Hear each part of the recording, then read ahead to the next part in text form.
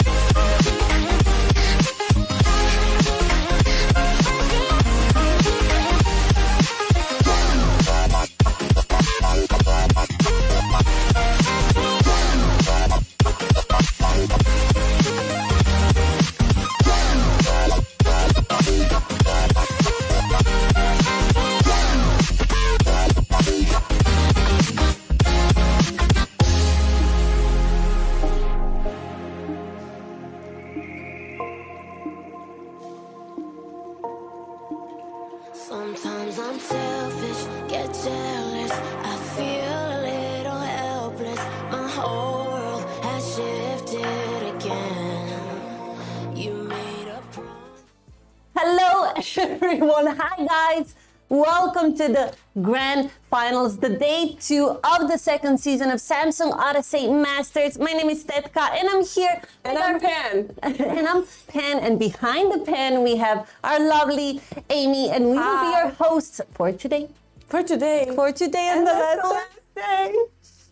Pepper hands in the chat, everybody. But we're hyped. We're hyped. Okay. We are hyped. We are hyped though, because it's the last day. This is the day when we find out our last MVP. So, and the team that won, the team's going to be number 1.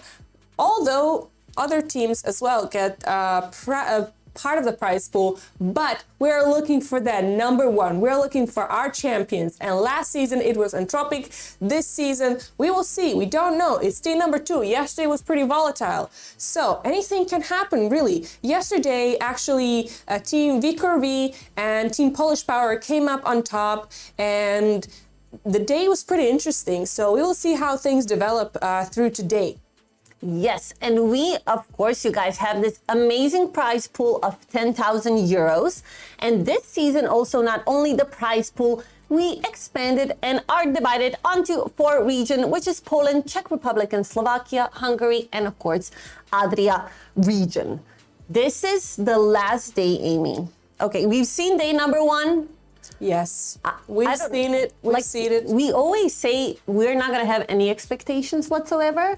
But if I was playing Pick'em yesterday, I would be really sad at the end of the day because I would miss everything. Yes, everything. It was very. What can I say? Everybody expected our last season champions to get that first chicken dinner, get all the kills, which they almost did. They started good. They started really good. But we actually saw these other teams. Fady Gaming, who actually got here from relegations. So it was taken away from them in Group C, qualifications Group C. But then they got in through relegations. And they did a lot of work yesterday. They Amazing. got 2 chicken dinners. They got a bunch of kills. Duffy with the nades, with the damage. We saw it. It was just so great to watch. Yep. Yeah, and it was really unexpected because we always say this, okay? When we started, it's like, what can we expect? We don't know, it's gonna be wild. But in a way, you had this 8 elite squads, which are good squads, good players, waiting in the finals for the rest of the guys.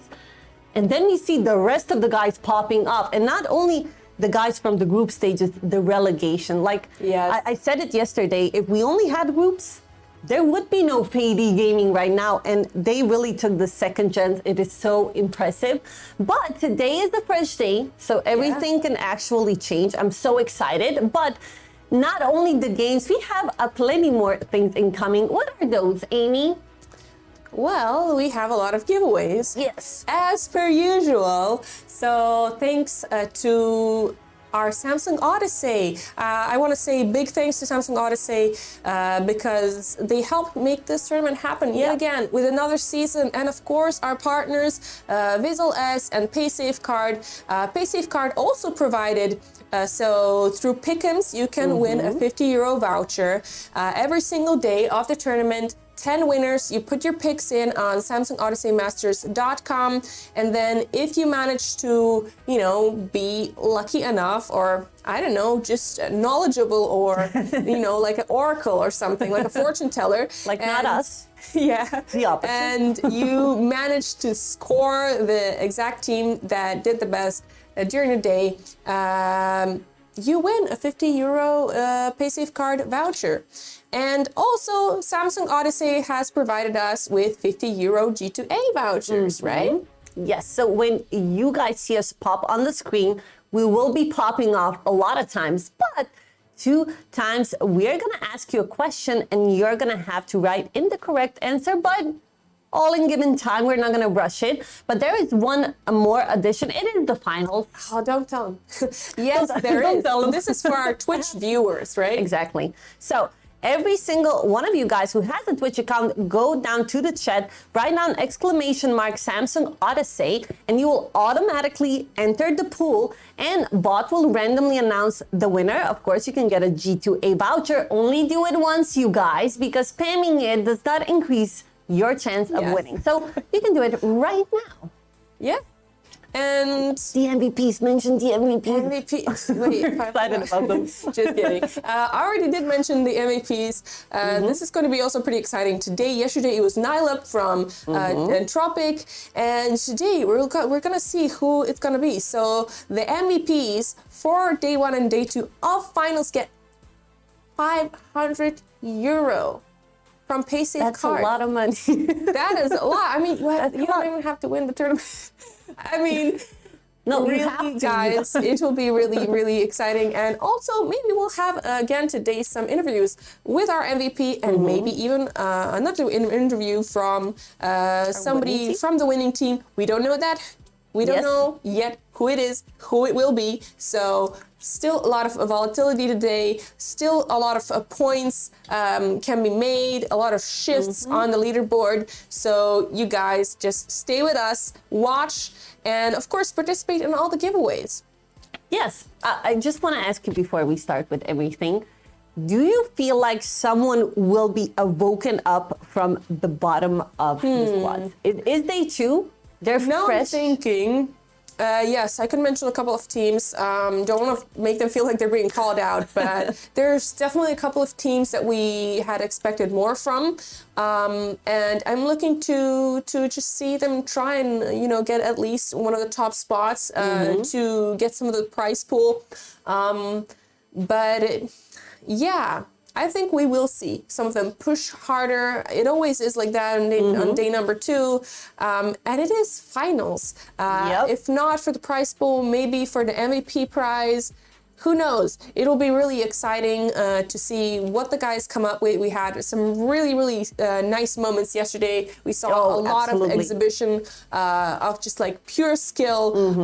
It was so lovely to watch. Yes, like all of the teams have amazing players, but I want to ask you also this. If you were playing today, would you go full risky? Like, okay, I'm going to give it my all. I'm going to go full risky or play it safe? Just that before we start.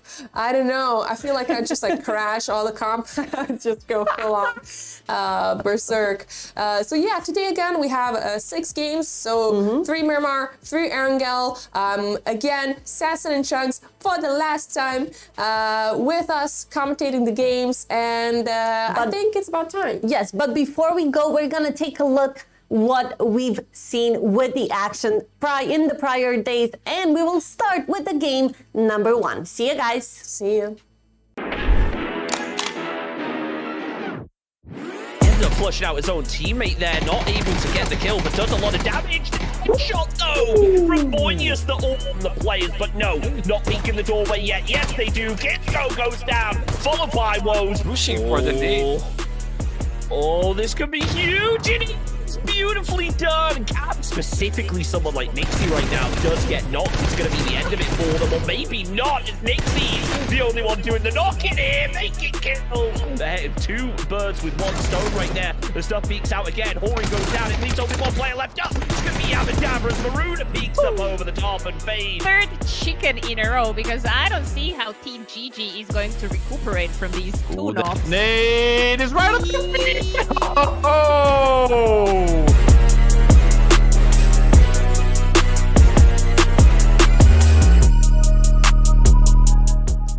Welcome back, everybody. It's the final day of the Samsung Odyssey Masters, and it's been a long, fought battle for so many of these squads. A lot of them really coming out strong, starting off yesterday, even the squads who barely made it through in relegation. But a lot of the bigger name teams definitely disappointing. Yeah, definitely. Shanks, you're absolutely right. We did expect a little bit more in the first day from a couple of those teams, but we should not forget about the teams that definitely stepped up. So it's sports. It always happens like that. Sometimes you think someone is going to just destroy the whole lobby, and then maybe they have one bad day or something like that. But I mean, since we have 12 games, I have a hard time believing that teams that are the best in the lobby are going to have really bad all 12 games. So we still have a lot to look forward to today.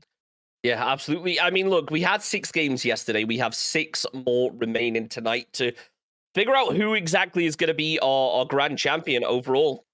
At the moment, it's Vicurvi out in first place. They've got 69 points. Really nice score there, but it's really close as well. Obviously, Polish Power also extremely close behind. Fade the same, and I guess that's kind of the beauty of the short format. But if Curvy can pick up a big couple games to start off tonight, they're going to be growing that lead, and it's going to be hard for teams to kind of close the gap.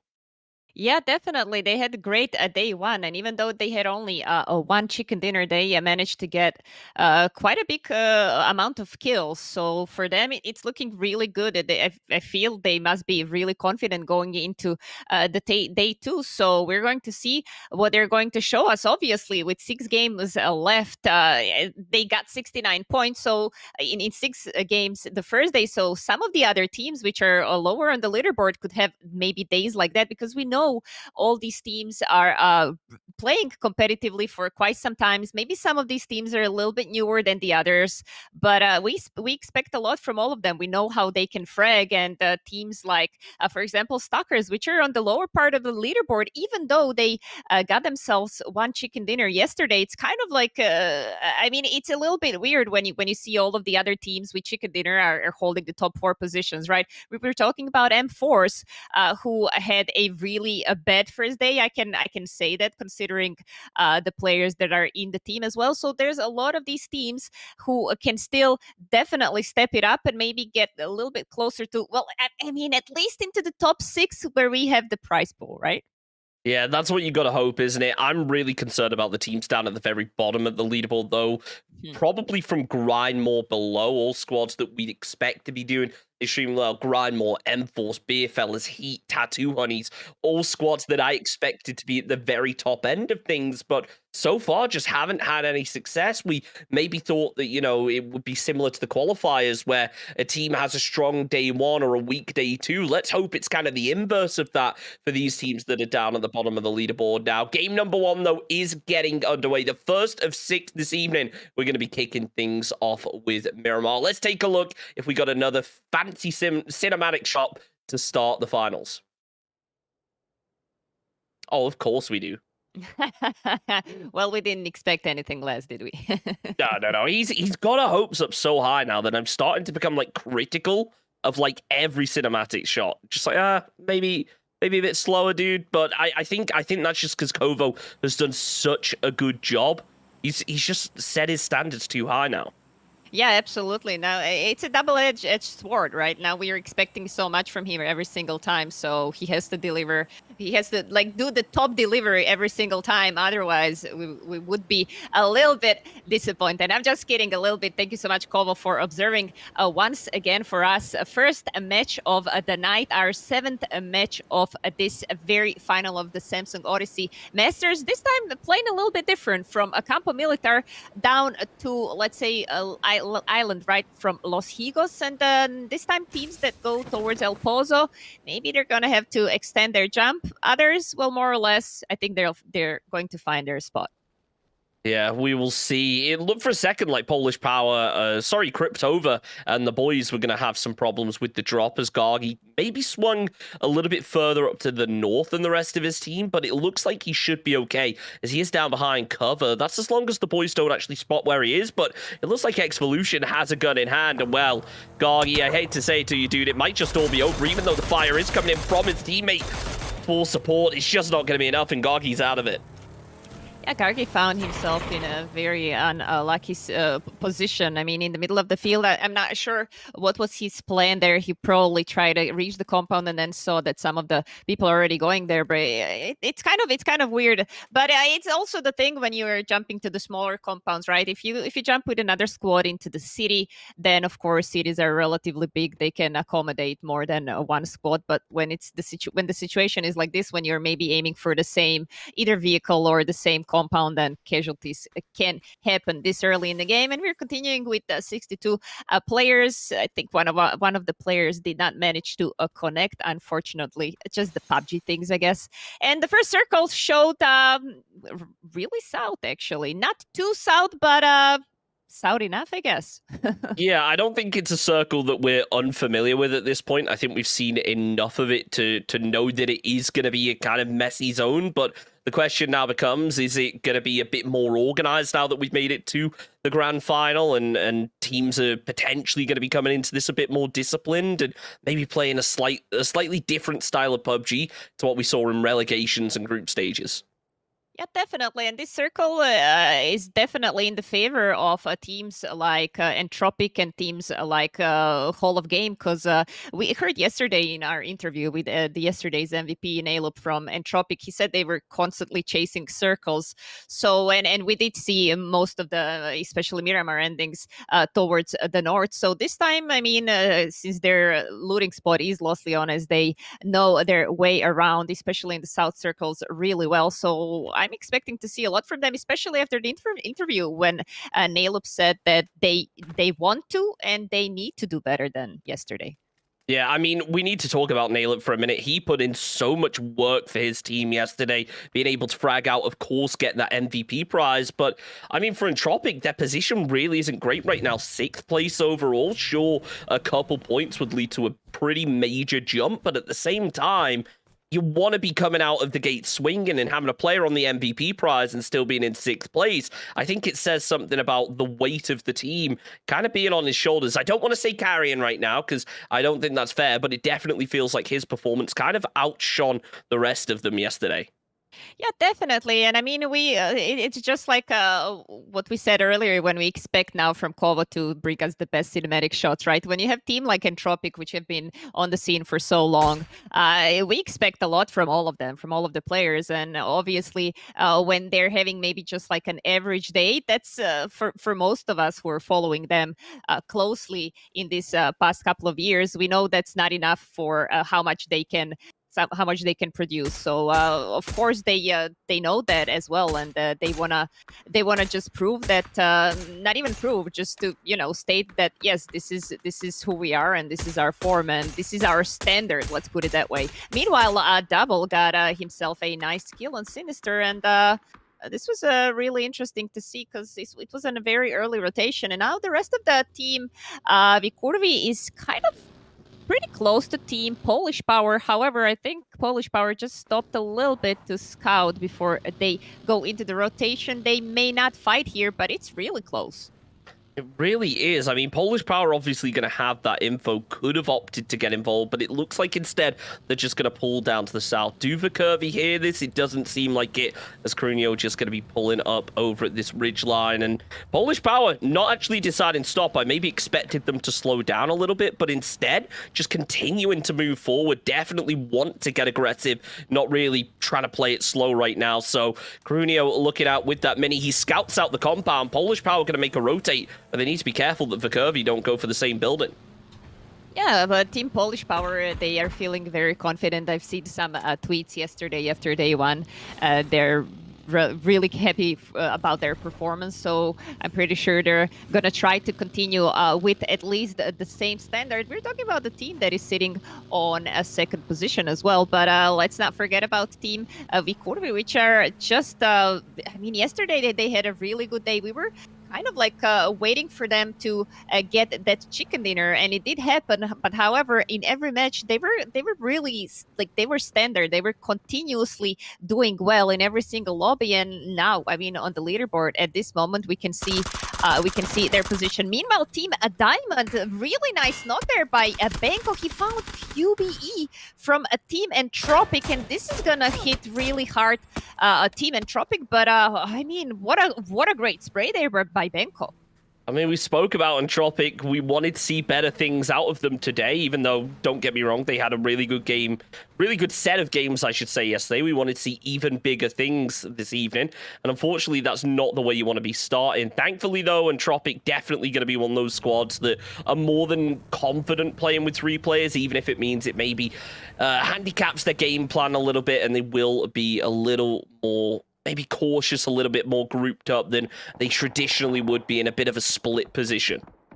Yeah, meanwhile, we're looking a little bit in the bird view. I saw Team Snip there having a middle of the circle. They're playing rather huge split as well this time. They're hoping to catch the next circle if possible. At least that one of the compound is in the very middle, so they can consolidate. Meanwhile, as well, a couple of teams in the rotation. Vikurvi obviously trying to go as deep into the middle of the zone as possible, but from the south side, I'm seeing Team GM getting close to Fady Gaming as well. Team Hog in the middle, as I already mentioned, but they were looting south side of Los Leones. So for them, I mean, it's normal that they are in some prior positions right now. A couple of rotations also happening.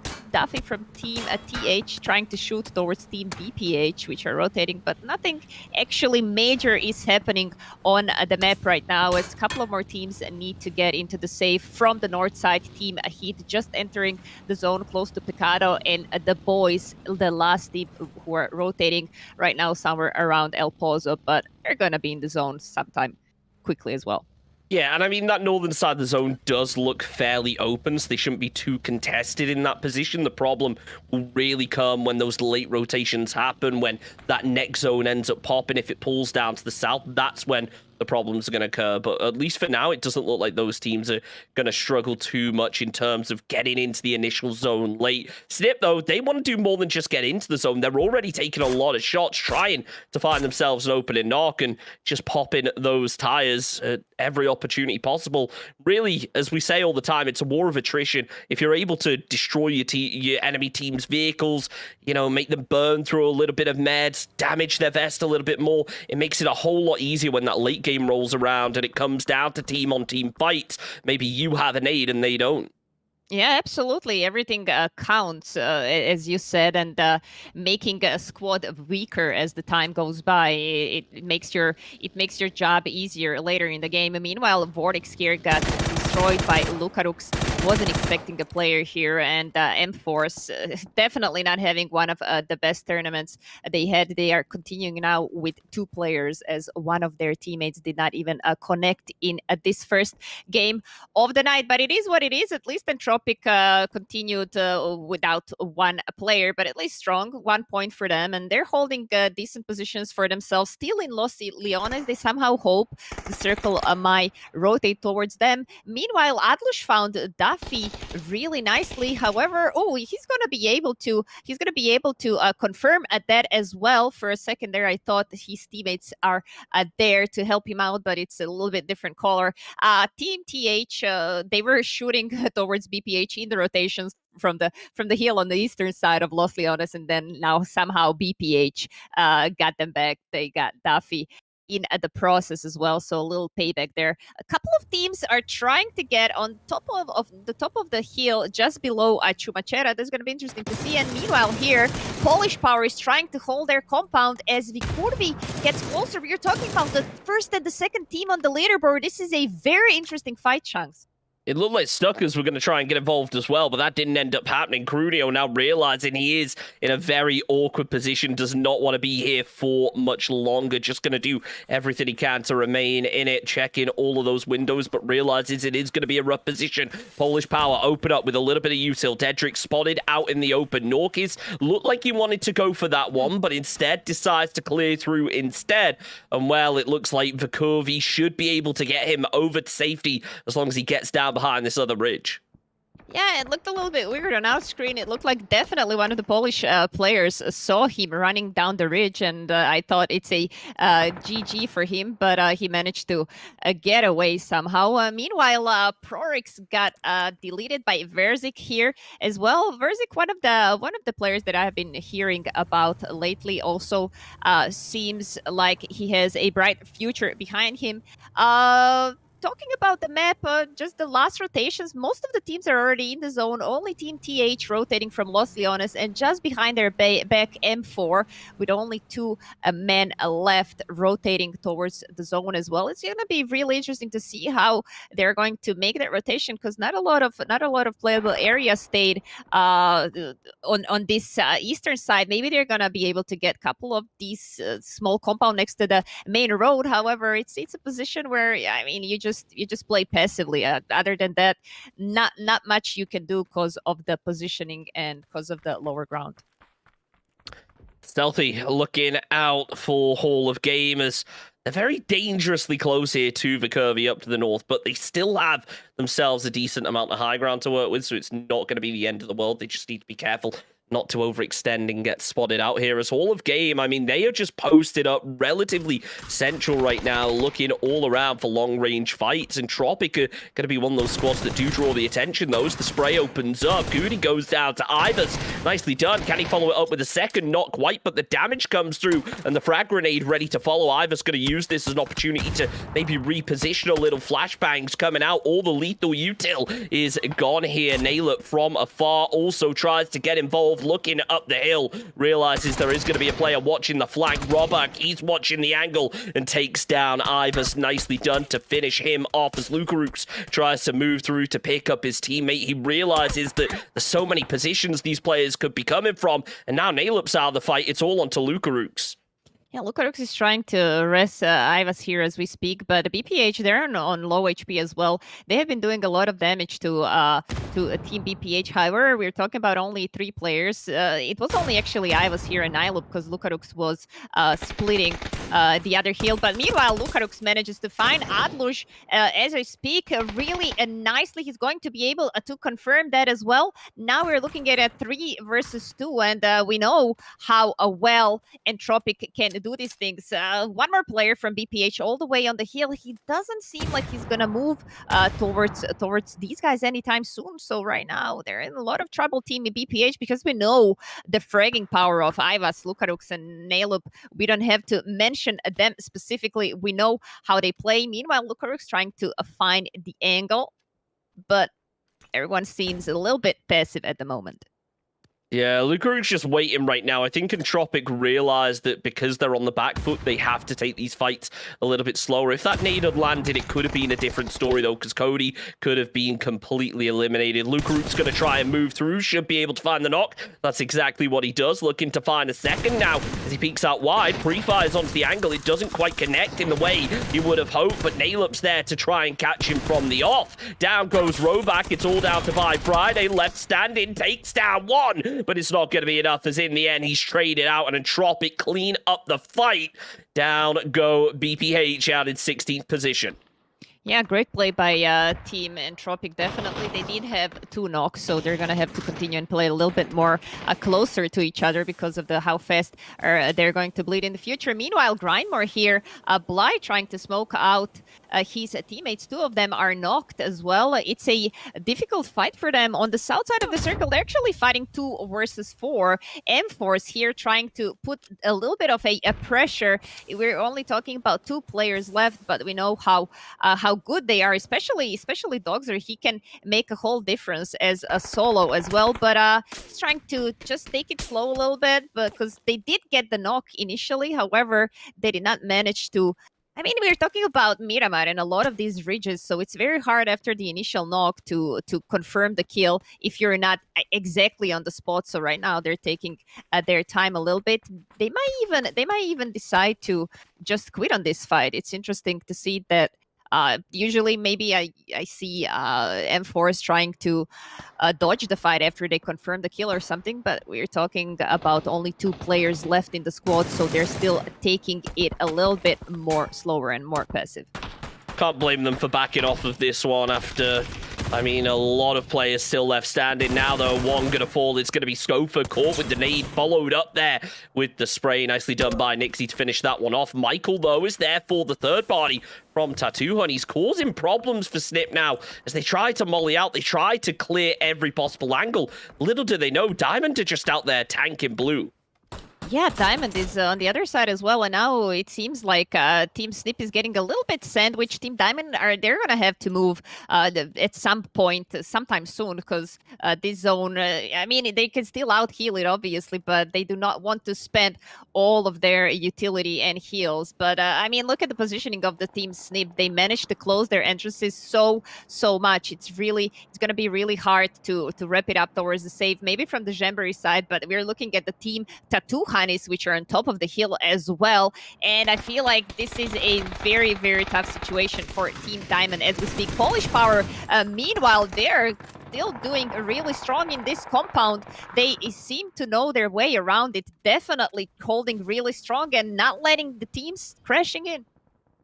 Hello, the zone going to be closing through. Verzik still holding that ground floor, doing what he can to try and remain in. The frag grenade is going to be on the wrong side of the wall, so Verzik able to stay in safely now as Norcus throws out a nade. That could be perfectly cooked, and yes, it is. Verzik goes down. Beerfellas now in some serious trouble. I don't think that Polish Power realize it is just a solo in this position as Wakey starts to move down below. He is going to be getting far, far away from this one. Can you blame him? The zone has gone so far off to the northwest. It feels like every single team is going to be going in that direction as now the zone starts to just creep its way through. Diamond fall out in 14th position and the boys with a pretty big hillside to try and work their way down.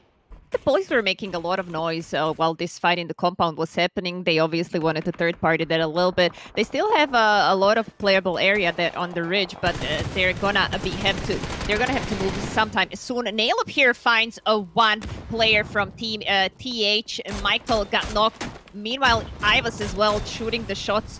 Really nicely done by a team Entropic. They're doing really well. 7 kills so far, and they're just continuing really strong. Meanwhile, team TH definitely dead, and unfortunately for them, first game did not go so well, but there's still 5 left to go. Meanwhile, Cryptobot, we haven't seen them in a lot of action here right now. 1 kill for them in a rotation, but they're going towards team Snip, which are maybe gonna open them a little bit space to work with. However, they're having lower ground, so it's not the ideal position, but hey, at least they're alive.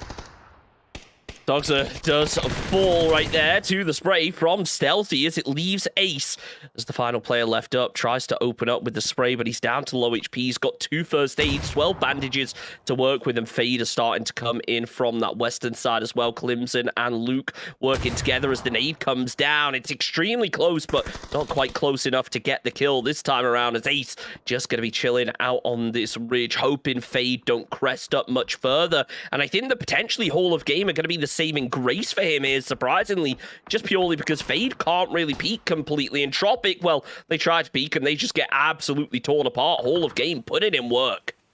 Wow, absolutely amazing play from Hall of Game. I hope you're going to be able to see the replay, what exactly happened, because all of the 3 players from Entropic fell down really quickly. Meanwhile, Team Fade rotating towards the middle of the safe as well. They might leave a little bit of an open space for the last man standing for M4s to get into the safe, because he's located in between Fade and a Team Hog. Duff there tried to open up with a couple shots, but it just wasn't enough as, well, this zone is really brutal. I don't think there's any other way to put it. It is wide open. Teams are going to have to try and navigate this one and really take into account the fact that they can't do anything about Polish Power. Sure, the boys can still play themselves a bit of a ridgeline, but down at the bottom, it's just going to be a send for any dip that is available. Highman going to be leading his team through as him and Nixie just hop in that vehicle. They got themselves the smallest little rock dip ever, and they're going to try and make something out of it. Pulling up the car, hoping for cover, but Nixie, you can't be run under the tires like that. Yeah, it's a horrible place where this zone is closing for so many teams. We're still talking about 11 teams alive, and with this circle, it just doesn't feel good for literally any team, maybe apart for a team Polish Power, who anticipated this circle really well and are still holding this very last compound that's in at the zone. Meanwhile, everyone else are going to have to fight literally in the super open area, and it's just a bit like there's going to be so much third partying going on. Whoever is going to shoot the shot, some other team are going to look their way, and they're going to be toasted. Fade managed to get a last man standing from a team M4s. They still have a little playable area on the very edge of the circle for themselves. This is the third party I'm talking about. Stalkers here trying to throw frags, trying to throw their utility towards the compound, but they're getting shot in the back in the process, and it's just looking so freaking tough for everybody right now who are not Polish Power. Polish Power just kind of running things right now as they get down even more knocks. Two-Head Shakur will be getting flushed out. Unfortunately, not going to be getting back up anytime soon as now Cryptova hold the smoke, hold the shack with really limited resources left to work with. They're going to try and play it for everything it's worth, but that nade from the Curvy is going to be extremely close. It almost manages to land, but it's just not enough, as now Cryptova need to return the frag grenades over the top. Just a little bit wide, though, as I don't think they actually know where the Curvy are. They're just saying, oh, there's smokes here. They're probably around that area. Yeah, they threw a lot of smokes, a lot of defensive smokes in front of them, but those smokes now are blocking their vision as well. At the same time, I'm very curious how Marsalek is not looking at this whole fight, because Marsalek is standing on top of the rooftop, and he could potentially see all of these players who are fighting around the shack. But right now, Cryptova and Vikurvi are having a fight of their own. Vikurvi managed to get close, really close, and inside the shack. However, Proji is still up and running, 19 HP, not looking too well, but he's in the middle of the smoke, and it's just, oh my god, 1 HP, just a matter of a time before he drops down as well. And Vikurvi, that was a really nice push, I gotta give it to them. Not a lot of playable area, but they made the best out of it. Really impressive as Clemson with a pretty major spray right there to be able to shut down Vasku. The kill will get stolen away, but it leaves Fade in it ever so slightly longer. It's rough as a solo to try and survive. And now as the frag grenade comes, it's going to be a little bit short from the rest of the Hall of Game players. But the boys are just providing so much support for Clemson right now with shots coming through. Kilyukai takes down Stealthy, but Clemson almost accidentally runs through that Molotov and goes down because of it. Thankfully stays alive, though, as now the two remaining Hall of Game players looking down in his location, focused on the revive right now, not too concerned about taking the shots, but still they need to be cautious because they've got to get over this ridge at some point. They cannot continue to play it, and Clemson is providing so much pressure.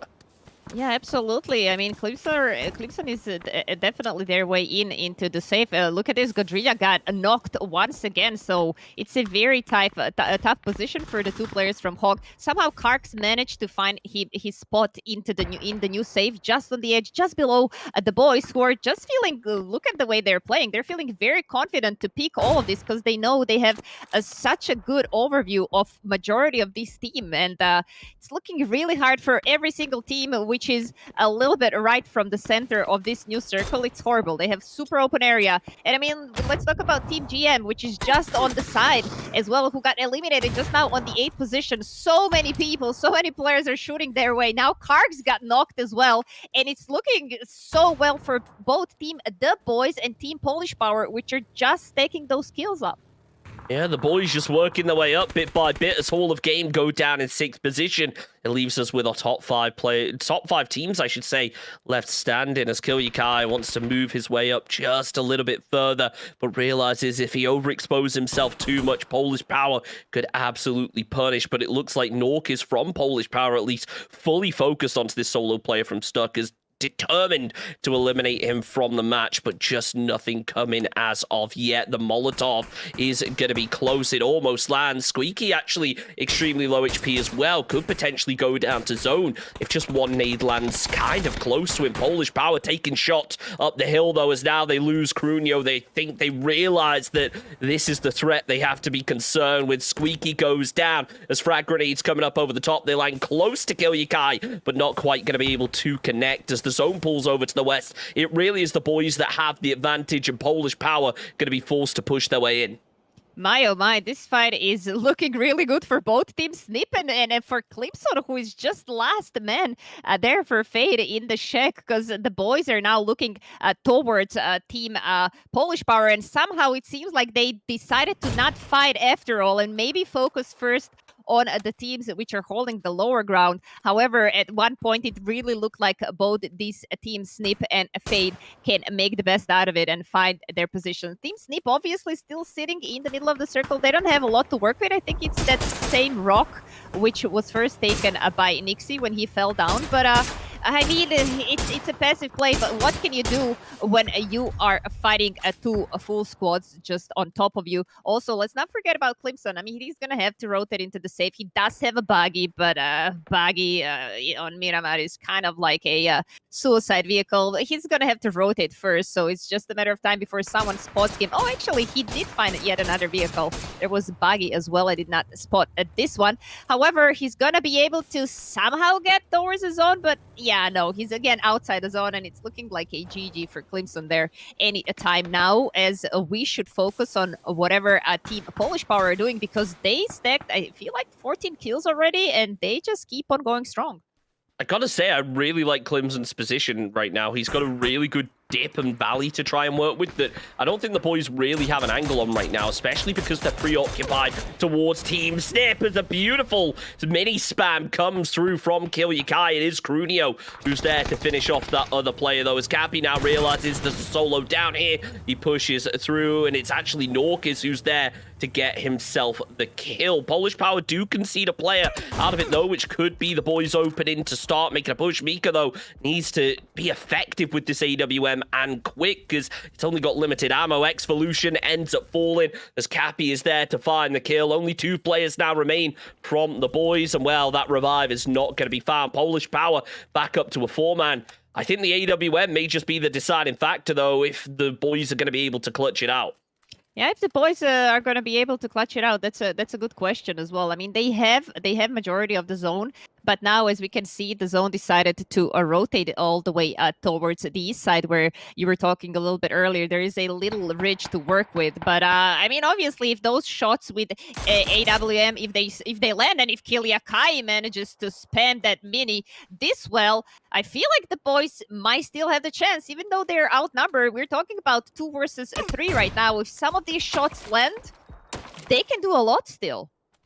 It's like Mika tries to open up with even more AWM shots. That's actually the reason why that other player was taken down so low earlier. Kilyakai only had to do half the damage. It was a really nice AWM shot through the smoke to be able to connect, as Kilyakai finds himself yet another knock, this time onto Norkis. Mika going to use it as an opportunity to start pushing through, realizes just how dangerous this could be. Polish Power are down below. They've only got a smoke for cover, and Murado's there, but they don't expect a player to be this close. Mika, though, can't land the spray. He does it in the end, gets the headshot, but Crunio is there for the trade. Kilyakai is the final player left up, doing everything he can to try and pre-fire, but he realizes he could be getting pushed from behind. It's the nades that are going to be the first thing to come through. The flashbang is dead on. The frag's a little bit closer, but it doesn't quite land the vehicle there for cover, as it is just an absolute red zone now for Kilyakai, the boys' final hope, as Polish Power swarm through. 17 kills so far, make it 18, and a chicken dinner. 28 points picked up in one game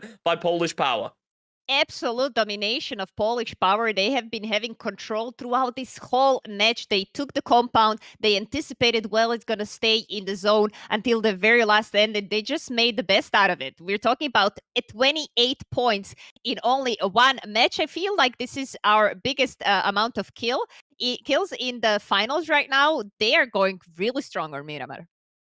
Really impressive way to start things off. There's still 5 more games to go, though. And, well, if Polish Power are able to keep up that ability, they are going to be sweeping all of them. You almost kind of hope, though, that there are going to be some other teams to come alive in our later games this evening, with 5 more to go. We're going to send it back to the studio for a couple minutes before taking a quick break and getting into game number 2.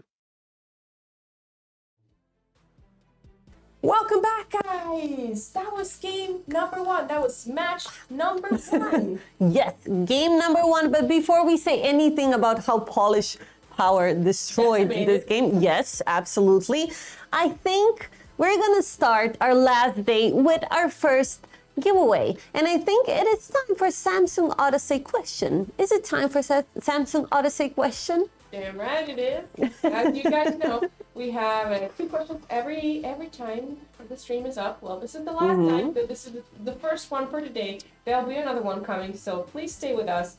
And when Tetka lets you know, and lets you in on the question, how you can win is by typing the correct answer in the live chat. So in the stream chat, you want to type the correct answer. Make sure you watch out for the spelling, and fastest finger first. If you're the first one to answer correctly, the €50 G2A voucher is yours. Yes. Provided by Samsung Odyssey, of course. Yes, so I do have the question now. This is not going to be easy. I think, no, like... If our viewers have been following us, you know, they will know for sure. Pay attention.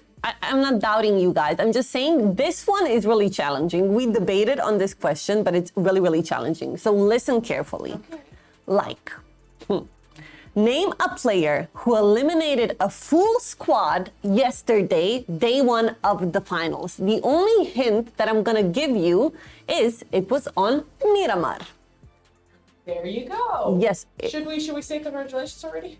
I don't think so. I think, good luck. yes, guys are watching either shorts or VODs. They're doing something right now. But good luck, you guys. And our lovely moderators will announce the winner in the chat. Game number Couldn't one. miss it. Yeah. I'm just saying, you couldn't miss it. And I want to talk about game number one. game number one. All right. It was great. I think it was a really great game. Polish Power, I think they had 18 kills. Crazy. 18 kills. Yes, they're not joking. They're one of our. Not joking. And I feel like they have solidified themselves now on number one spot on the leaderboard. Polish Power was there with weaker V. We saw after yesterday's games. So we can actually take a look at the leaderboard right now and see how the standings are. So, is it true? Yes. Yeah, they are on number one spot. Polish Power. You guys did it. They did it. 92 points. Polish Power with 92 points, 54 kills, and 2 wins. Oh, how sweet it is. The first chicken dinner, 18 kills, crazy. V Curvy, after them, there's a significant point difference. Already. V Curvy has 73 points, total of 46 kills. They had 1 chicken dinner yesterday. Then there's Fady Gaming, who was eliminated on 3rd spot in the first match.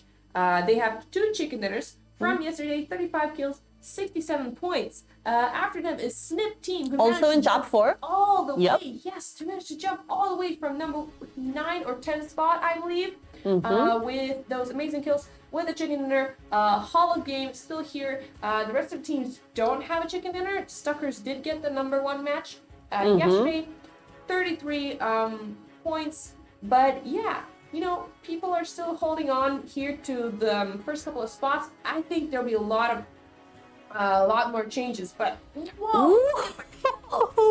Okay, so we have to say we have on number 1 spot with 21 kills, we have double, but now look at the 3 spots of Polish Power. Marcelek, Krunio, and Knorky, amazing, and of course Naileup sitting there on the 3rd spot saying, no guys, yeah. So yes, let's look at the damage quickly. Let's see what we have here. We have, of course, the number 1 kills has the number 1 damage. It is the double. We have Marcelek. Then we have Duff, the nade guy. And then we have Naileup and Kill Yakai.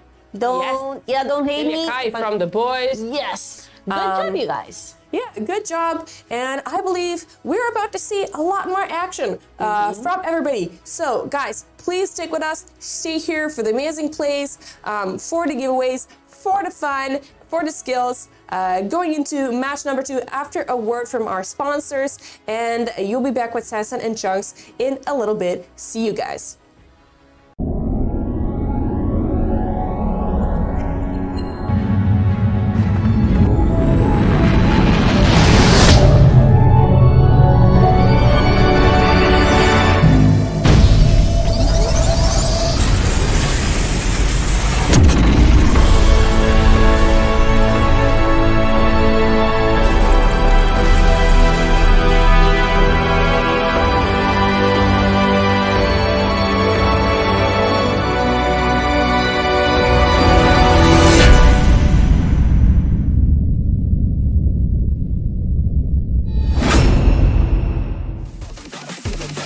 Be a long night.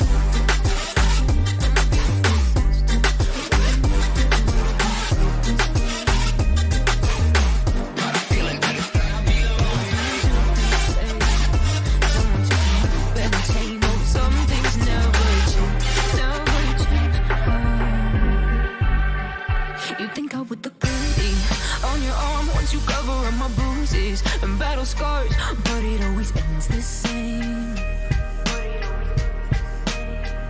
Can't bear the things I've had to face. Got you crying on your knees in pain. Oh, some things never change, never change. Oh, you'll break your back to make me feel again.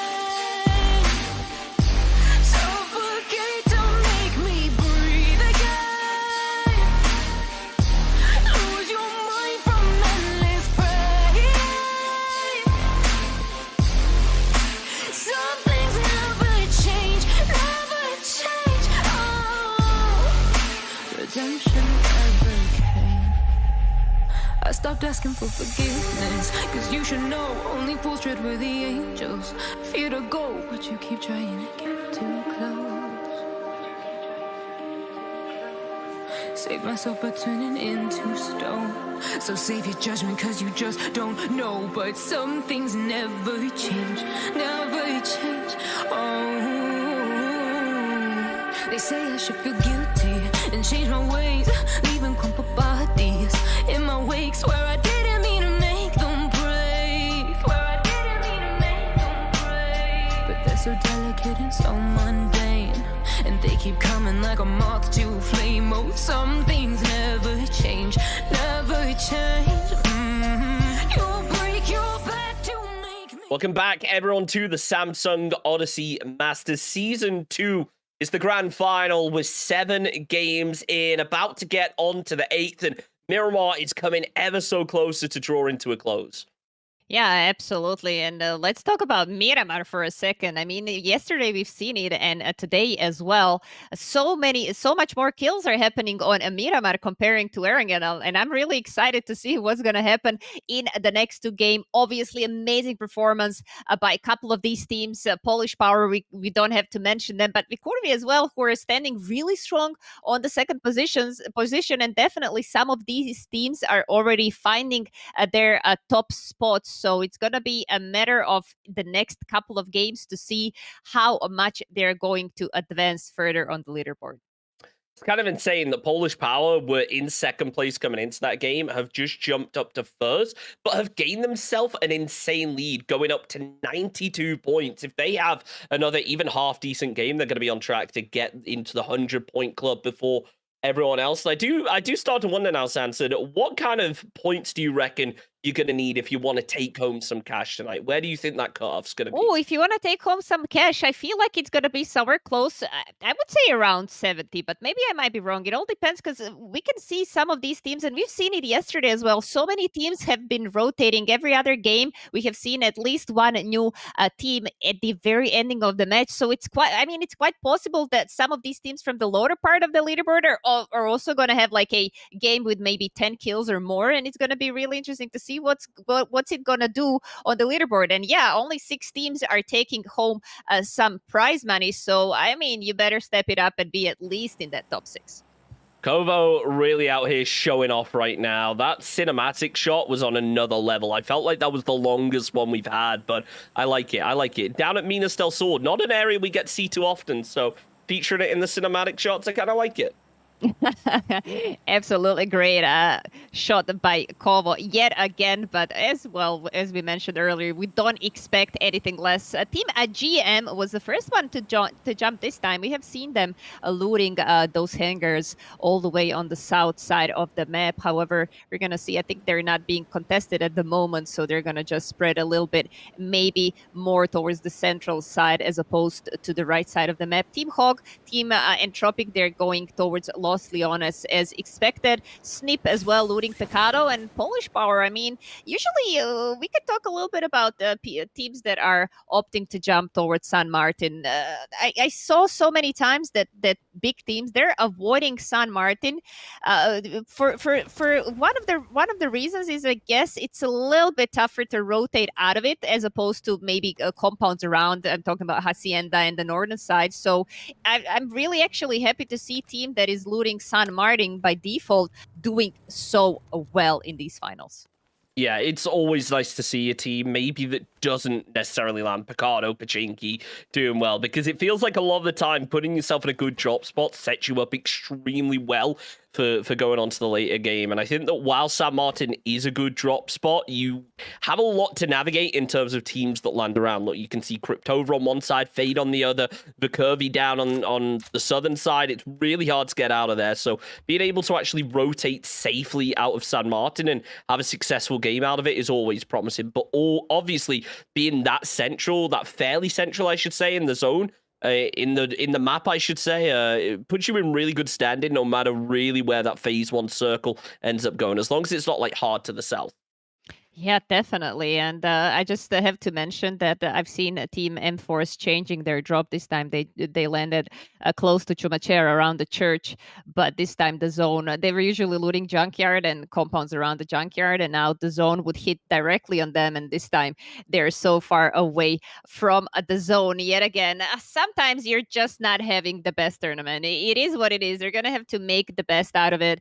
At least they're having all 4 men right now as opposed in the first game. So something better than the last match. Team TH, Tatuhan is holding a huge majority of the zone. They're looting El Al-Zahar as we speak, but one of Mr. Lucky is looting a couple of those compounds on the south side of that big road that's going towards El Azahar as well. They're having good positions for themselves, and it's important to notice also Lucarux from Team Entropic.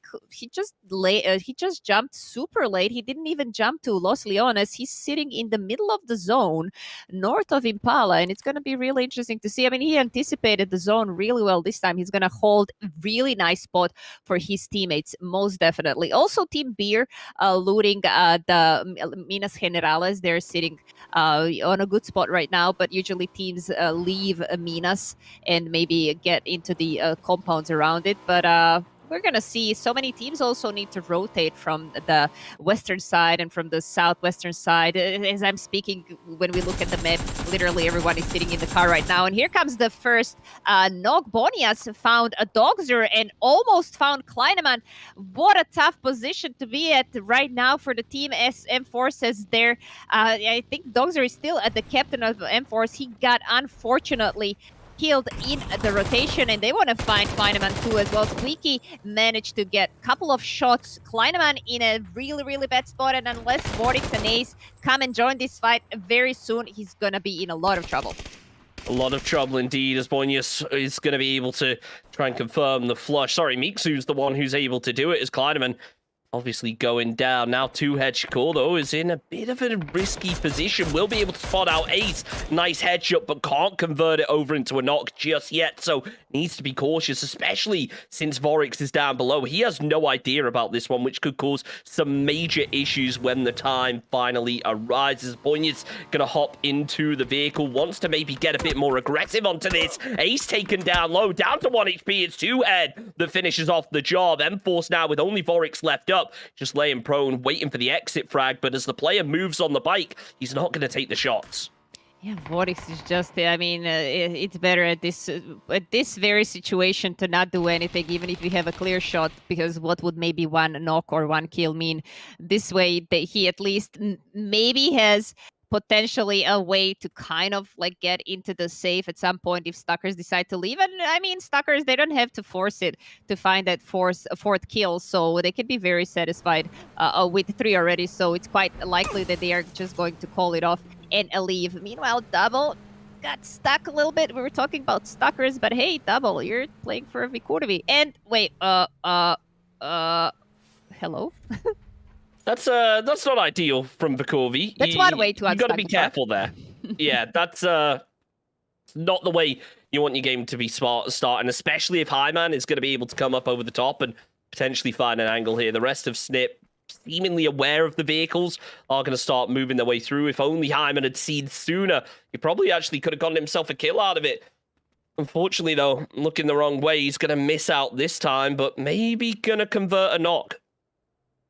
They're trying to unstuck that vehicle, and now Hyman is causing a little bit of trouble for them while shooting at the vehicles, etc. But I mean, Hyman should be also careful because these boys can shoot back as well. So it's a very unfortunate scenario. This is PUBG Esports, right? It's a very unfortunate scenario you can find yourself in if your car, for example, just randomly hits the rock or something.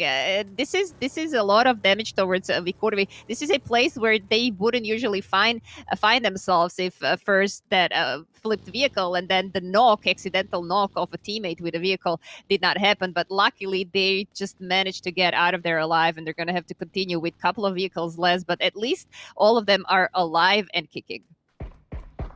You got to worry, though, about the players that aren't inside zone. Teams like Stuckers, I mean, this is such a rough zone to try and navigate. There's a reason pretty much every team is trying to play central. You don't really have any edge squads in this because you know that if it goes down to the middle, even if it pulls down to the south, it ends up being a very open area to work with. So you want to be posted up on that high ground early on. The Curvy doing exactly that. They've got players down in the compound and up on top, just keeping an eye out in case. Polish Power actually setting up a bit of a roadblock potentially with Norcus up to the north. It doesn't look like really much is going to come out of it. Instead, he opts to pull down to the south. But if he had anchored up there a bit longer, he maybe could have caused some issues for Fade.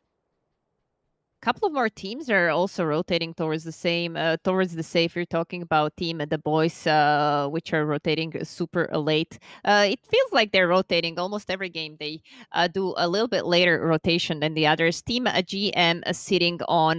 They're playing quite a big spread. One of the players, Chris, is all the way on the south below Impala, while his teammates are kind of like camping that let's call it Eastern Highway. So maybe hoping for some of the rotations to go their way.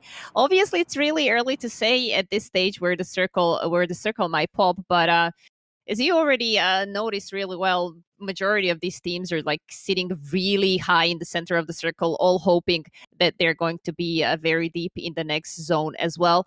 Stalkers, meanwhile, they managed to rotate all the way down towards Impala, and I mean, they're going somehow either towards Team Hog, or maybe even if they continue the main road, they they could potentially find themselves in a little bit of a trouble if the Team GM continues to maybe guard that highway as we were speaking. But yeah, this is a team TB that I was saying about earlier. They are the last team to rotate towards the save. They're just taking it slower and taking it easy. They had a decent really good last games, to be honest. So we can expect to see more from them. I think they're very warmed up and ready to kick this game. Mika going to be working his way through, just about getting into the circle finally now for the boys. Let's go back to last game. What happened to Crunio there? Really impressive to be able to find all of those kills off of the crash. And Mika, well, he had an impressive performance as well. Beautiful seat swaps coming out to be able to get the revive onto his teammate. It was really impressive to see. Loving the replays tonight, production. Yeah, replays have been amazing, but I mean, obviously, these players put a lot of effort into being a part of those highlights as well. So, yeah, props to both of them for putting up a show for us. Meanwhile, the boys are still in the rotation. Circle is kind of like they're just chasing the circle, as Nailup would say yesterday in our MVP interview, and we're gonna see how they're going to react towards that. Towards that chasing as well. All of these teams now, they anticipated really well. The new circle popped, and literally every single team apart from the boys and maybe just the team Heat who were rotating late, all of those teams were already in the new circle. So that tells a lot about anticipating the zone. Yeah, really well done to be able to actually have that knowledge early on, to know that a hard shift is very unlikely and get in there. So impressive to see. Now it's a question of actually converting something out of it, though. Nailup is going to be posted in this building, but you can already see him a little bit nervous of Stuckers down to the south after hearing the vehicles, but they have moved away, so we should be safe from that angle for now. Yeah, they're going to probably try to consolidate a little bit. We're seeing Team Entropic. They're playing split. It's not too huge of a split. They're relatively close to each other, but still, if one of the players get knocked, it's not going to be a nice one, definitely. Luca here going to try to...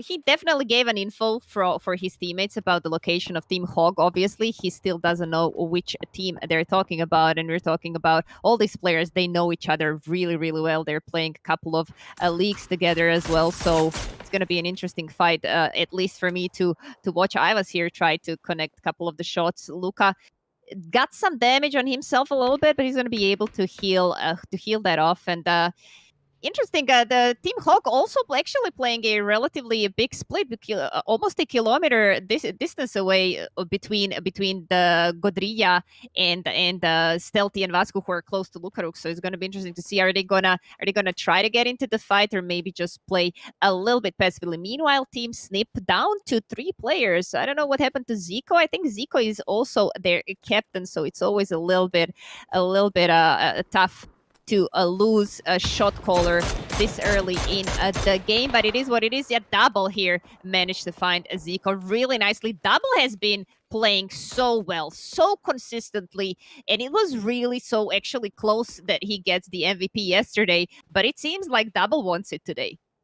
Yeah, I mean, look, if he keeps hitting shots like this, he's going to be on track for it. So keep an eye on Double and the Curvy as a squad to look out for. And, you know, on the topic of the MVP prize, I will say Entropic haven't really made the impact that they wanted to in that game number 1, unfortunately. It feels like we haven't seen much movement out of them in terms of the leaderboard. I just hope that we can see them really pick it up now, which is going to be hard because they are so consolidated right now.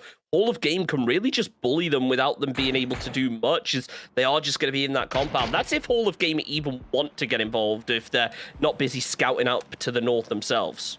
Yeah, Whole of Game decided to get together on top of that hill just above Entropic as well. And they don't have to fight necessarily, at least not yet. And it all depends on where this next circle is going to pop, obviously. Because if it pops towards south, then Entropic is going to have a really good position for themselves. And Team Whole of Game can definitely expect company on top of that hill, because we know how that area can be really strong to play, and a lot of teams want to get those prior positions if it happens. Meanwhile, the circle hard shifted towards let's say towards west, a little bit southern west, now leaving Entropic on the very edge of the zone. Also not the best position ever for Hog anymore, and it seems now the junkyard is placed to be where Team Kryptova is sitting quietly in the middle of the circle.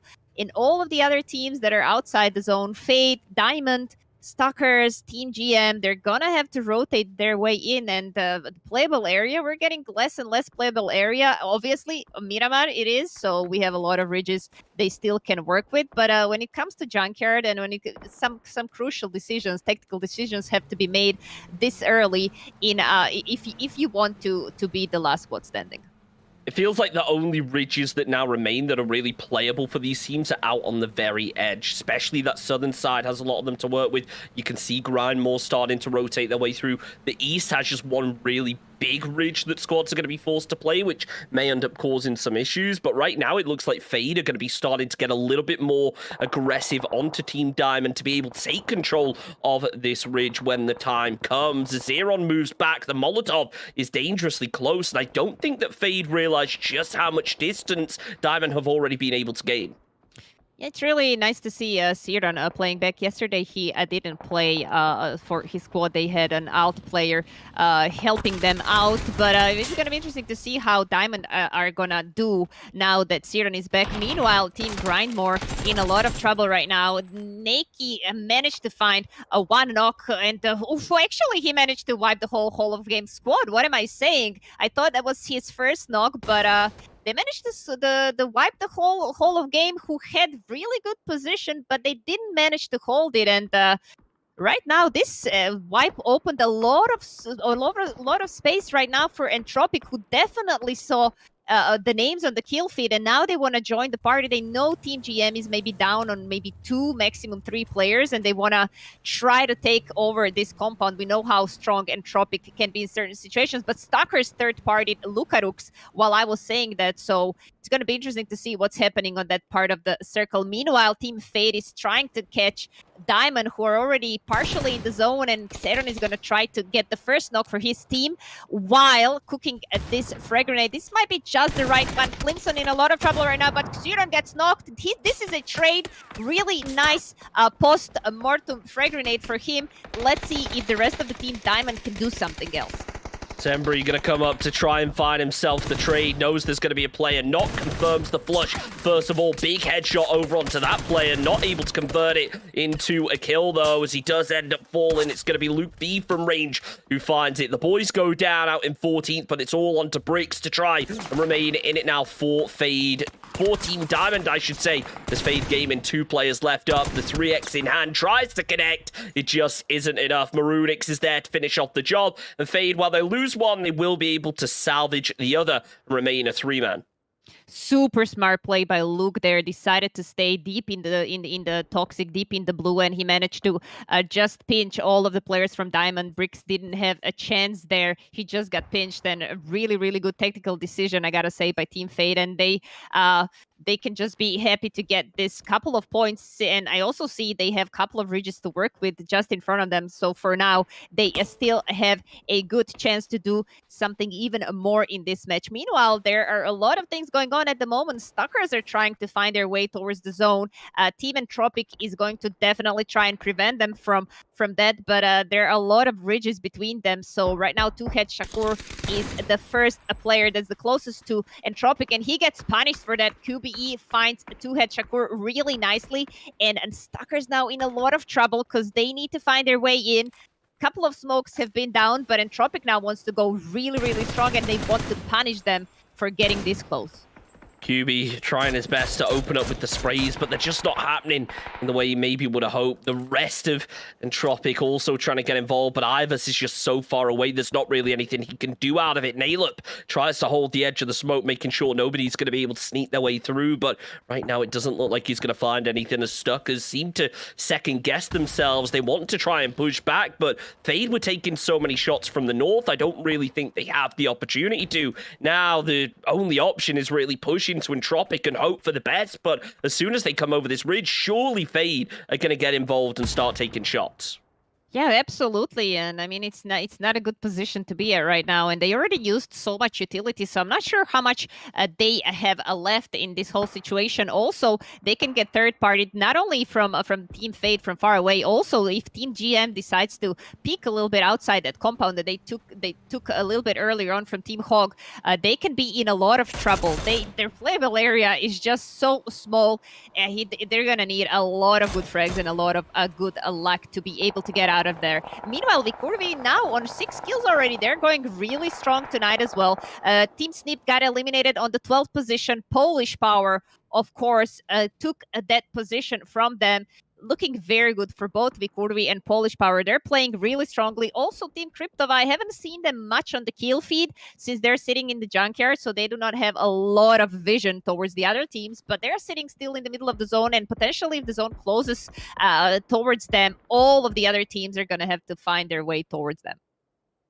Yep, as the zone centers up, Cryptova sitting pretty right now, same as Beerfellas, but you got to think teams are going to start crashing through sooner rather than later. And the question becomes, okay, who's going to be the first team to not only make the crash, but who are they going to crash into? Because there's very few compounds available, so if you're in one, you have to be on edge right now. Nailep, though, really nice headshot to land onto Boynius as Ivers tries to play aggressively from close range. Nailep is just holding the cross. Ivers clearly wants to get aggressive here as he realizes there's quite a ways to go to actually make it in, but the rest of Entropic pull down to the south and maybe going to try and fight Fade instead of Stuckers.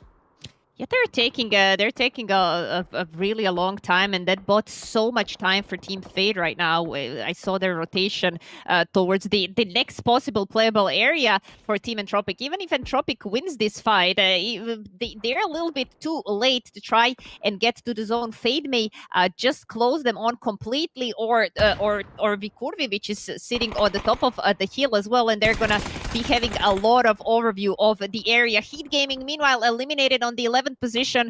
Good job for the team BPH, but however, they also have a long way to go towards the save. They have to cross the very open road, which Vikurvi can just hold very easily. Also, if Fade Gaming decides to peek towards the south side, all of these teams are going to have a really tough time getting in. I'm talking about the team BPH. I'm talking about Entropic. We're actually getting close towards the team Fade as we speak, and it's going to be interesting to see why did Fade allow that. I know they can peek towards the south side, and it's just going to be very interesting to see if Entropic are going to be able to get those knocks down. Meanwhile, Vikurvi still going strong, and it seems like we're going to see a fight between Vikurvi and Polish Power, teams that are on the first and second position on the leaderboard. Always a great fight follows. Double spotted out from behind as the fire comes through. He tries to turn around. Fade eliminated down on the southern side. Nailep were there to eliminate that one. Nicely done.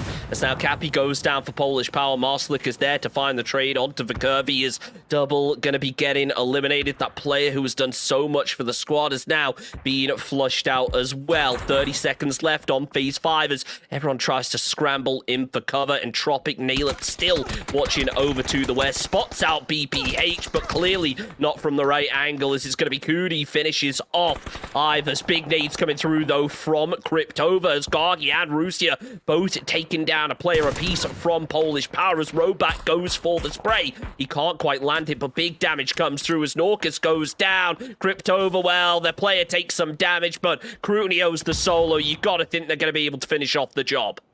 Yeah, two of the players from Cryptova, they decided to go very aggressively, push the heal and try to wipe the team PP. Obviously, Krunio still alive, but in a lot of trouble right now, as he's going to try to pull some heal off. He medkitted in the meantime. Team Cryptova, a little bit luck for them as well. No one was looking towards them. No one did third party that top of the hill. So good play. They decided to be a little bit aggressive, and it paid off. As I'm saying this, Lucky here managed to find a box, a Bob, as Michael also found, as Bob also found Michael. So it's going to be interesting to see if Neki here is going to be able to do something all alone. He has a long way towards the safe, and Team TH can hold him. He did spot Savara from Team TH, but there are two more players standing next to Savara, so it's going to be very, very tough rotation for the last man alive for the team Grind More. Meanwhile, Team Vikurovi, they are eager to get a couple of more kills. They know there's a player just below them, and they're trying to get that frag out, but it's going to be a little bit too short, it seems.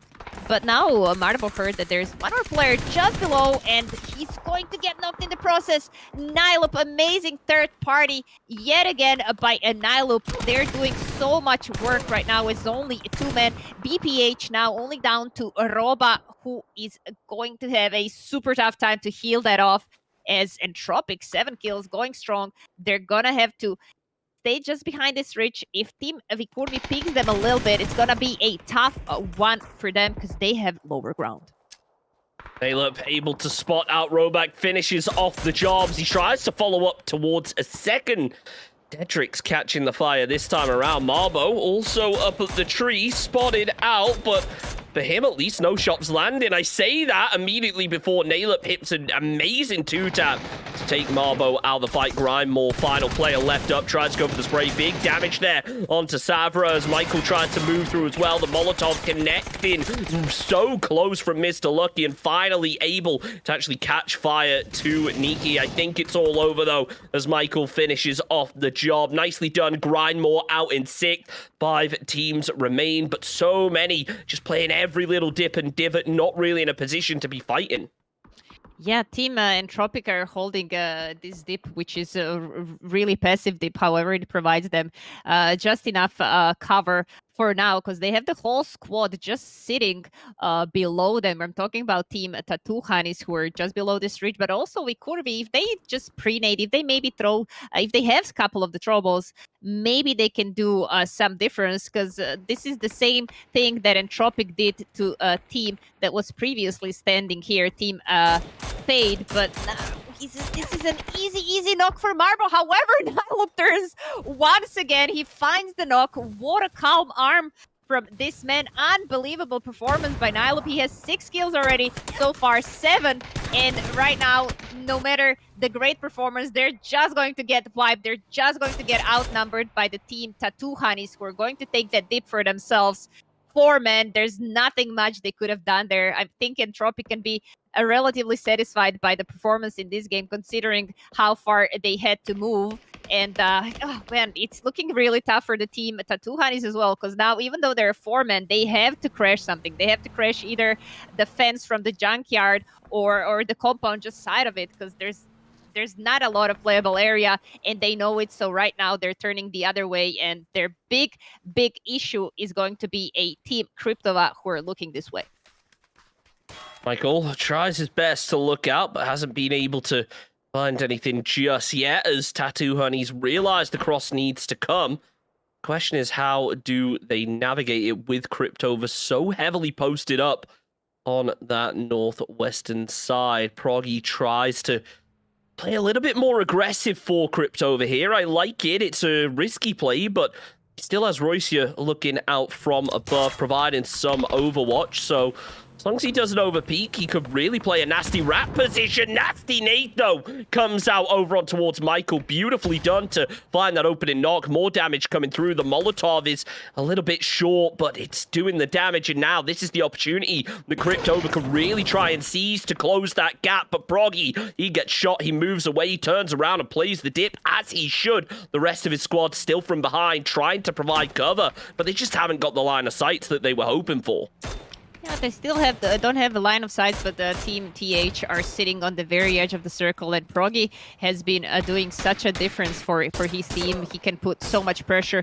Unless Team Beer doesn't third party this, and maybe they even should consider doing so, because they know there's only a couple of players left alive. I mean, along with them, there's 9 more players, and they're being so passive right now in that compound. I don't even know if they have any kills. They did maybe wipe one team so far. However, if they managed to do something, but now when I'm seeing all these dips and all that area, there's not much to do. Maybe to throw some throwables towards a team Tattoo Honeys, which are now under a lot of fire, because now Xenix also joined Proggy here, and now every single utility they have flies their way. And Team TH now, Duffy knocked, Michael on half HP. So much utility flying down right now, and that's a great molly as well. I feel like Michael is gonna get knocked as well. Really tough position right now for Team Tattoo Honeys, as they are 2 men down. Beautifully placed Molotov to not only get the knock onto one, but also to flush out a second. It leaves now only 2 players left up. Dedrix could definitely get involved onto this if he opted to, but it looks like he wants to play a little bit more passive. Not surprising as the solo. Tattoo Honey's just going to be playing prone right now, hoping for the best. As Xenix tries to look out, he can't really find the angle. The hill is just in between them, and well, Cryptova burnt through that much lethal util. They don't really have anything left to work with, so it almost feels like Tattoo Honeys, if they're able to throw a nade or 2 over, may just have the advantage. I say that, but when Xenix lands headshots like that, it's hard to stand by. Mr. Lucky goes down. Dedrix tries to sneak through, but it's going to be Proggy from the side that finishes off the job before eliminating Tattoo Honeys as well. It's a 4 versus 4 beer fellas up against Cryptova. Yeah, Beer fellas super passive in this match. They had a good position so far, but I mean, even if they get chicken dinner, it's not gonna be too many kills for them, and they want to get into at least top 6 teams. We're talking about the team that is sitting on the 13th position right now, so I think this is also the first ending of the match for them as I'm speaking, and it's going to be interesting to see what they're going to do versus Team Cryptova. Team Cryptova as well, they haven't been performing too good in this tournament, sitting on the 10th position as well. But obviously this match is going to mean a lot for them, especially if they get the chicken dinner, because we're looking at the potential 4 more kills plus the placement points. And as I'm saying this, Rasiev finds Verzik really nicely with a frag grenade. It opens up a lot of area right now for Cryptova, as their northern side is now well protected.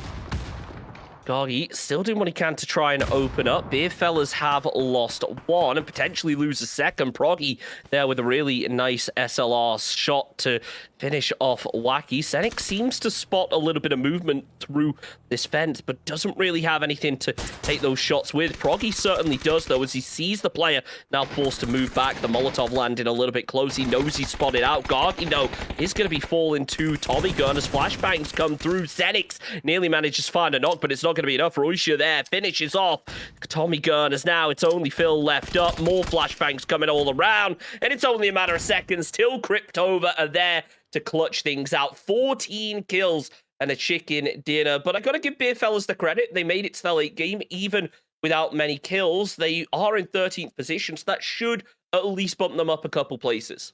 Yeah, it should definitely, but I kind of like expected to see a little bit more from them in this 4 versus 4 fight. However, Cryptova took initiative, especially after that first knock, and well-deserved chicken dinner for them, plus 24 points. So it's going to mean a lot for them on the leaderboard too. But before we talk about that, ladies in the studio are going to tell us something more. Hi guys. That was below the weight. Okay, fall for me. Hi guys, welcome back. Welcome back to the studio after match number 2. What a match! So unexpected. But before we talk about that, we're gonna talk about PaySafeCard. They are one of our partners, and PaySafeCard has provided us with some great prizes. So not just for the MVPs, which to say once again, for the finals, the prizes are 500 euros. So yesterday, Nylip won 500 euros for being the MVP of the day. Yes. And today we're looking for our MVP. So everybody, make sure you give your best. But there's also prizes for our viewers. They're not gonna leave you empty-handed. So everybody can participate in the pick'em. To do so, you have to go to www.samsungodysseymasters.com. Go there, find your pick'em. Put your pick in, and then 10 lucky winners will be announced at the end of the day who have picked the right team, and each of them will be awarded with a 50 euro PaySafeCard voucher. Yes, and this is how it works. You can get your prepaid code anywhere where it's convenient to you, and of course it depends on where you live, local grocery store or a petrol station, and you can use that code as a voucher to pay online. It is simple, it is easy, you don't need no credit card, no bank accounts, just use a 16-digit number and you are ready to go. Yeah, well, in case you've been winning our pick'ems already for the entirety of the duration of the tournament, and let's say you win tonight, you can create a free account over at PaySafeCard and just store your code in there, right? So basically all you have to do is go to PaySafeCard, sign up for free, you get a username and a password, and then you can use those to have full cost control. So once you log in, you see all of your codes, everything is there on one spot, and then you can just use it wherever you would like. You know, all the shops and stores online that offer paying with PaySafeCard, just use it, and it's so easy. It's so simple. Something rhymes with it, but we're use it right now. I'm gonna tell you later. We're not gonna. Yes. Game number 2, top 4. I have it written down. I'm really surprised by the top 4. I am surprised. We saw Cryptova yet again. We saw them yesterday through the whole day. Yes. So we saw Cryptova being in top 4 every single time. Yes. So they just didn't make it with the chicken dinners. They didn't make it with the kills. But now they went for it. They went for that chicken dinner. They got it. There was also Tattoo Honeys. Plenty of kills also. Yeah, and Tropic was eliminated yet again. But yeah, they had plenty of kills. I'm excited to see how the leaderboard's gonna look. Maybe certain smaller deviations. We can already take a look. So let's see what is the situation right now. So we see Cryptova now at the number 5 spot. So this is still, I believe, still a prize spot, right? Yeah. So if they would have stayed at this spot, they would get one piece of our dear prize pool. But Polish Power, number 1 spot, 95. That's a solid amount of points. Maybe they've even solidified themselves. It depends. If V Corby gets a couple of kills, they're really close right now. Yeah. It's only 10 points. Even Spady Gaming. We have still 4 matches ahead of us. So Entropic still on place number 4. Actually, they pushed out Snip Team, who's now on number 6 spot. So then we have Hall of Game, The Boys, Stuckers, Team Diamond, and the rest of our teams. We actually saw Beer Fellas ending up also in the top 4. We saw Tattoo Honeys waking up a little bit. So we want to see more action from the rest of you guys. I believe you can still make it. I believe you can still get those kills. And get closer up to the peeps that are going to get some of the prize pool. Let's take a look at the kills. So this is our cumulative kills from yesterday and today. Yes, I wanted to see this because actually the Nylip got 7 kills in this last game. The dirty last game. Yes, so he's on number 2 spot. Of course, on our number 1 spot is Double. And then we have Polish Power powering up the whole kill feed. It's Marcelek, Krunio, and Knorki. Knorki, actually, I remember the first game, I wrote down Marcelek on fire, and then I look at Knorki and he has more kills than him. So yes, Polish Power boys being... Polish Power all the way. Exactly. Let's see the Dimash. What can we say here? Well, on the Dimash, what we can say is that we still have pretty much, well, we still have Duff here, but there's Marcelik and Krunio have done a lot of damage in the first match. So naturally, they're here on the list, just like the kills list, double on number 1 spot with 3.5k damage. Then we have Nylip on number 2 spot, Marcelik, Duff, and Krunio on 3, 4, and 5. I would say, guys, you're doing really well. We're liking what we're seeing. Absolutely. I believe there will be a lot more fun moments. There will be a lot of good moments, a lot of skilled plays. So this was just match number 2, right? We still have 4 to go, guys. So please stick with us. We will have lots more giveaways.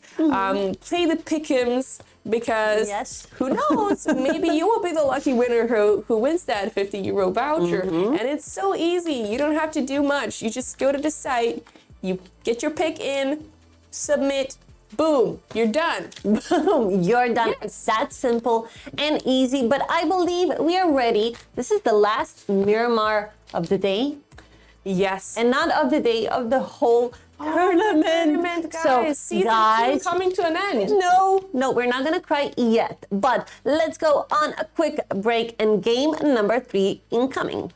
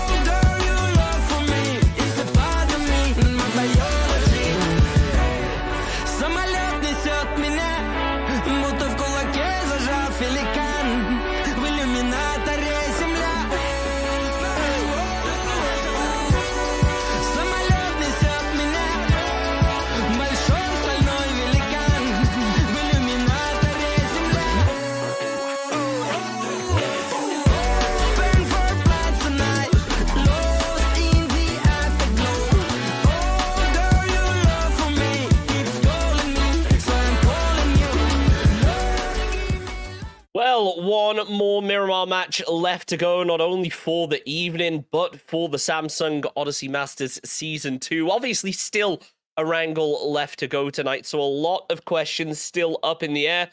I think the biggest question becomes now, though, our team's going to be able to pick it up on Erangel, because I think a lot of the top squads have maybe slipped a little in our first few matches.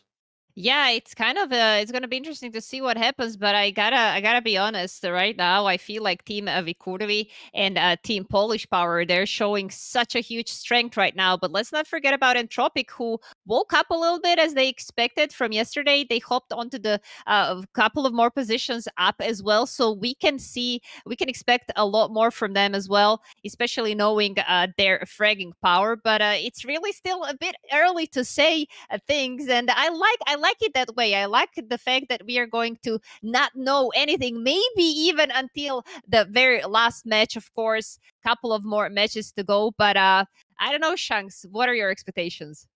It's a good question, isn't it? I mean, taking a look over at the leaderboards, or it's interesting to see the fact that the first 3 spots didn't actually change in that last game. The changes really come around the middle of the pack. So I do worry that we are going to see the top teams sort of solidify their position, but that's what you want to see. And then it's the final few placements that actually get a chunk of that cash that are going to be swapping out going into the end of things. So it's going to be interesting to see. Obviously, Cryptova moving up 5 places in that last match, and Tropic moving up 2. It really helps make that leaderboard shuffle. But it's time for our final Miramar game of the evening. Let's get into it, see what Kovo is going to send us out with, because I'm sure it's going to be a bang. I mean, it's last Miramar of this tournament, so he better deliver, and he does deliver. Look at these palm trees as well, and a lovely blue sky. Some of us on the northern hemisphere are kind of like hoping for that summer to come as soon as possible, but well, at least we are having this wonderful summer look here on Miramar. If nothing else, thank you so much once again, Kovo. You delivered as we expected. Team GM jumping first traditionally now already from this southern play. They're gonna loot this southern part of the map as well. M-Force changing their tactic altogether, going towards Valle del Mar. Let's see if they're gonna be a little bit more lucky this time with the circle. Now the circle traditionally just shifts away from them immediately, so why not seeing a little bit of luck for them? Meanwhile, Cryptova, they're going towards their regular looting spots. I think they're having usually area around Hacienda. So great match for them. I mean, they jumped 5 places, so sitting on the 5th position right now, 56 points. Team Entropic is ahead only for 5 points. So, I mean, anything can happen, right? We've seen Cryptova doing so well in the qualification phase, and I was actually even a little bit surprised they didn't do a bit more yesterday. However, they did step it up, so it's looking really good for them right now. They are in the top 6. Now, the question becomes, can they solidify themselves there? Because it is about that consistency, and it's not going to be an easy one to try and pull off. That zone as well, it's going to make things extra difficult as it goes all the way up to the north. Team Diamond actually getting shot at on the drop, but should be able to make it through and shouldn't have to worry too much about their rotation, judging off of this zone. Yeah, Cryptova as well. Looting slowly right now. I mean, there's nothing much going on, except I need to mention a Diamond this time sitting in the middle of the circle, so deep around Cruz de Valle. Very interesting to see how this is going to play out for them, because we want to see more from them, right? They were in the relegation phase. They were showing such a great power. 4 out of 10 chicken dinners as well. So we're gonna see if something happens for them as well. They're sitting on the 10th position, so right now this circle could mean potentially a lot for them if they manage to find great spot to be at, and if they manage to, of course, hold it. And we're talking about this circle on the northern side, which we have seen them playing well in some of the previous matches. So quite possible for them that they're going to have a good one. Meanwhile, all of the other teams, nothing much to say here. They're just slowly looting. No one hot dropped anything. Maybe worth mentioning one of the players from Team Hawk. He jumped relatively close to one of the Stuckers members who is sitting on the church just right from Chumachera, but it's still kind of far for anything else to behold right now. Right now we're watching the previous match, of course, Entropic, who had some amazing plays.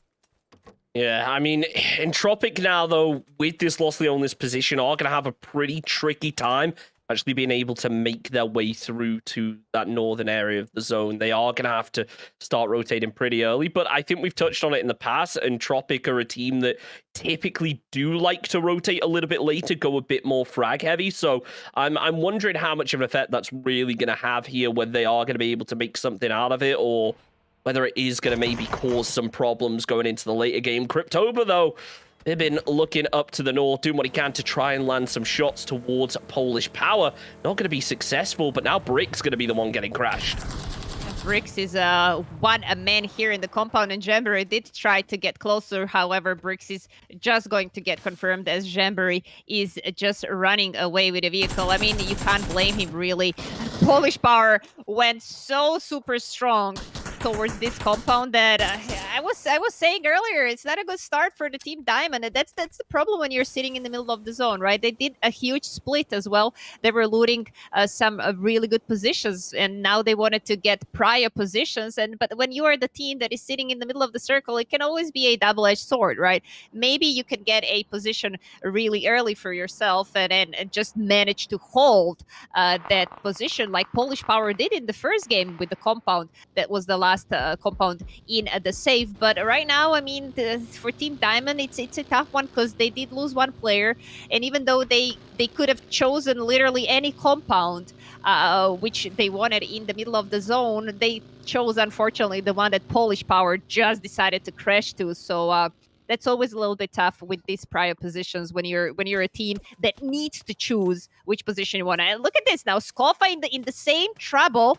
because Fade now managed to crash them. However, Skofa a little bit more concentrated, a little bit more lucky that Riggs manages to find two players for Fade. And well, it seems like they're going to have to consolidate on this compound because Jamboree already arrived to help here, and Xeron being here, they're just going to find a way to hide the vehicles and probably just stay here for a while.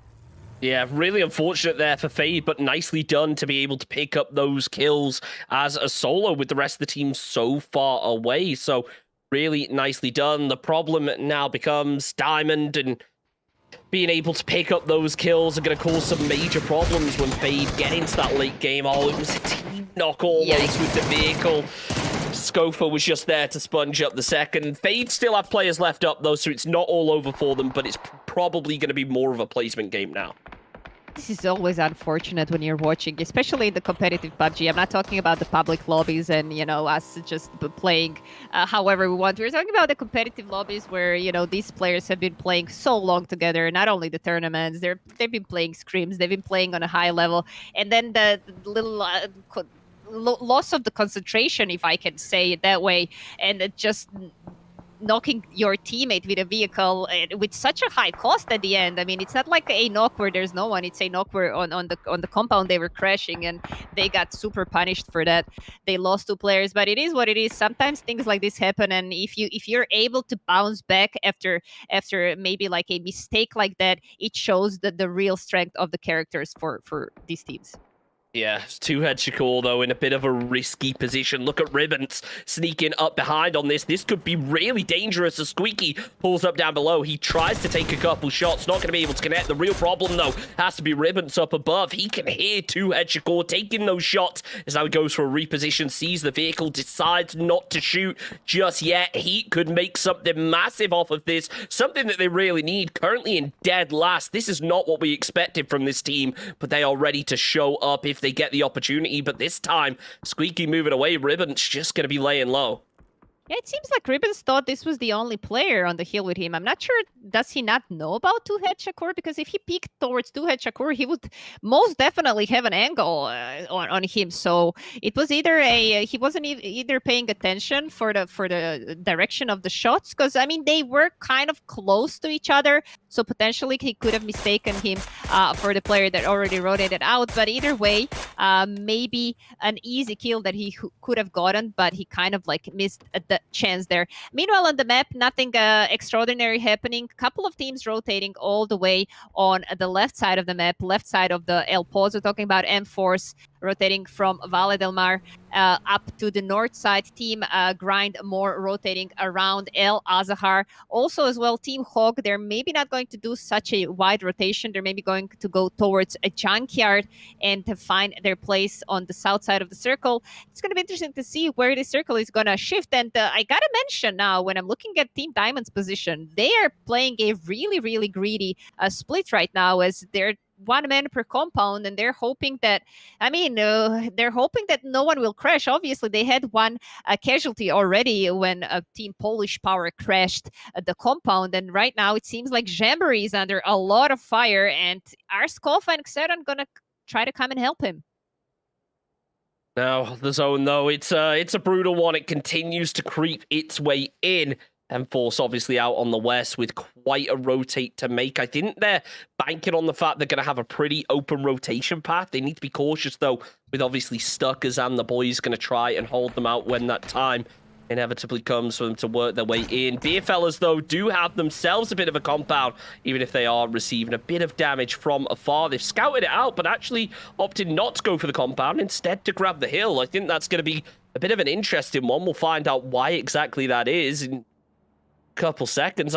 I'm actually not sure. I really felt like Beerfellas were going to do a bit of a 2-2 split there, but clearly wanting to consolidate instead. Never mind, they are going for a 2-2 split. Okay, now I'm really confused. Okay, they were trying to figure out what to do. Okay, they were taking their time, obviously. So, yeah, we're gonna see. I mean, they wanna follow up on that good game that they had just previously. They ended up on the second position, not a lot of kills, as we mentioned already, but they kind of like figured that playing tactics rather than maybe more aggressively paid off for them. They got on the 12th position. They didn't move a lot. I think they were on the, if I'm not mistaken, they were on the 13th position before this last game. So maybe they're gonna have to play a little bit more active than they did in the last match if they want to maybe try and hop into just maybe sixth position, but it's a long shot. Meanwhile, the circle, Cruz de Valle in the middle of the zone right now, and you bet some of these teams are going to get crashed as we speak. Diamond, the Jamboree from Team Diamond, got crashed immediately by Tatuhanis.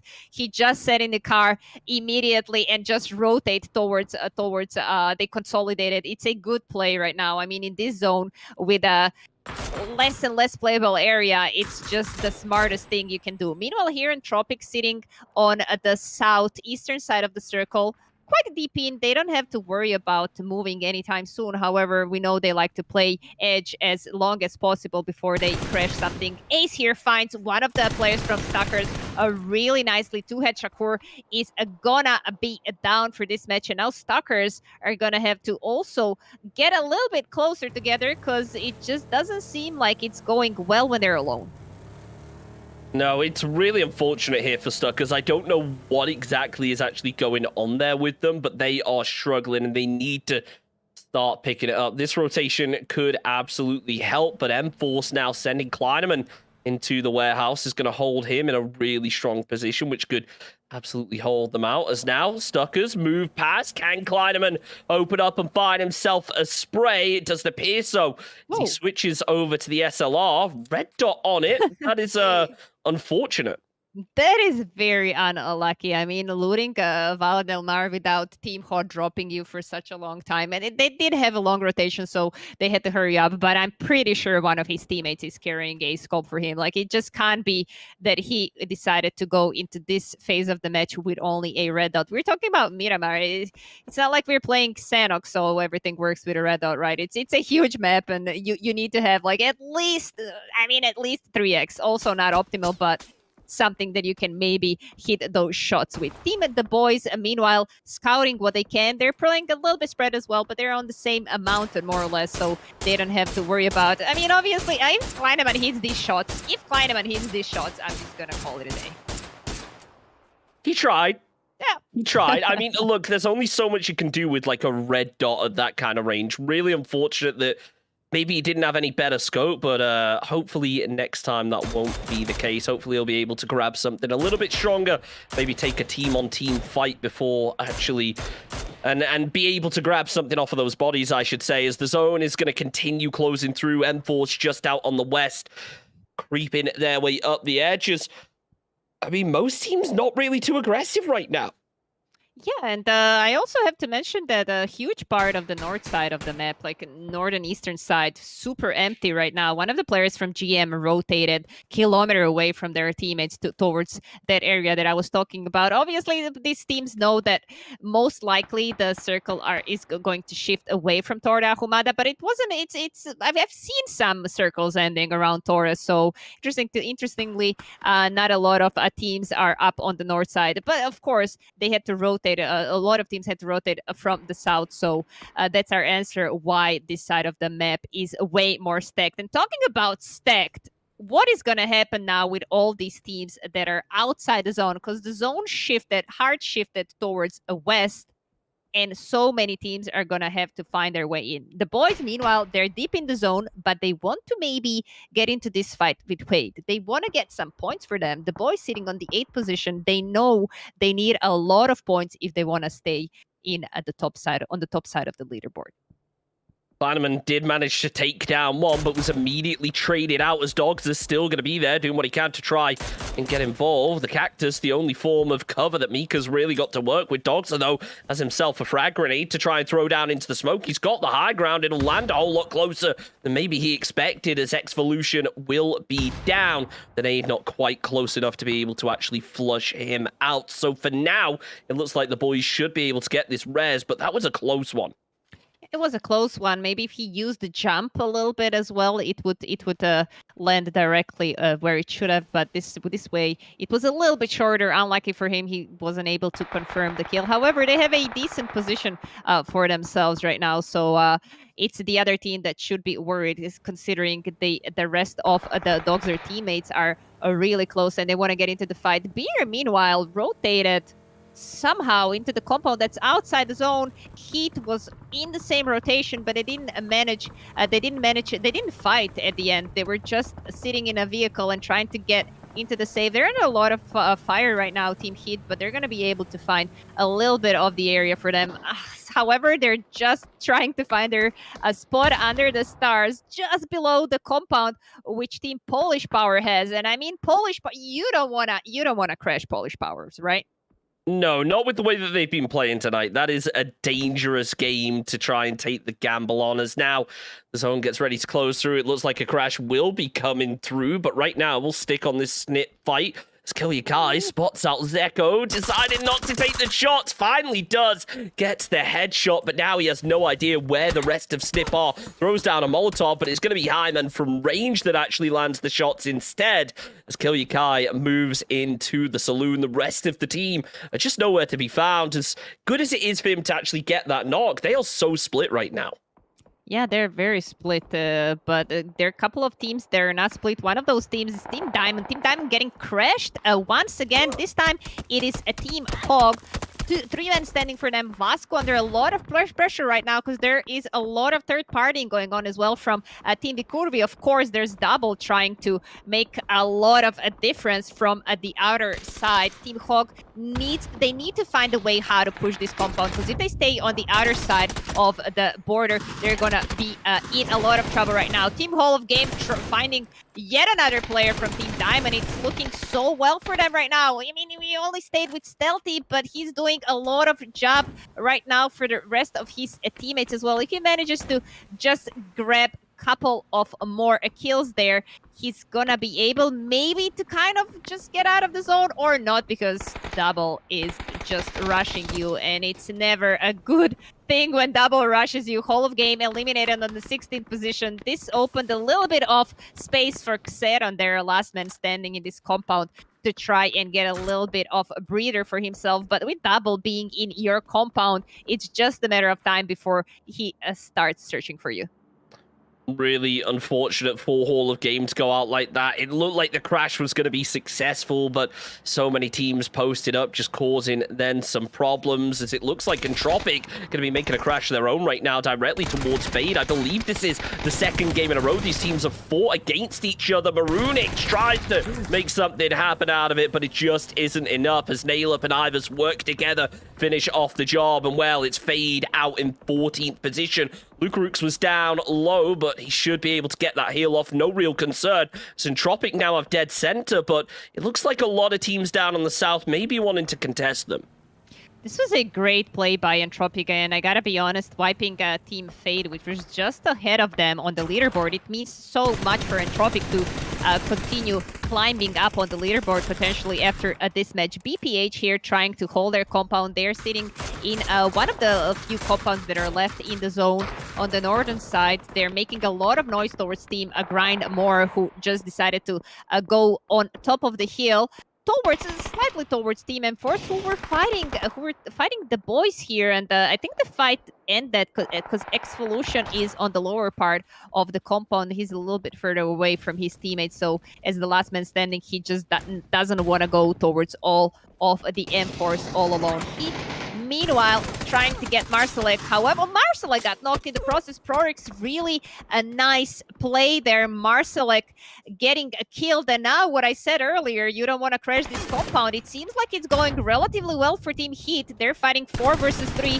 They have some nice angles as well, but Knorky here tries to find one of the players from the side, and it looks like he has a really good angle, which he's going to be able to maybe hold. No, as I'm saying this, Knorky got knocked as well. Kapi here and Krunio are gonna try what they can 2 versus 4. Smoke grenade comes out from Krunio to try and break the line of sights, but it's just not going to be enough right now as he tries to crawl back. Heat finally get involved. Cappy with a beautiful headshot there onto Prorix as DNK gets ready to throw in a flash of his own. It's not needed though, as Fragger and Ribbons work together to dismantle Polish Power, taking them down in 10th position and outside of the placement point. Heat now left standing, but still quite a ways to make it in, as well that zone has gone hard up to the north. That doesn't prevent the northeast teams from fighting though, because look at this from Tattoo Hunt. He's starting to get involved. After losing Duffy, they decide to back off.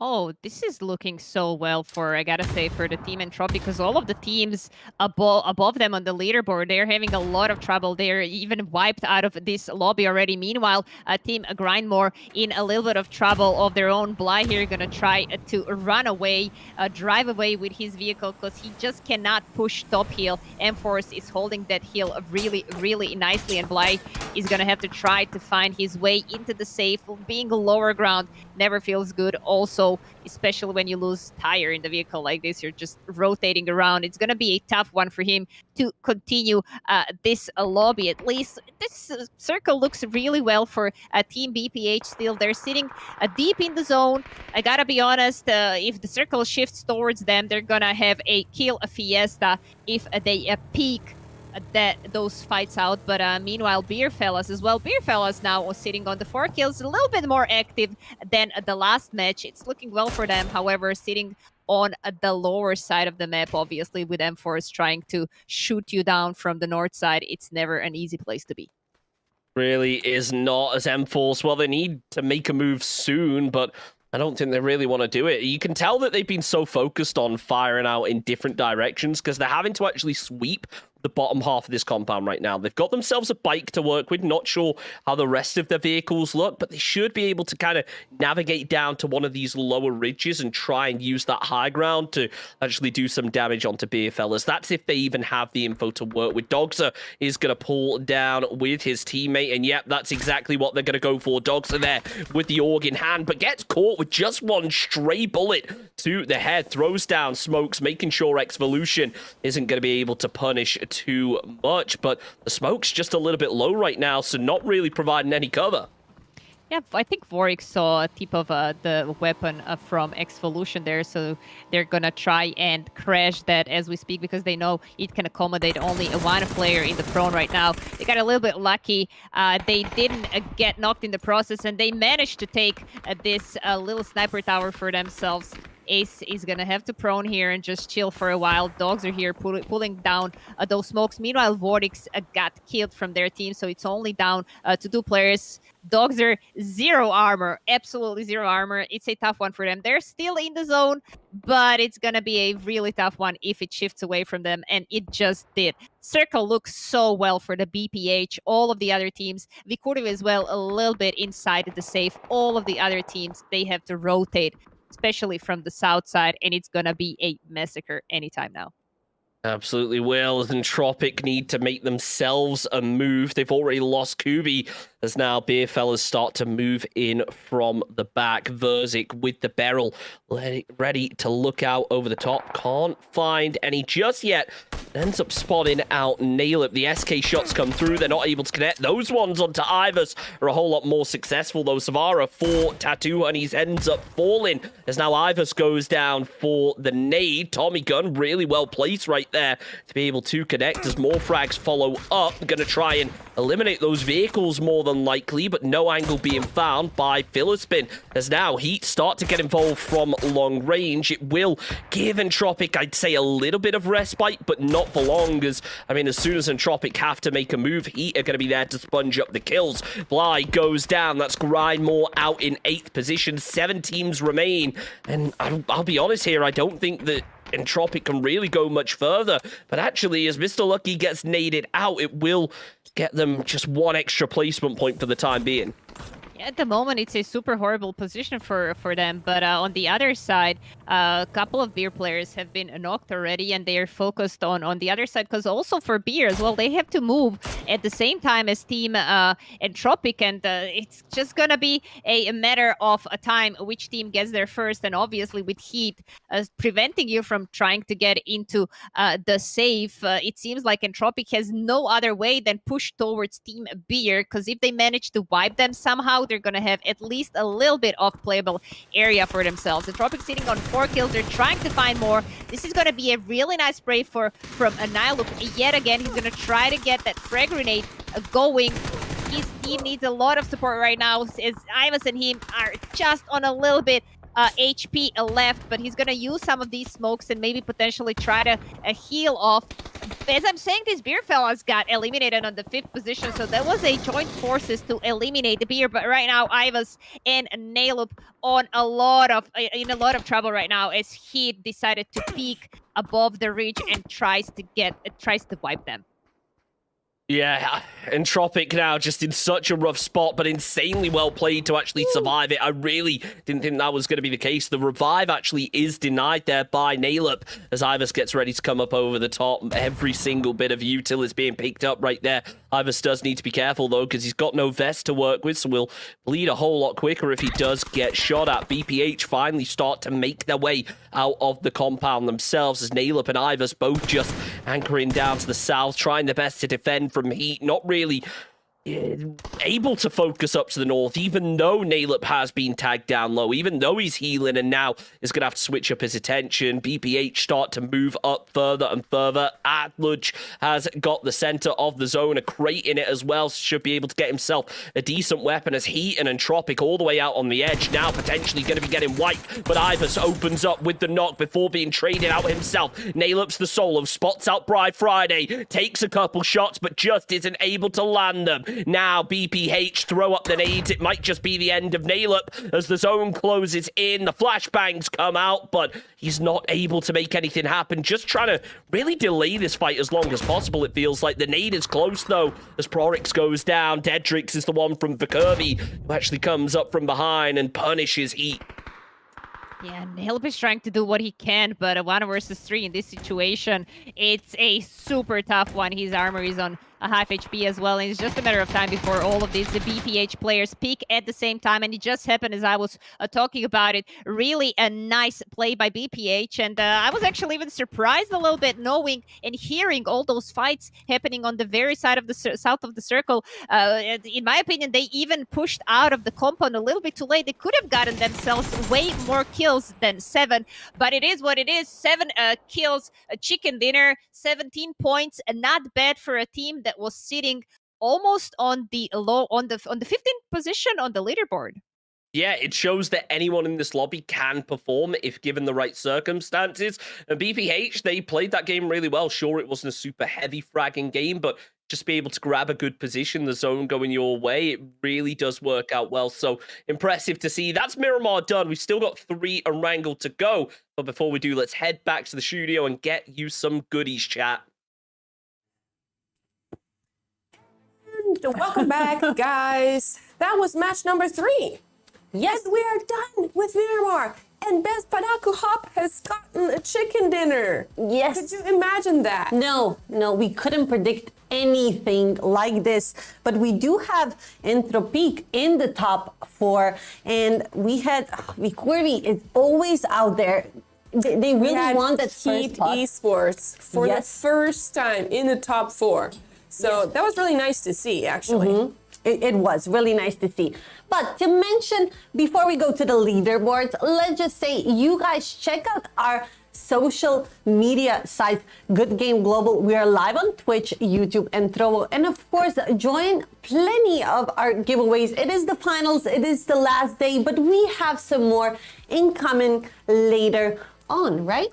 Yeah, well, you could just watch really carefully the matches, and maybe you pick up on some of the codes to get some free PUBG in-game goodies. So all you have to do is just be the first one to redeem the code that you see on the stream. So they don't show up all the time. They show up at random times. You have to see them, pick them up, put them in, and you get some nice goodies, right? Yes, so do not move your eyes away from the screen because it pops out and then it disappears. And whoever is the first to write it down. We also pop out and disappear, kind of.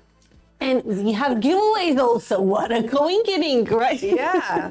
Yes, and we also, when you see us too, we will have one more question for you.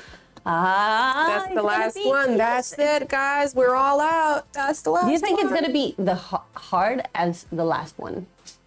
I think the last one was really challenging. Like, congrats, whoever won. Good job. They're paying attention. I think our viewers are pretty smart, and Agreed. they will just answer really quickly. Like they will just be right. I won't even say the whole sentence, and they will have answered. So I don't know, you guys. We always say congratulations right away because we know that you're just that fast and you got a lot of knowledge. You've been following us for the entirety of the tournament, and you're just firing those answers right away in the chat. If we had like a leaderboard who was the fastest, that would be amazing. I wish. And you can those. also participate in the pick'ems. Is that right, Tekta? Yes, absolutely. So you can go to our official website, Samsung Odyssey Masters.com, enter your pick'ems. Also, you have a chance to win PaySafe card voucher, which is really, really amazing. And yes, to say, oh, I won. I picked them all. Even though I remember, I'm saying this once again, I would guess nothing, like no voucher for me. But let's check out the standings right now. Who do we have? Vicorvi on spot number 1. 1 point difference. They did push out Polish Power from the first place. But what I really want to see is the third spot for Entropique as well. They're farming those skills. They're getting up there. No chicken dinners for them, but the last season's champion is still in the standing. And of course, on fourth place, we have Fady Gaming, our relegation kings, right? And then Snip Team, Cryptova hanging in there. Those are the first 6 spots. But as we said, a lot of things can change. Yeah, Best Padaku Hop got the chicken dinner, but they are still on 12th spot. Yes, sadly, they need way more points to get up in those spots. Yep. Let's take a look at our kills then. How are we standing so far? So day number 1 plus today. Ooh, Nyla with the 26 kills. Nyla from Entropic, yesterday's MVP. Who knows? Maybe even today's. Better not jinx it though. Number 2, we have double from Vicorvi with 24 kills. Really nice. And then the trio Fantastico from Polish Power. We have Marcelek, Krunio, and Knorky. Sorry. Standing still on those nice 3 positions in the top 5. Good job, guys. Let's take a look at the damage now. Yes. Do we have the Polish trio here or I not? believe so. But the Duff is here. Is he? We have a duo. No more. Yes, we have Nylab destroying yesterday and today. He was so eager to play in the finals, and I think he cannot wait to get the MVP even today. I don't know. We will have to see. Then we have Double coming in the second place. Marcelek on the third. We have Vidrex on the fourth, and of course, Krunio on the 5th spot. Polish Power. And we queried the first 2 stops, and then Nyla like, nope, you're not getting the first spot here. Like, you can have it on the leaderboards, but not. It's gonna be really funny if Nalip gets MVP again. But I believe that other players have a really nice chances. Maybe even somebody from Polish Power, because so far we've actually been talking about Marcelik for both days. So for the entirety of 2 days, and today we have been talking about Marcelik and his performance. So they're pretty high up on the charts there. Looking to see more of them. And we're actually going to hop into match number 4 after this, and that will be our first Erangel for today. That means the last matches, the final 3 matches, deciding ones. We'll see how the teams breathe on both of the maps. Maybe there'll be some changes, maybe there won't. We saw yesterday what the first 3 maps were Erangel. So we saw that. I'm hoping for the best, really. I'm hoping to see more dynamic, maybe somebody shake up like those couple of first spots, you know, get 20 kills, get a chicken dinner, you know, 3 something. chicken dinners in a row, for example. Yeah, 3 chicken dinners that in a row. can happen, you guys. We saw Beatty Gaming take 2 in a row yesterday. We saw Bespadaku Hop, and I believe in Bespadaku groups, Hop were 3. yes. I think 3 in a row, and the 4th one they were second. Yes, was something like that day Novik from Bespadaku Hop got the MVP. Exactly. So who knows? There's still a lot of time to get into some crazy plays, you know, get all those kills, get all those points. So we're looking to see what's going to happen. But yeah, without further ado, here goes a little break, and then we're back for game number 4 with Sanson and Shanks. See you guys. Some things never change, never change. Oh, redemption.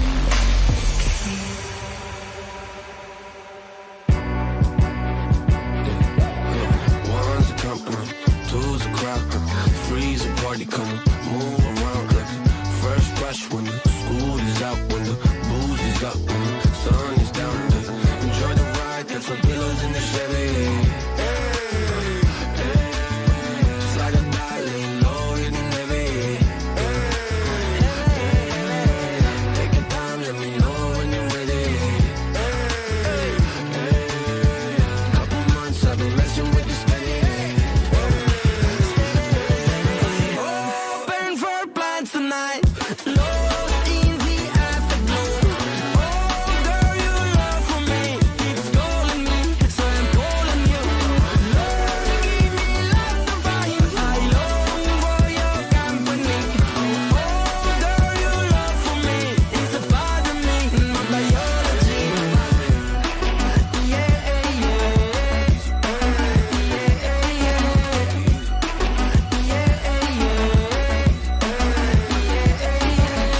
It won't be over till the fat lady sings. I owe you a trip, cause me and you, we got a thing. My sunshine state, hair curly like a string. Just a big ol' ooh, smile, that's about all you gotta bring. So enjoy the ride, got some pillows in the Chevy. It's like a darling, loaded and heavy. Take your time, let me know when you're ready. Couple months I've been messing with this steady. Open for plans tonight. Lost in the afterglow. Well, it is now Erangel time. 3 games left of the Samsung Odyssey Masters, and a lot on the line for these teams. We've seen some really major leaderboard shakeups considering how late we actually are into the grand scheme of things. You don't really see much changes as we get later on, but I think the beauty of it being a 12-game format is it only takes one big performance to really, you know, buff your stats on the leaderboard. Yeah, absolutely. And I mean, what we've seen in this last game is that none of these teams on the top of the leaderboard are immune. I'm talking about Team Vikurvi, Team Polish Power, who kind of like stayed on the almost same amount of points as Entropic, took advantage of first wiping Fade, who were just ahead of them on the 3rd position, now sitting Entropic on the 3rd position themselves. And it seems like, I mean, with 3 Erangels to go, a lot of things can happen. Obviously, a couple of these teams are already far ahead. ahead when it comes to the points. And I mean, it's really tough to believe that, for example, I don't know, Fade Gaming are not going to be in the top 6 teams, but still, there is a lot more to be seen in the next 3 games. Yeah, absolutely. Look, not a single team in the top 6 stayed in the same position that game. They either moved up a place or they moved down a place, which really shows how volatile the top end of this leaderboard can be. I do wonder whether that is going to remain true, whether maybe teams like the Curvy, Polish Power can start leading that gap a little bit more and not have to worry about squads like Entropic. Then it becomes kind of a 2-horse race for first. So it's going to be an interesting one to find out, but the game is getting underway. It's the first of 3 Erangels for the evening. I'd almost say it's the beginning of the end, but I'm sure Kovo is nowhere near done with those amazing cinematic shots. I mean, what to say there? It's just that this guy has just been out doing himself constantly. Thank you so much once again, Kovo. We are going to hang out for 3 more matches. Amazing angle as always. We're watching at the team BPH, who decided to jump immediately. Seems like they're going towards a Novo Repnoya team that got their first chicken dinner in the finals. They're eager to show they can get more than just 12th position on the leaderboard. Certainly going to do everything they can to approve it, as BPH now landing early. It will give them a little bit more time to loot, but they take quite a gamble actually going for that Millie Island and not shifting up to the north instead. So it is going to be interesting to see how this ends up working out for them, especially with Fade so close by off to the east.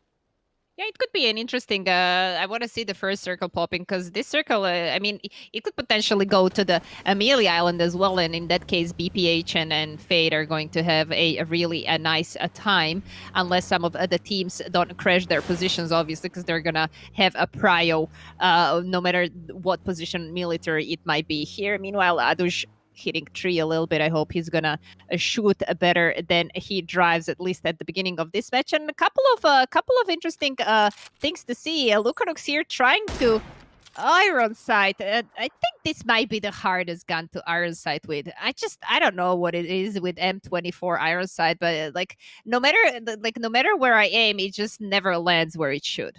Does it even have an iron sight? I swear there was a period where it was just like a flat. Yeah, so it is still flat. Okay. It's been that long. I just avoid bolts no matter what the cost. So I don't really have to worry about the iron sight on that gun, thankfully.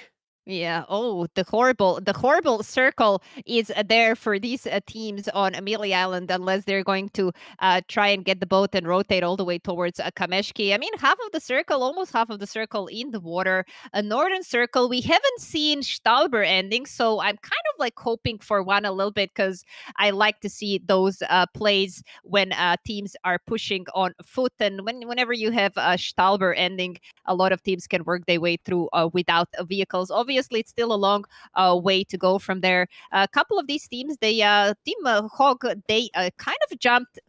Vasco jumped actually really far away from his teammates. His teammates are looting, I think, snake compounds, if I'm not mistaken. So he's kind of like, he was either, I can't say disconnected, because he jumped really early from the plane, but he kind of like decided to maybe take this take an angle already and maybe a potential flank on all of those teams that might pass through. Well, he's nonetheless going to try to find his way towards the safe. Meanwhile, Godriga here trying to catch rotation from a two-head Shakur, and those shots were relatively close, but nothing kind of connected, so Team Hog are going to be able to get into the rotation rather early. I think they're already ready. They have their gear up, and is going to be our first team that rotates.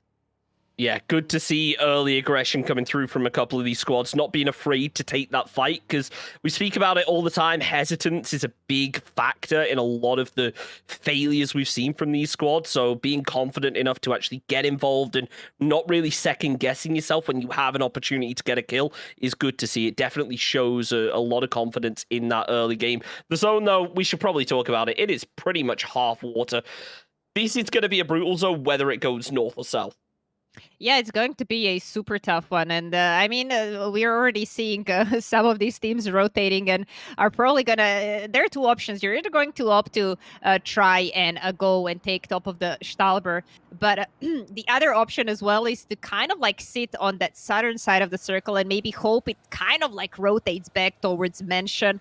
I kind of like, I feel like it's going to go more towards Stahlber, but I mean, it's still a long way to go. Obviously, Team Heat in the rotation towards Stalber as we speak. Also, Team Polish Power on the north side of the lake of Yasnaya. They're going to go deep into the zone as well. At least two team members, because Team Polish Power, the last two team members are still looting North George Bull, interestingly enough. That's super far away. Diamond on the rotation as well. And I mean, let's talk a little bit about Vikuru as well. They're still sitting on the first position, but in the last two games, they did not do too much. So other teams are getting really, really close to taking over their spot. And they need to get a good game here. They need to get a good opening game here on Erangel if they want to keep their first position. Yeah, you can't afford to have a slip up now, really. You need to keep that momentum going. Just because we're switching maps doesn't give you an excuse to really stop being as dominant towards the rest of the lobby, because that's something we've seen so much out of on Miramar. A couple of teams really sponging up a lot of the points. So now if that starts to change, if it starts to slip, I would be definitely a bit concerned, to say the least. So I'd hope that that really isn't the case for these squads, because they have so much potential, and slipping now at the final hurdle is not the way you want to end things. Team Curvy really, really close to Entropic as well, and on the minimap as well, that's really close to Team Polish Power, who just rotated on the north side of them. But meanwhile, let's talk about Tattoo Hanis, who tried to push the house from Kryptova. Bibin got knocked in the process, but now Duffy is going to try to find Progy. Half HP for Progy there. Duffy is cooking that frag grenade. It's going to land on a decent position. Michael here holding the stairs. Really a nice play by Michael. Lucky and Sarah are still down, so they're gonna try to help the rest of their teammates. As I can see Team Kryptova, they played split, so Rassi here is not gonna be able to just do anything else but maybe try to stay alive on this sniper tower. I mean, there's not really much else you can do. You just have to try and hunker down at this point, hope that you're able to outlast the rest of these squads. That's never the ideal way to start off your game, but unfortunately, it's just how things go for a couple of these teams right now. It is going to be kind of a placement game for them. They're not really going to have the opportunity to pick up an insane amount of kills, but if they are able to just hunker down, lay low, and stay alive, then that's all you can really ask for out of a solo. Yeah, definitely. I mean, Kryptova was, before this match, sitting on the 6th position, just on the last spot for the teams that receive prize money. So they're under a lot of stress right now, but they still have 2 games to go. And let's not forget about the last man standing. So he can maybe potentially make a difference if he plays it really safe. Meanwhile, Wasku here trying to do a 1 versus 3. However, it's a super tough one, considering Stalkers really wanted this garage for themselves. And Team Hall of Game, 1 player less. Not ideal for Hall of Game to lose a player, but Stuckers are going to be very happy with this position they were able to get, especially without having to concede any casualties. Sure, Squeaky was taken down low, but I'm sure Vasku has plenty of meds over on his body that will be getting picked up. Shots come through close to 2-head Shakur from Zembri from Team Diamond, but nothing coming of it as Double, the solo from Vicurvi, a little bit split from the rest of his squad, spotted out by Entropic now. Needs to get to the rest of his team. Right now, though, it's really all eyes on Grindmore and how they decide to play this one. A bit of a late rotator. We've seen it multiple times now, not only on Erangel, but also on Miramar, and maybe that might be part of the problem. Interesting decision for Grindmore that they decided to rotate on the south side of the river as opposed to the north side.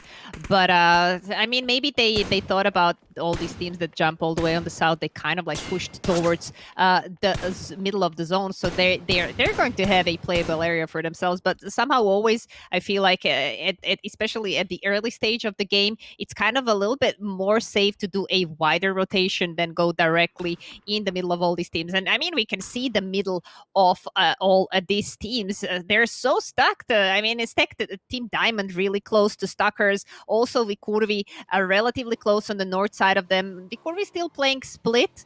I mean, it's not too greedy of a split. They can hold it, but I mean, if someone crashes them, it's always a tough one. They want to hold their first position right now, so they're counting on at least trying to get the middle of the zone when it pops, when the next one pops. So they're probably going to reconsolidate after that. All the other teams, interesting position for Team BPH as they are in the middle of Lipovka. I think BPH chose to rotate with the boat. And then since they're in the Lipovka, they're going to be able to get some vehicles because I'm not sure if any of the teams jumped into Lipovka, so there might be some vehicles around. Yeah, it's going to be a tricky one, though. You never want to be banking on those leftover vehicles, especially in an environment like this where you know that teams know all of those esports spawns. There shouldn't be a single vehicle left behind most of the time. You'd be very hard-pressed to actually find one come the late game. So you don't want to be relying on that, but it may just be necessary. Fade, though, they've got the vehicles. They've got quite a ways to go, but look, they've had success playing this aggressive late rotate style. It's a tricky one, though. It's very risk and reward, isn't it? Where you can have such a high risk of being able to work your way in late and take those fights, but the reward, it pays off so big. And wow, what a shift. This just got a whole lot more confusing for these squads. Yo, this shift is super, super tough for so many teams right now. Obviously, Entropic kind of in the prior position at the moment. They might get crashed as well as I talk about it because they're playing a 2-2 a split on that. Also, I call it like a shark fin as well. Compounds now. Kube is trying to stop the rotation from Team Beer, who definitely tried to see if there's someone in this compound, but they decided after initial shots, they decided to rotate towards upwards on the mountain. This compound is still relatively safe, but as I'm saying this, the boys wanted to grab this for themselves, and we're gonna look at Mika right now, who's gonna try to get the knock here. He had a really, really nice gun control and he called that fire, but right now, was this worth it? I'm not sure. He tried to get a knock there on Philip, but I feel like if he sprayed on the first guy, he would maybe get the knock, but he was trying to just wait for his teammates, I guess, to come and help if possible. But hey, at least he has this compound for himself right now with his teammates being on the north side of him. So GG for them. Unlike Snip, which again have a lot of issues right now, as Zico once again gets killed first in their squad, and it's such a tough positioning for them because losing your captain, it's always tough, especially this early. Yeah, never ideal, but you know what, Polish Power, they are in such a good position right now that as long as they're able to just get themselves a couple points, they're at least going to remain in the top 2. It's about next game having that big performance if they're not able to do it now. We spoke about Fade and Grindmore as teams on the rotate that would really struggle, and I think that this circle has kind of emphasized that a lot more. There is basically nothing left to play, and both teams appear to be coming through Starber Hill and playing off the high ground like that, so it's really not ideal. M-Force now, though, going to be taking a lot of shots up from that ridge, looking down the hill towards Team Snip. Nothing really coming of it, but now as Grindmore start to move around the back, M-Force may be in a little bit of trouble.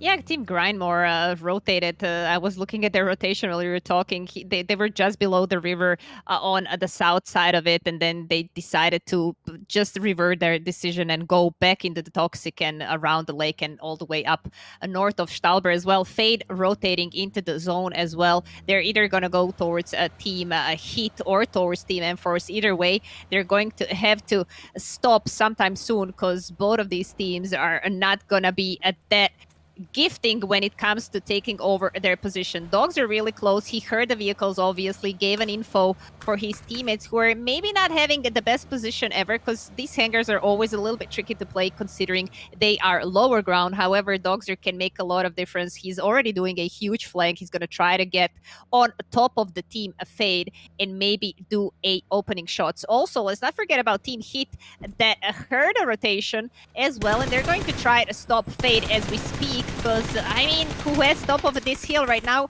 is going to have a good chance to continue the match from the best, from one of the best prior positions. Ribbons here trying to make a difference. DNK. Ribbons got knocked in the process. Unfortunate for him, but DNK managed to refrag that. He's going to try to frag Maroon, but lands close, but it's not just going to connect. This fight is going to be interesting to see from your perspective.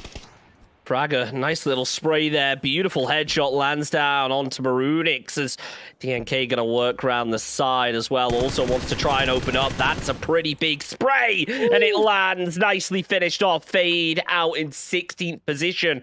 Far from the performance of previous games, as they currently sit in 4th overall on the leaderboard. You gotta wonder how long that's really gonna last for. Cryptova still with a solo inside the shack, doing everything he can to try and survive as Stuckers, Hall of Game both swing around each other. Hall of Game decide to move back, but it looks like Stuckers are gonna be the ones who commit as Stealthy, getting pinned down heavily in his vehicle. It's almost starts smoking, but it looks like Stuckers gonna finally make this crash, and it's Nailip who opens up the fight. Yeah, Stalkers found themselves a little rich to work with, but I mean, it's a pretty passive position, and if they manage to survive this, because Entropic is looking their way, obviously, they're gonna just have to lay low and not do a lot. Meanwhile, I mean, this circle rotated so bad for majority of these teams. So we're talking about the team as well, GM Grindmore. They have been trying to find their way into the safe, but whichever side they chose, they kind of like got stopped either by the zone or by some of these teams. The boys are going to be able to get the rest off, and even though the frags are flying down, oh, I take that back. One frag grenade landed perfectly on Kill Yakai, so that's a confirmed kill. But right now, Evolution is trying to push that reach. It's trying to make a difference and be very aggressive to help this team wipe Grindmore. One more nade will finish off the job on Box Bob. That's exactly what it does. The Molotov lands, and Praga is there to take down Bly as well. That's Grindmore out in 15th position there, getting caught in a pinch as the nades start to roll through. Heat are not done. They may have started off the final slowly, but in this game so far, they've been picking up momentum, and they're determined to make the same happen again. Fragger, Prorix move down into the dippers. This might be a big old bait to try and get Beerfellas to peek, and it is. DNK comes up round the back. Really smart play here from Heat, knowing that Beerfellas had eyes onto this position. They intentionally sent players down there and snuck another one round the back. Nicely done to remain in it, as the boys, well, they're going to fall out in 14th. Yeah, Team Beer is also pushing down the ridge. They just don't want to fight Team Heat, which are on the wings. I mean, the DNK has been doing so much in the past couple of fights for his team with these wide flanks, and really great job for them. I mean, the circle is running away for them, but it's a zone which should shift away from the water, hopefully. So they're gonna still be at least, or maybe not in the zone. Unfortunately, the zone shifted a little bit southern, so they're going to have to find their way in from the northern side. Meanwhile, this zone is still looking pretty okay for Team Entropic. They're not sitting in the middle of the zone anymore. Oh, this was a beautiful knock by Xvolution. Beautiful knock, considering he did it with the worst possible scope. The 3x, always impressive to see a shot like that, especially when it's one of those that they don't hold for ages. It's literally like, oh, I see a player, scope in, get the kill. Really impressive to watch right there. The Tattoo Honeys, they're going to really struggle with this zone. They have such an open area of terrain that they need to try and push through right now. And, well, a team down to the south looking to try and hold them out. And honestly, Tattoo Honeys, I've talked about this team a lot. They have really let me down so far in the Odyssey Masters. I expect big things out of them, but it's starting to look like it might be a bit too late. Beerfellas, though, started stepping things up today as Tommy Gun tries to hold this wall. Heat are pushing through. Beerfellas just need to play ever so cautiously to try and get an opening frag. They're just on the edge of the zone. These both teams, they need to find their way in, and I mean, they need to wipe each other if they want to continue further. Tommy finds really nice one knock on Fragger. He's had an amazing opening there, but Prorix finds him to help his teammate. Fragger is going to get smoked out. DNK again on the super wide flank all the way up on the top of the hill. He's trying to see if he can maybe spot Verzik. Verzik is playing pretty smart on the inner side of the compound, preventing DNK from shooting him in the back right now. Here comes the fight between Team Diamond and BPH just below them on the ridge. M-Force, meanwhile, finding some really nice knocks from the north side, and now Team Diamond in slight sandwich. I mean, Team M-Force can kind of hold Team BPH as well and prevent them from pushing towards Team Diamond. But Team Diamond has a couple of knocks, as I've noticed, and they have smokes out, so it's a unfortunate position to be at, especially when you know they're kind of sandwiched, and if they have to rotate, and they will, they're going to have a super tough one. Meanwhile, Stalkers here fighting team at TH, and Mixu finds a beautiful knock there. He's trying to connect a couple of more shots to the rest of the team, Tattoo Honeys, but Mixu is getting pushed by the zone. Stalkers eliminated on the 12th position. Good defense by team TH. Really well done for Tattoo Honeys to remain in it as Polish Power tried to do the same, but Nalep just picking apart Marcelik with those extremely long-range shots. So impressive to watch, just beaming him right there. There was nothing he could do. Marcelik going to go down to zone as now Cappy and Norkits try to just sneak their way in on that northern side. But M-Force in their split do still have Dogs looking out, and he could absolutely sniff out these enemy players. Cappy is going to get the opening shots off, but Dogs is in safety, and well, Polish Power have quite a move to make, as do Heat, as they start to push through this compound bit by bit. Verzik just really going to be waiting right now. An amazing circle for Team Vikurvi and Team Hog. I gotta admit, if they manage to hold this, Vikurvi has only 2 players left alive. Hog also, I think, only 2. Those are definitely prior positions, and it's gonna be interesting to see if they're gonna be able to hold off these couple of squads who have all a full team. Savara, meanwhile, Team Tatuhan is 6 kills so far for them. You did say you expected a lot more from them. They're kind of like doing a little bit better this match, but Duffy here in a lot of trouble. Savara also got knocked in the process. Lucky, he's going to try to do what he can, but it's a super open area. And I mean, if they didn't manage to push this check, there's nothing much to do for Mr. Lucky than to get into this vehicle and maybe rotate all the way. Probably gonna get caught by Entropic in the process as well. Team Beer, meanwhile, finds one of the players from Heat, from Beer Fellas. They're eliminated on the 11th position. We're coming back to the fight between BPH and Team Diamond, who are in a horrible position, unfortunately, and Robak connects his spray amazingly, wipes Team Diamond on 10th position. Team Diamond just ran into that spray right there, lined up perfectly, beautifully done. Tattoo Honey is narrowly missing out on those placement points as they go down in 9th, and Tropic Nalep is more than happy to backfill that position, but he needs to be careful as the nades come out. Hall of Game are going to try their best to land it. As here are the shots from Nalep earlier. He was just beaming Marcelik from this kind of range. It was so impressive to watch to get that knock. Absolutely amazing. I mean, we know what kind of caliber of a player Naylup is, but it's just wonderful when we are able to see those replays and these amazing skills that some of the players in this lobby possess.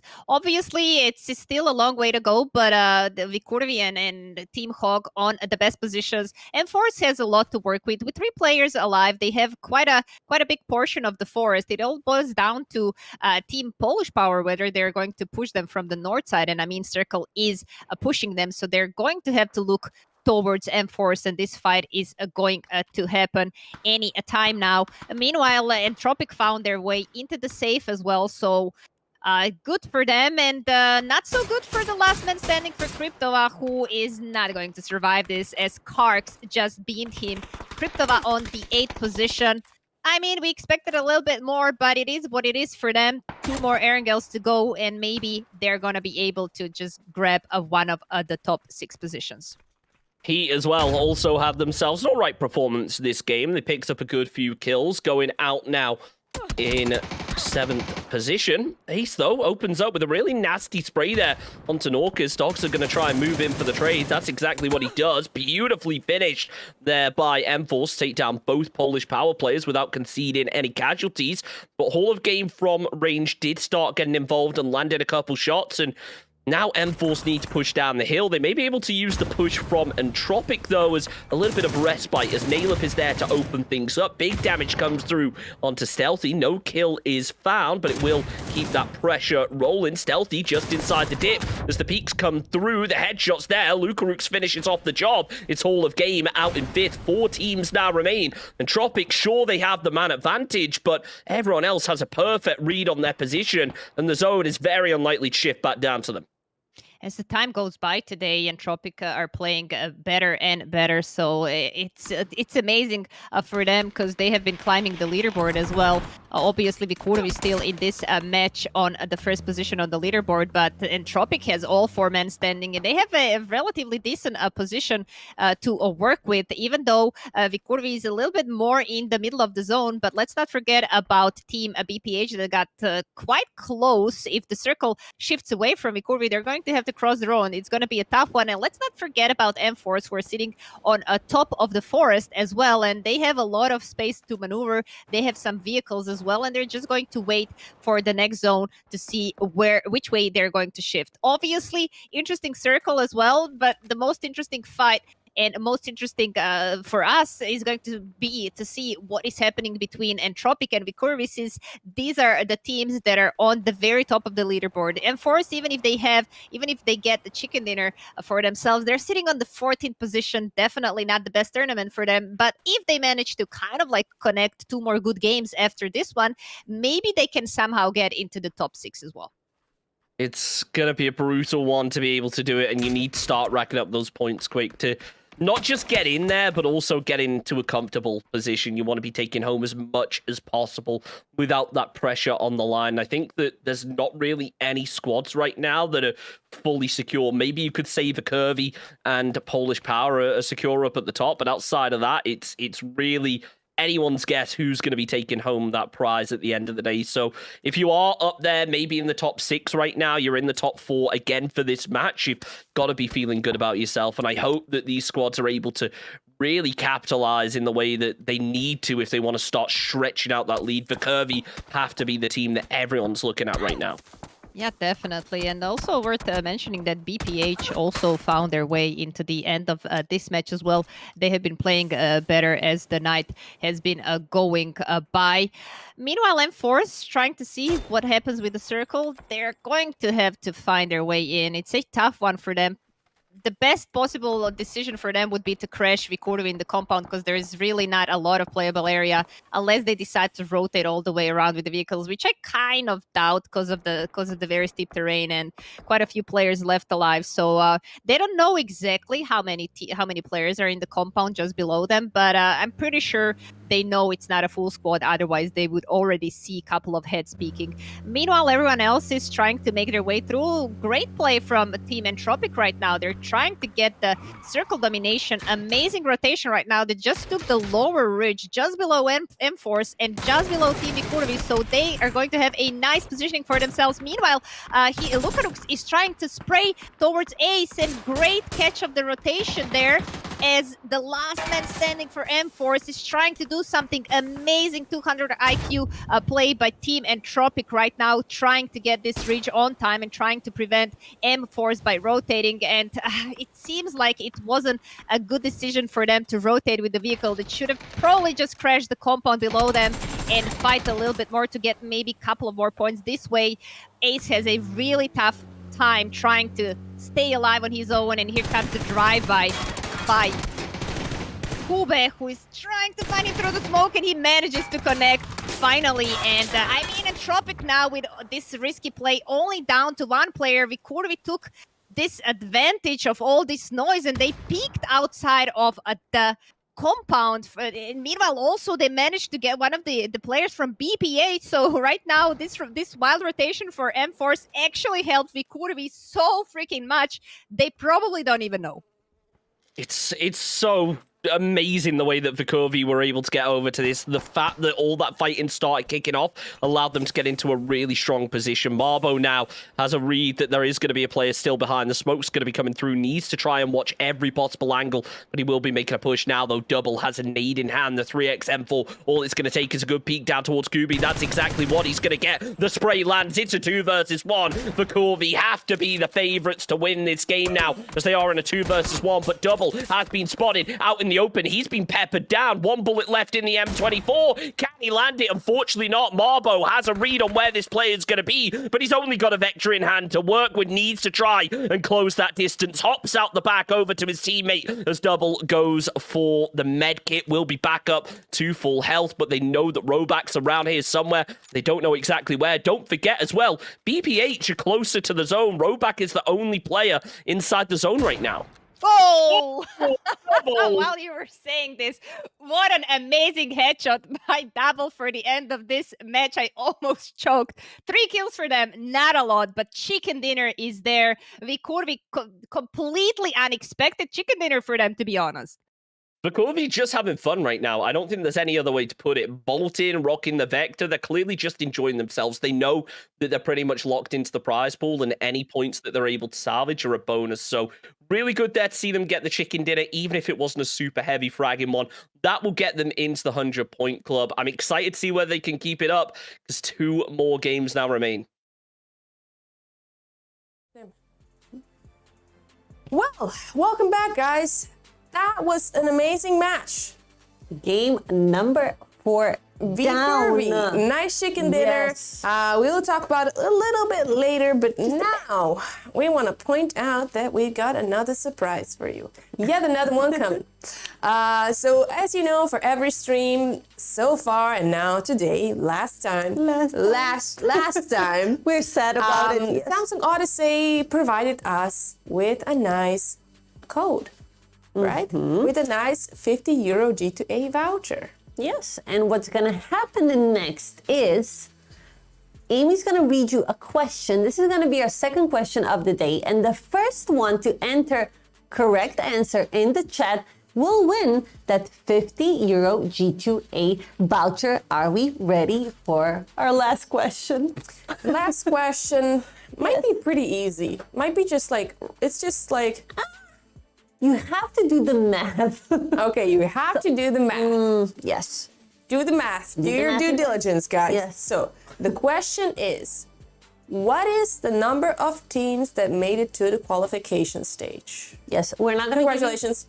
Congratulations. We're not going to give any luck. hints. Yes. Congratulations and good luck. It's like backwards. But yes, I think it's pretty simple. But yes, you need to count it out. It's not that easy as it seems. Come on, big brains. 5 heads. 5 heads in the chat right now doing the maths. But I think... Quick maths. Quick math. I think it's a write the congratulations. correct answer in the chat. Be the first one. Win the voucher. Last Yes. one for the day. Go to sleep happy tonight. Yes, and then lovely moderators. And €50 happier. Yes, and our lovely moderators will announce the winner in the chat. We're waiting for the leaderboards to update a bit. They're cooking. Yes. What do you think? Oh my God, I think that shot from Double was Perfect. absolutely amazing on Robak. Oh my God. Robak from Best Patako Hop. Best Patako Hop, I don't know, they kind of... they were in that Harry Potter.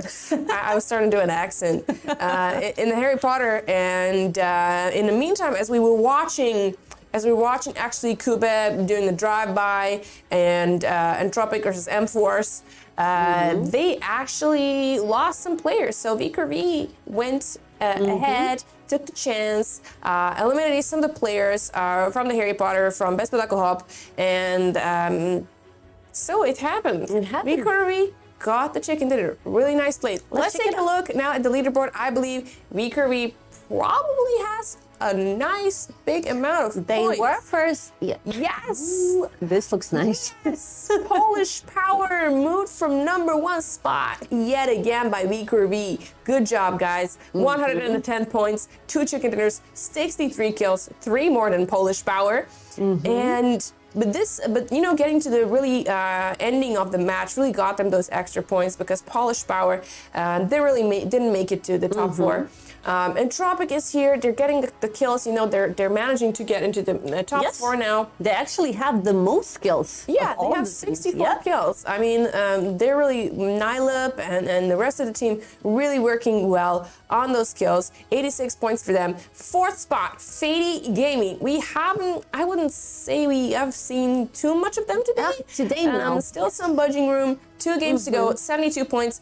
Number 5 spot, Hall of Games, 62 points. Same. We really haven't seen too much action from their side. And Kryptova is on a 6th spot with 60 points, 33 kills, 1 chicken dinner.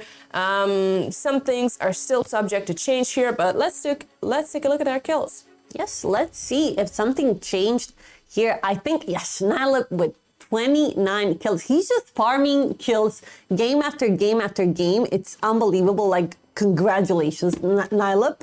On the 2nd spot, we do have Double. Then we have 2 polished power players, Marsalek and Krunio. But right now, we have Nylip's teammate, Luxarux, actually on the 5th place spot. Yeah, Luxarux, Yes. we saw some action from him too last match. So I know he's a really good player, and yeah, there's 2 more games. We can see a lot more of that. Let's take a look at damage now. How are we standing? Probably Nylip still dishing out the damage. Look at that, 4.4. There we have Double on a 2nd spot, Marcelek on the 3rd spot. Now we have Diedrix on the 4th, and we have Ace. Ace was the last man standing in the last match. There he was killed by, I believe, Kube In the drive-by? or Nylip. I'm not exactly Yes, sure. it was the 30 drive-by. Yeah, exactly. So looking forward to seeing a little bit more pushing. They're still like VKRV, Polish Power, they're so close to each other.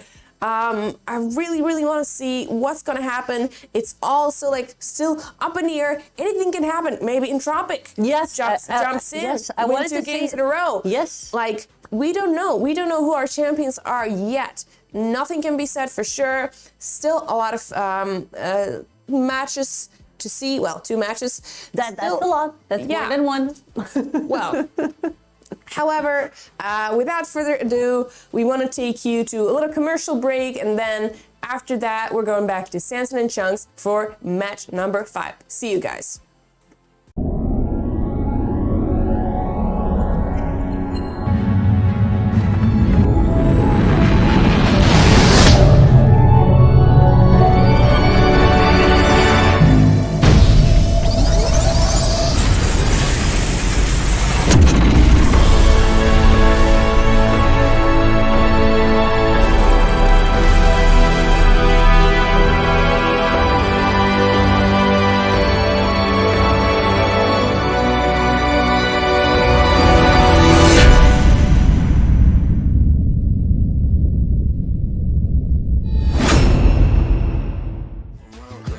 First rush when the school is out, when the booze is up, when the sun is down.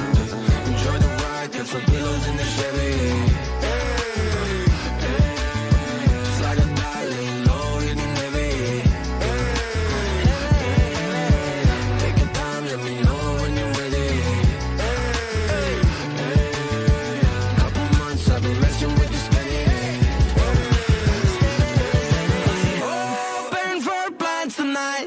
Lost in the afterglow. Oh, girl, your love for me keeps calling me, so I'm calling you. Lord, give me lots of fire. I long for your company. Oh, girl, your love for me is a part of me, my biology.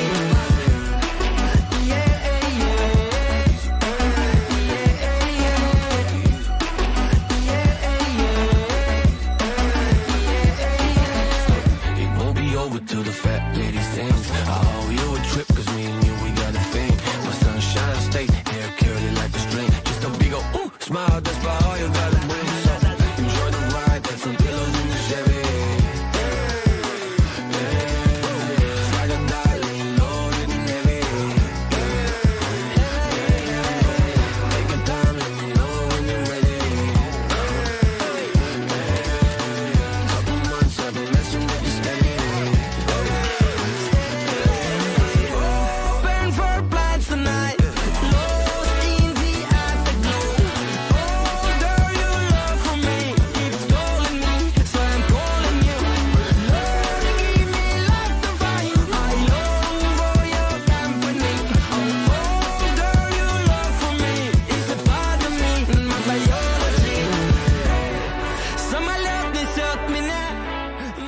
Well, 2 more matches now remain. A lot on the line for these teams. Some pretty major leaderboard switch-ups towards that last match. For Kirby growing out their lead by a considerable amount, up to 110 points. But they're not the only team in triple digits. Polish Power now with 101 to go with them.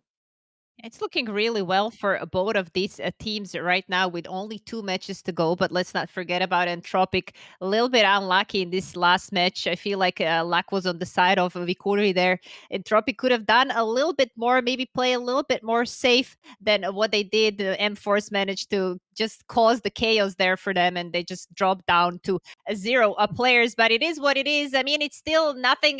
There's so much more at stake because with the last 2 matches waiting ahead, all of these 4 teams on the top can maybe potentially get the win. Let's see one of the last cinematics we're going to see in this season 2 of Samsung Odyssey. Amazing angle as always. Thank you so much, Kovo. I know it is so hard to cover this tournament on your own. Observing such a high class competitive PUBG, it's always a tough one, but you keep on delivering. Yeah, I mean, right now it's tough for him, but being able to put in this kind of performance, it's good to see. It shows that this man is absolutely killing it, and he's just separated himself from the crowd. I mean, I feel sorry for observers. They never get the credit. The problem is us casters get all the credit, but I think we need to talk about, you know, just how much goes in behind the scenes, because we've got observers, we've got a producer, we've got a whole set of tournament staff running this to make this event special. So just before we get into this match, quick thank you to all those guys. Show them some love because they deserve it. Yeah, absolutely. Send some hearts in the chat for all of them because they have been working so hard to deliver this for all of us. I mean, Chunks and me, we're talking here, right? But there's so much that's going on behind the scene that none of you even see. And talking about behind the scenes, unfortunately, I feel like one of the players from a Vikurvi team that is leading right now did not connect, and they're getting into this match with only 3 men. Maybe we're going to get an information of what happened to the 4th player. And look at this circle, Shanks. What is going on? Yeah, it's going to be a fun one. I think that's fair to say. Options are going to be very limited now. I mean, Heat, BPH, Fade, got to be feeling good about themselves, I guess. But it's going to be hard to actually defend this circle. Look, we've seen something similar to this in our previous matches. I believe yesterday we saw a similar circle. It wasn't quite this south, though, so it's going to be interesting to see whether that ends up remaining the case, whether it does end up pulling up to the north, or whether we do get one of those deadly Primorsk endings, which we know are a possibility for a phase 1 like this. Yeah, absolutely. And I mean, we've seen a circle that went south, but you're right, not as south as this. And if you're talking from the perspective of some of these teams, especially teams on the top of the leaderboard, Vikurvi, Polish Power, Entropic. Entropic has a long way to get into the save. They usually stop on the Everest and try to scope everything, but Everest this time is a little bit outside the zone as well. So, I mean, obviously they're going to rotate from the north side, but as well, we are having Team Polish Power who needs to rotate all the way from the north side through. They're looting north side of the George Pool, and we have one Team Grindmore just below them looting the south side. So potentially bridges could be camped. Maybe it's not gonna happen. Grindmore, they did not have too many decisions like that in the past of this tournament, but hey, everything can happen still. It's tough to say. Though for a lot of these teams, obviously you said it's looking pretty well for Team Fate, for Team BPH, and for Heat, who are in the middle of the circle. But it could be what happened earlier on in this tournament, and it proved to be the case. If you take the prior compounds early, quite possibly, especially if you're playing split, like a couple of matches ago, like Diamond played split in the middle of the circle very early. They were getting crashed by multiple teams because teams wanted to get those positions, and they lost a couple of players really early into the game. So hopefully it's not going to be the case for these teams sitting in the middle of the circle, because I mean, when you get the circle like this, when you can just kind of like relax at least for a couple of minutes and decide on what are the best options for you, you just kind of want to capitalize on the circle being lucky for you.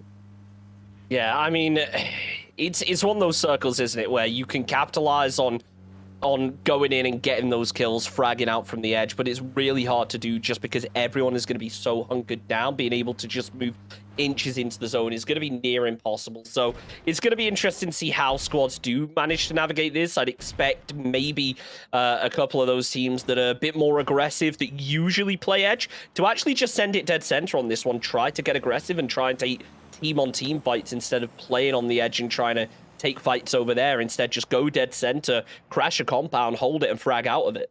Yeah, definitely. And we've seen a couple of these teams already going towards the middle of the circle. Vikuru try to find their way in, and there's no teams around them at the moment, so they're going to have to opt for one of these compounds sometime soon. They're playing with only 3 men, unfortunately. That's the last player that we are missing out of this lobby, but sometimes it is what it is. It's just PUBG, and there's so many players that need to connect at the same time, and well, sometimes it happens like this. Of course, when you're a team that is leading on the leaderboard by only 9 points, I mean, it's probably not. It's that bitter feeling that you get about PUBG in the situation like that. But hey, we've seen teams playing with 3 players so well that maybe it's not going to be a case for them either way. Hall of Game rotating also towards the safe.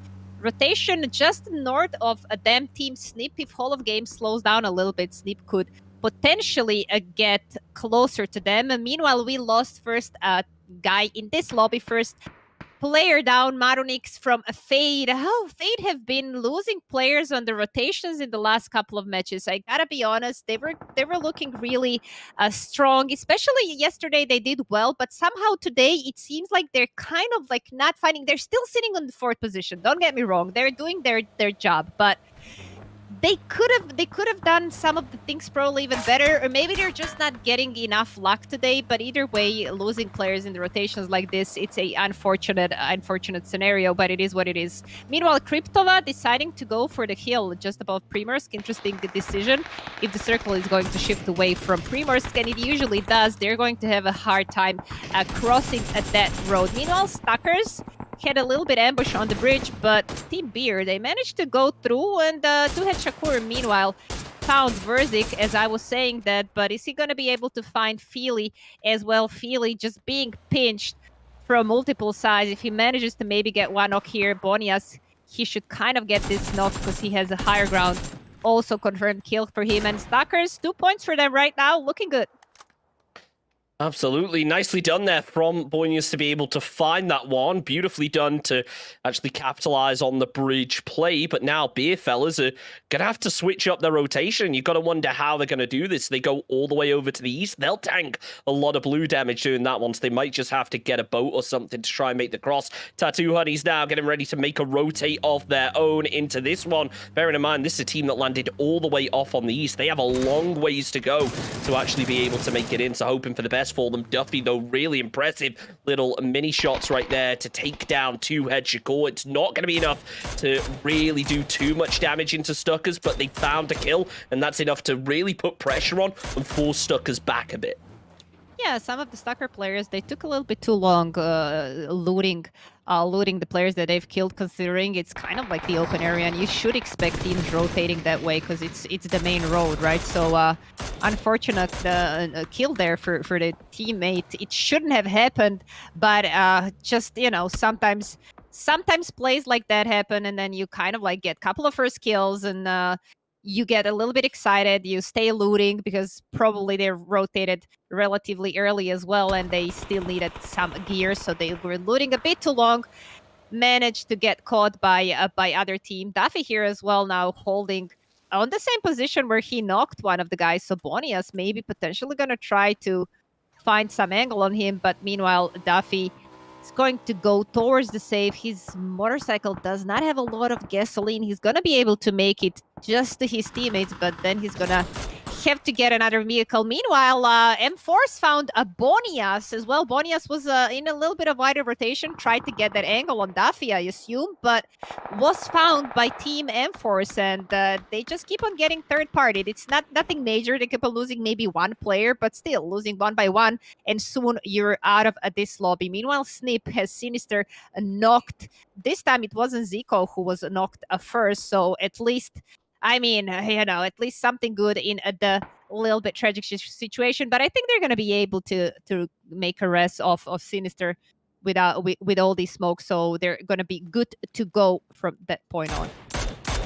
Ooh, nice little replay here, looking at the shots from Ribbons earlier on to be able to take down that player from Fade. And wow, what a spray to actually land right there. It's always hard to hit a spray from above, especially at that kind of distance. So nicely done to keep control of Quarry. And that's really going to be the theme now for Team Heat right now. Do they play split to defend it, or do they try and consolidate? Because many squads right now would either go for that northern or southern side of Quarry. They wouldn't typically bank on both. So it's going to be interesting to see when these squads actually have success, whether they will be able to do that or whether they are going to get punished and potentially backfilled.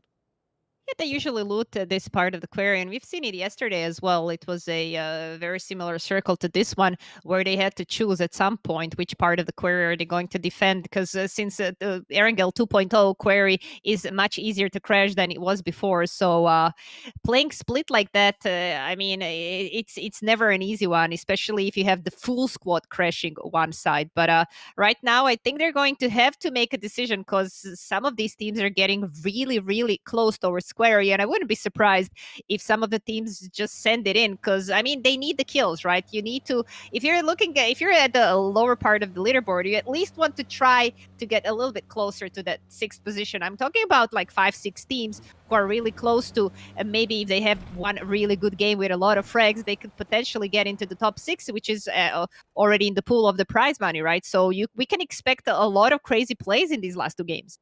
Yeah, I think it's fair to say the question is, you know, do they want to play crazy, or do they want to play a bit more disciplined? I think that, at least in this circle, the zone is just going to force everyone to play pretty insane right now. No one's going to be able to play in a disciplined game of PUBG. It feels like everyone is just going to have to go and just foot down, pedal on the metal, gas to the ground, and absolutely send it. Because, I mean, a zone like this is so brutal. And there's so much just open terrain. We haven't really talked about north of Primorsk. Sure, there's a lot of trees to work with, but in terms of hard cover, it's really lacking outside the city.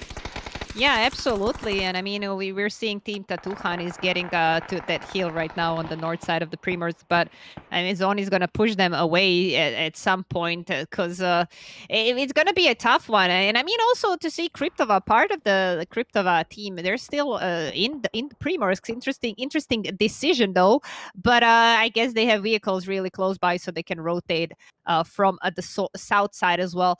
Right now, I think all the positions that are kind of playable are already taken. Maybe some of the compounds on the very edges could still be taken from some of these teams that are trying to find their way in. From the north side, Team Beer, that had to unfortunately rotate all the way from the Milta bridge because their 2 teammates got camped on the bridge close to the ferry pier. They need to find their way into the safe as well. Meanwhile, Team Kryptova found one player from the Stalkers. Mixu got burned with a Molotov. I mean, Stalkers, they found this. This is the middle of the zone, right? And it's a place that, I mean, it can be okay. However, if you have a team just above you who has just free time to shoot at you, it's just a matter of time before some of you get killed. Squeaky right now, he's trying to find his place. He just dipped that location where he was earlier, and right now is just a tough one for him to try and get a spot. I mean, he might even send it towards the quarry as we speak, but this looks like he's going to have to get out of the car immediately. And as I'm saying, Fragger just found him. Stalkers eliminated on the 16th position. It's looking highly unlikely for them that they're going to be in our top 6 teams. It is what it is. They tried. You make the most out of what you can in a zone like this, and it's hard to actually really deliver anything out of it. I think that's something we have to take into account here. Is as much as we want to say, oh, you need a big game, it's not easy. In a zone like this, you are going to have throwaway games. It's really hard to, you know, make something out of a zone like this more than usual, as hard as it is to even win a game when it's a zone like this, and it is so awkward and there's such limited position, a big factor is just going to be, okay, who got in first? And I am a little bit surprised to see the fact that Tattoo Honeys are in so comfortably right now, right in the center. Vivin, though, just playing passive, works out, and he gets himself a kill. Tattoo Honey's going to be losing one. And I spoke about Tattoo Honeys as a team that have got to center, and it does surprise me because of just how far away they were. That is a team that maybe we'd expect to play edge, that, as I mentioned earlier, is playing a lot more confident instead. Yeah, they managed to get into that onto that hill on the north side of the Primorsk, which usually the zone shifts away from there. So majority of the teams know that. So also Tatuhani, I guess, anticipated that there is not going to be any team there, so they just sent it in, and they got now lucky a little bit with the circle. They still have 3 men to work with. Michael stayed a little bit deeper in the Primorsk. He went to that 3 stack just across north side of the Primorsk road. So Team Crypto went back into Primorsk. They're anticipating the zone is going to go towards them. Meanwhile, Team Entropic, they have to find their way in, and it seems like they're scoping towards a Team Polish Power. We're talking about teams that are sitting on the 2nd and the 3rd position.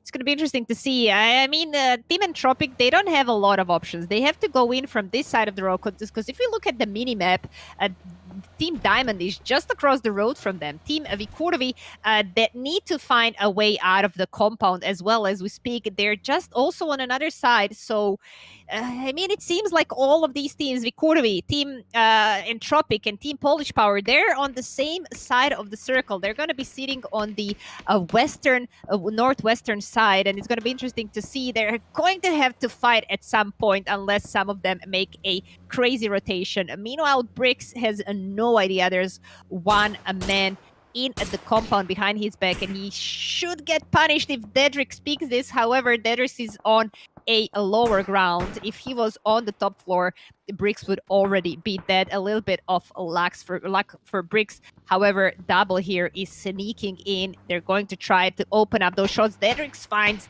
an angle, and it's just a matter of time before he shoots, or just maybe not. Shoot, Dedrick! Shoot! Okay, for a minute I thought it was all over. Really good teamwork though between Dedrick and Double though to actually work as a team and take down the 2 players at the same time. Double now 1 bullet left in his gun, is going to be closing in.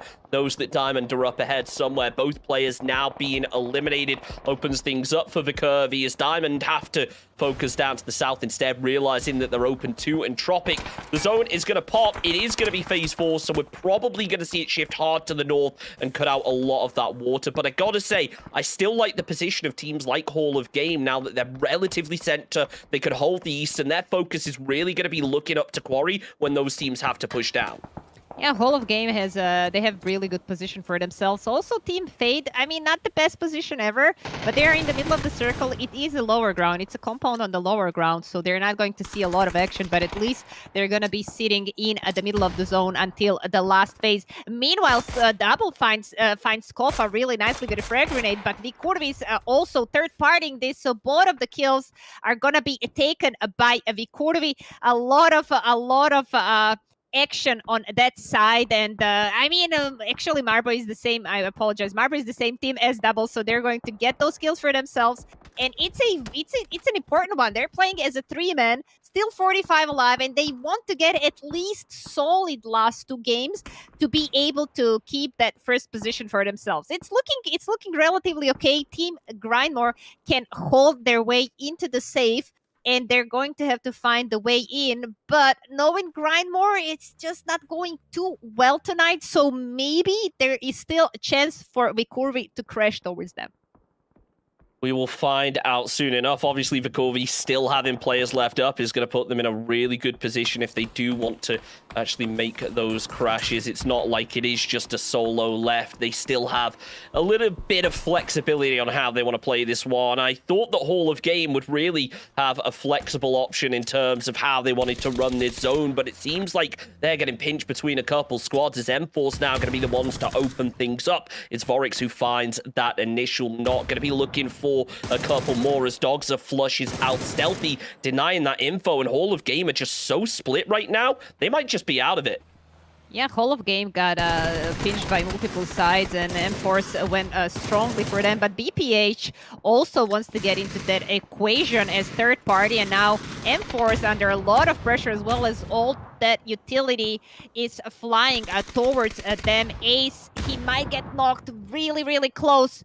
Frag grenade there. Ace is trying to hold one of the players from BPH. BPH under a lot of pressure right now as well. M-Force manages to fight both fights, and they still have a couple of knocks on team Hall of Game. And Godrilla, it seems like he doesn't have much options but to maybe try and retreat from the south side of this hill and maybe potentially just find a little bit of peace for himself somewhere in the prone. Cox will bleed out by Friday, is going to be the one responsible and sponging up the points pretty merrily as the zone closes in. All of these southern teams most likely going to have to make a move in the next zone. It's really not going to be easy for them, but I think they realize that. Surprisingly, though, they actually don't have to move that far. The zone pulls surprisingly south. I think most people would have expected it to go even further up to the north, but with how little water was in that previous zone, now I look at it, it's probably shouldn't be surprised that it's moved up this far south. Yeah, and also worth mentioning that Fade is sitting still in the middle of the circle in that very, very passive compound, but they're going to make it to the end game and then potentially maybe grab a couple of kills for themselves. Meanwhile, on the south side of the circle is a total Mayhem Cryptova trying there. They're going to have to try to find their way into the safe. They still have a couple of houses to work with, but the zone is shifting away. And I'm talking about Team TH on another side of the road, waiting for them as well. But behind their back, they have Team Polish Power as well on the left side. Team Entropic, who are sitting in the sniper tower as well. They're going to be able to catch some of those rotations when they happen. Meanwhile, Team Grindmore trying to still hold Team Vikurvi, but Vikurvi somehow getting closer and closer. GM not being able to find those knocks despite the higher ground, and it seems like Vikurvi is still in the game. I mean, they have 4 kills. Unfortunately, Double got knocked right now, but Dedrick is gonna smoke him out, maybe buy a little bit of time. They need that knock. They need a couple of knocks on the players on top of the hill if they wanna try and help Double. Dedrick's just holding cautiously. He doesn't want to overpeak here. Very smart. Knows that Grindmore will be more than happy to punish. As more smokes come through, it looks like he just wants to make a little bit of noise, cause a distraction, but not that much of one that he gets taken down so low. Is going to be forced to pop a heal. Thankfully, Grindmore haven't landed any nades really near him just yet. Only flashbangs and some mollies. Double still going to be going down, though. Obviously, a player who has been really pivotal to the Curvy's success now going to be in trouble. Marbo tries to get the heal as they get behind the tree. Heat still looking to third party, but they have to make a cross first. Dedrick's still here, just trying to make sure that nobody from Grindmore is able to peek out too far. Vikurvi under a lot of pressure right now, and Bob finds Dedrick's.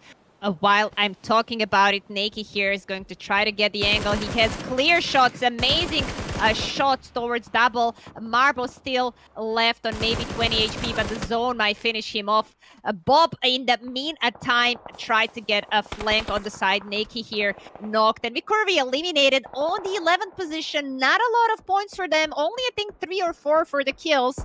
And this opens a lot of space for the Team Polish Power, who are kind of in a huge trouble right now. And as I'm saying this, I think they got eliminated. Actually, Crunio left as the last man standing, but he's just on the edge of the zone between Entropic and Cryptova. It's going to be hell for him to try to cross the road. That opens a lot of space for Entropic. It opens a lot of space for Fade, because these are the teams that were just ahead of them on the leaderboard. And this just seems more and more interesting. We're potentially looking in a very last match of the Erangel after this one, which is going to show us who the winner is going to be, because it seems like they're getting closer and closer with the points.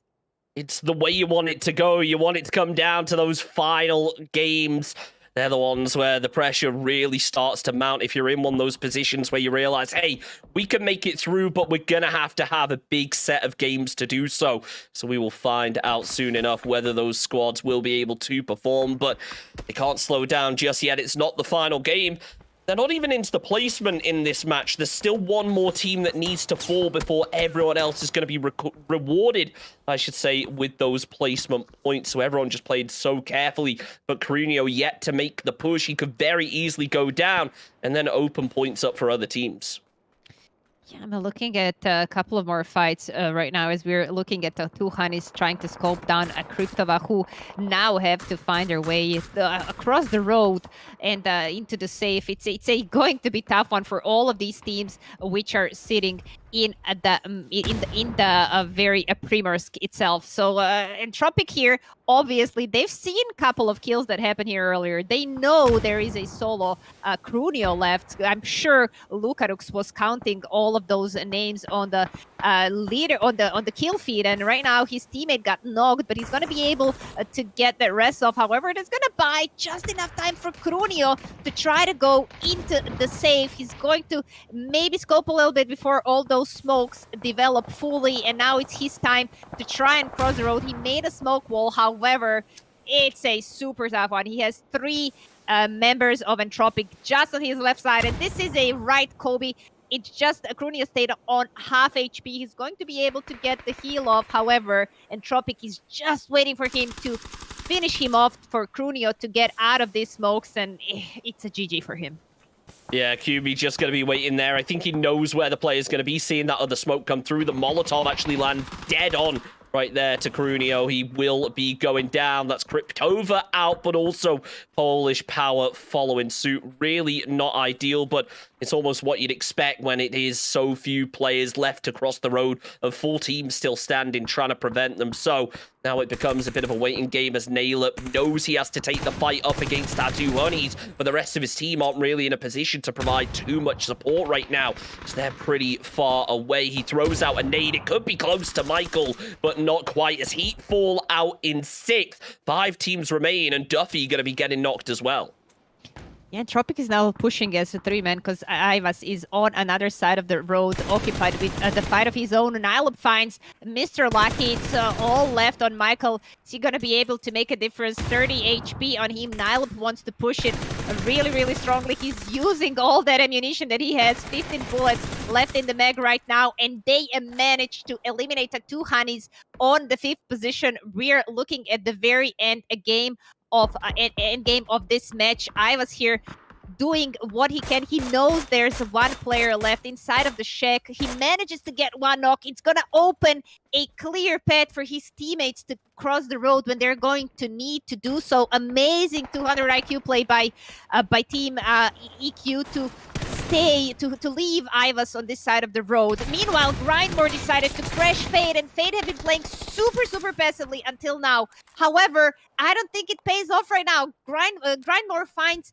one knock, and it seems like they're trying to get some more. They're sitting just outside the compound, and Fade is locked in that house. It's gonna be really tough to get out unless they get at least one knock. That's a really nasty angle there from Box Bob as he tries to watch it. It's not really happening. The nade maybe going to have more success. It bounces almost perfectly towards Duff's location, but it isn't going to be enough to actually do any damage. The wall is there to protect as Icarus is going to be forced out of here, caught with a Molotov. Grindmore in a bit of a stalemate right now. It felt like they really had to jump on Fade, but they're holding fast. They've got Molly, smokes, everything to try and defend, as now Nailep tries to push through himself, blows up the door, tries to throw through a nade, or opens it up so that he can throw a nade, I should say. Unfortunately, he doesn't have any, as the nades end up coming out in return. Out comes the flash. Tommy Gun caught with it. No shots, though. Ivas there with the nade. That should finish off the job. And that's Tommy Gun going down. Beerfellas out in 4th. There's 3 teams now remain, and 2 of them in a deadlock. Yeah, and it's full of deadlock, and I feel like it's just a matter of time before Nylupin and his teammates take top of the hill and lock both these teams down, as whoever wins this fight on the lower ground between Grindmore and a team of Fade is going to have a super tough one trying to survive the full EQ team. So Entropic looking really well for them. They played so smart this match, and I can just say amazing performance by them. They have been playing so well from this from couple of these, like as the time was going by, And as the matches were going by tonight, they have been performing better and better. And it's just a matter of time before they get all those angles on both Fade and GM. It's just whoever wins this fight, Shanks, in the middle of the compound is just not going to get out. Yeah, I mean, it feels like right now both teams just have to play for kills. There's no chance of them really making it out with the way Entropic are currently posted up. Ivar's there putting in damage, so does Nail Up. Duff going to be able to finish off Box Barbers now. It's all onto the two remaining players of Grindmore. Entropic realize they have the zone, so they are going to be backing off. I say that, however, but Nail Up is doing exactly the opposite. He actually wants to push through instead. He has a Molotov to work with, may decide to throw it, but may decide to really just chill out and not make too much noise. Lukaruk's up from the side, though, sees a little bit of movement, isn't able to connect with the shots, really just waiting for these players to open themselves to the doorway. Nail-Up getting aggressive, moves in first, gets himself the kill, and well, Lukaruk's is there to finish off the job. Entropic, 12 kills and a chicken dinner that match. Really impressive. That'll bump them up pretty significantly. I'm not sure how well the Curvy and Polish Power did, but the points are going to be closing now. Yeah, absolutely. Entropic did so well tonight, and they definitely managed to bounce back from the yesterday's 6th position, and it's going to be interesting to see what this match changed on the leaderboard. But without further ado, let's go back to the studio. Welcome back to the studio, guys. Finally, we have the chicken dinner for Entropic. That is right. Finally. Congratulations, guys. That is what we've all been waiting for, actually. Yes, they've been grinding those picks, kills one by one, but now we have the chicken dinner, and I think it did mess up our leaderboards a bit more, but we'll see that in a bit. Who knows? We will see that in a little bit, but now I want to talk about Samsung Odyssey. What's there to say? You all know that behind Tetka, for this whole tournament, this nice Samsung Odyssey G9 monitor has been staring right at you. Now let me say, Huge, okay. Let me say something. If you need a good monitor, if you want to enhance your gameplay, you should go over to www.samsungodysseymasters.com. Take a look over there, check out the monitors, you maybe find something for yourself, and you'll find the monitor worthy of champions. That's right, you heard me right. This amazing monitor is 49 inches. I mean, isn't that a lot of inches? That's a lot of inches. The jokes. I wasn't... Tetka, that's not what I was saying. Why do you always have to make it so awkward? I have to. I have to. Like, it's I was just saying, humongous. so that people can have a picture of how wide it is, right? Yes, absolutely. And I think if you love the dual setup with dual monitors, like this one, you only need this. Yes. You have it all to get a look at it. And if you like aesthetic setups, like I believe you can do a really nice one with the G9. And I mean, also the big thing is the curves, right? Yeah. We love curves. Curves are in fashion. And why not be in trend? Yes, that's what I'm saying. So take a look at our website, see which monitors you might like, and see maybe you could pick out one for yourself. And game number 5. Now for the game. Game number 5, that was Erangel. We saw Entropic taking the chicken dinner. Finally, we knew when we saw top 4, we knew this is an Entropic game. Yes, right? Absolutely won. But we did grind. We did see Grindmore on the top 4, which we didn't see before. So congratulations, you guys, on taking on the 2nd spot. But let's look at the leaderboards. We're eager to find out what we will see. I told you this. Look at that. Yes. It's tight. So tight. The first 3 spots. Vikrv with 114 points. But look at the amount of kills that Entropic has. Crazy. 76 kills. And guys, we have only one more match. Only one more match to go. And look at these points. What is going to happen in the last match? We have no idea. Polish Power could get like 10, 15 points here. Jump on number 1, be the new champions. Entropic could follow up with the same tactic. Get that number 1 spot. Maybe V get another chicken dinner. Who knows what's going to happen? Because there's a huge gap between 4th and 3rd spots, so I don't believe there's going to be any changes there. It's just like the top 3 spots between V, Entropic, and Polish Power.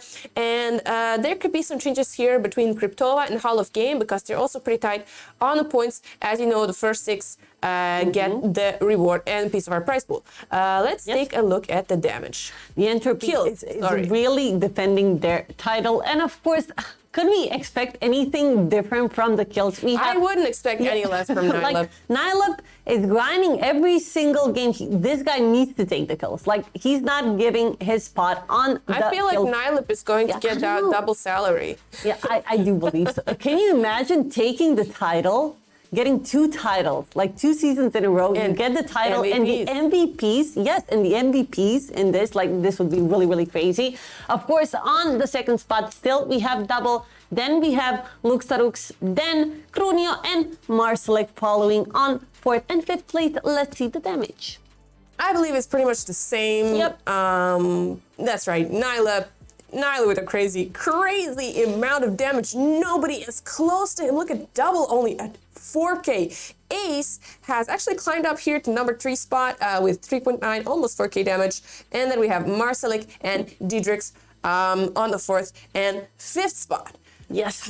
What do I say? We saw yet again Nylab and the plays through the whole day, and I'm afraid we're gonna have to have a double interview.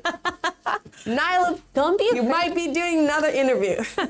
We never know, but we might see. I'm so excited. There is a possibility we are gonna see Entropic win the 2nd title, you guys. Oh my! Defend the title. Come on, But guys. You know what I want to see?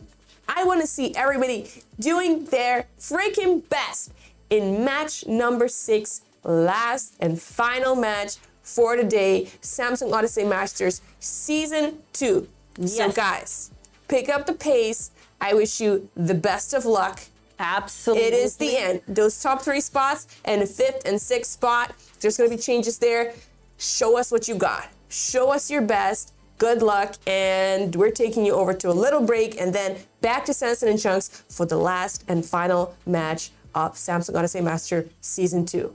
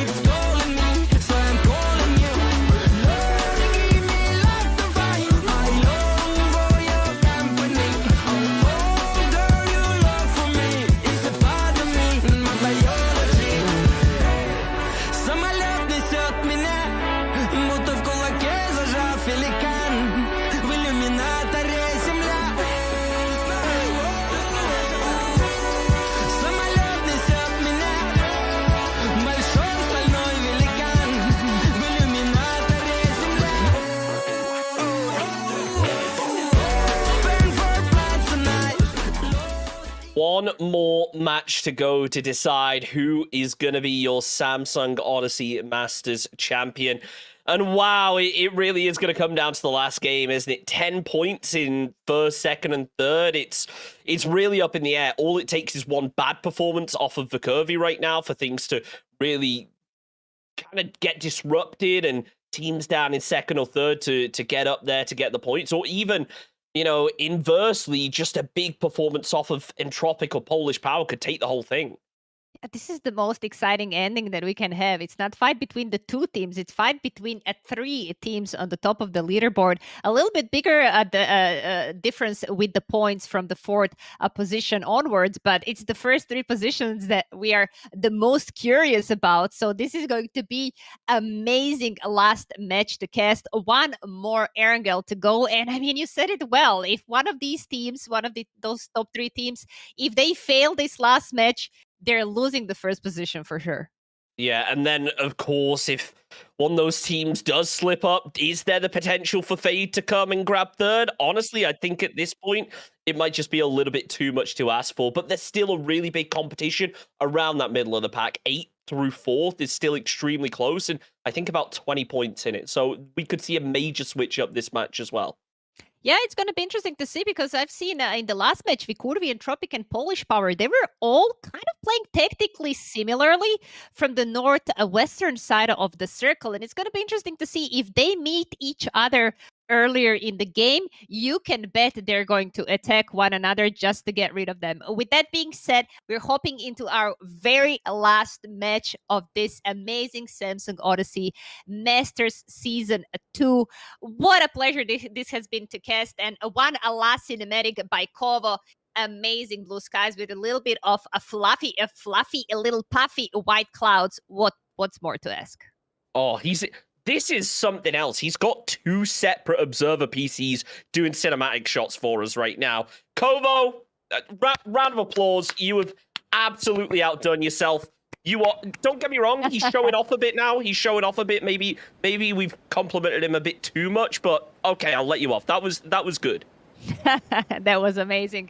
Don't be so humble for him. I mean, what a great performance he put up for us. I mean, just managing to catch all of those actions in such a small amount of time. We can just, I mean, a round of applause was what he definitely needed. We had a couple of teams jumping very early. BPH on a top, looting Kameshki.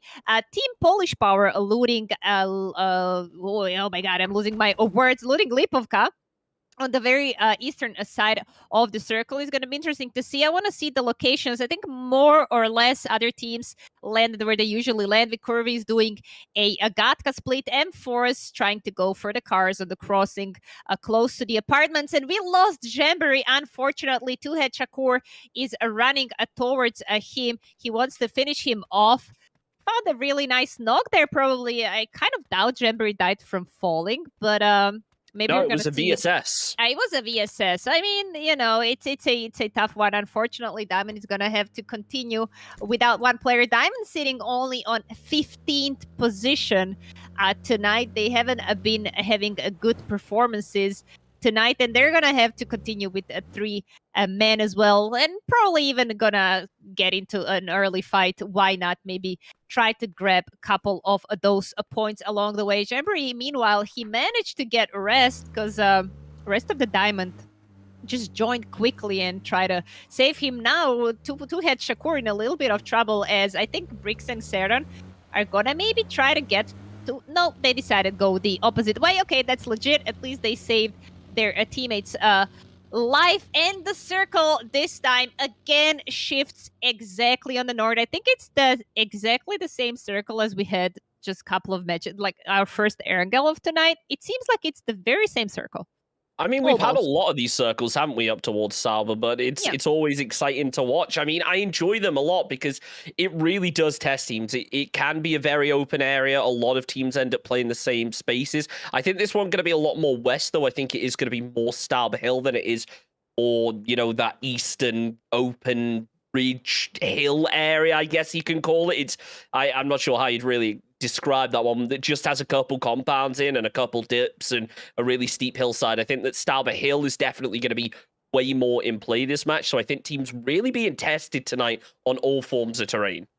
Yeah, definitely. And I mean, with the team Entropic being so in the circle already, I can't happen to notice that I was already took the compound north of the lake, which is sitting in the very middle of the circle. As you said, not too many playable compounds here, especially if the circle rotates towards the Stauber side, but it's still a long way to go. And a couple of these teams, they need to do a rotation. I'm pretty sure Team Vikurvi, which we need to look closely in this last match, they're going to rotate all the way from the left side, gonna cross the bridge next to the cube and probably go around Severny, maybe even.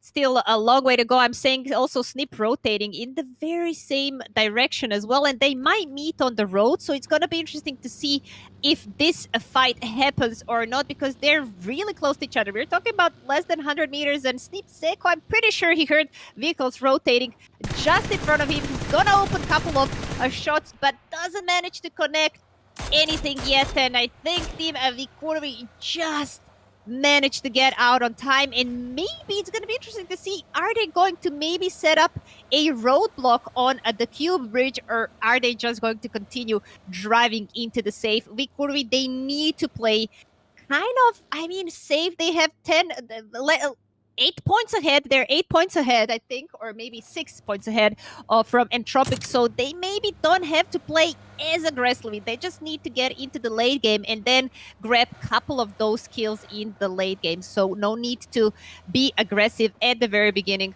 Also, we're looking at the Team M-Force, which managed to somehow, weirdly, to be honest, from the very last positions in the lobby, they're sitting on the 8th position, meaning in the last couple of games, they played well. What would have happened if they played so well in the first few matches of Miramar and yesterday?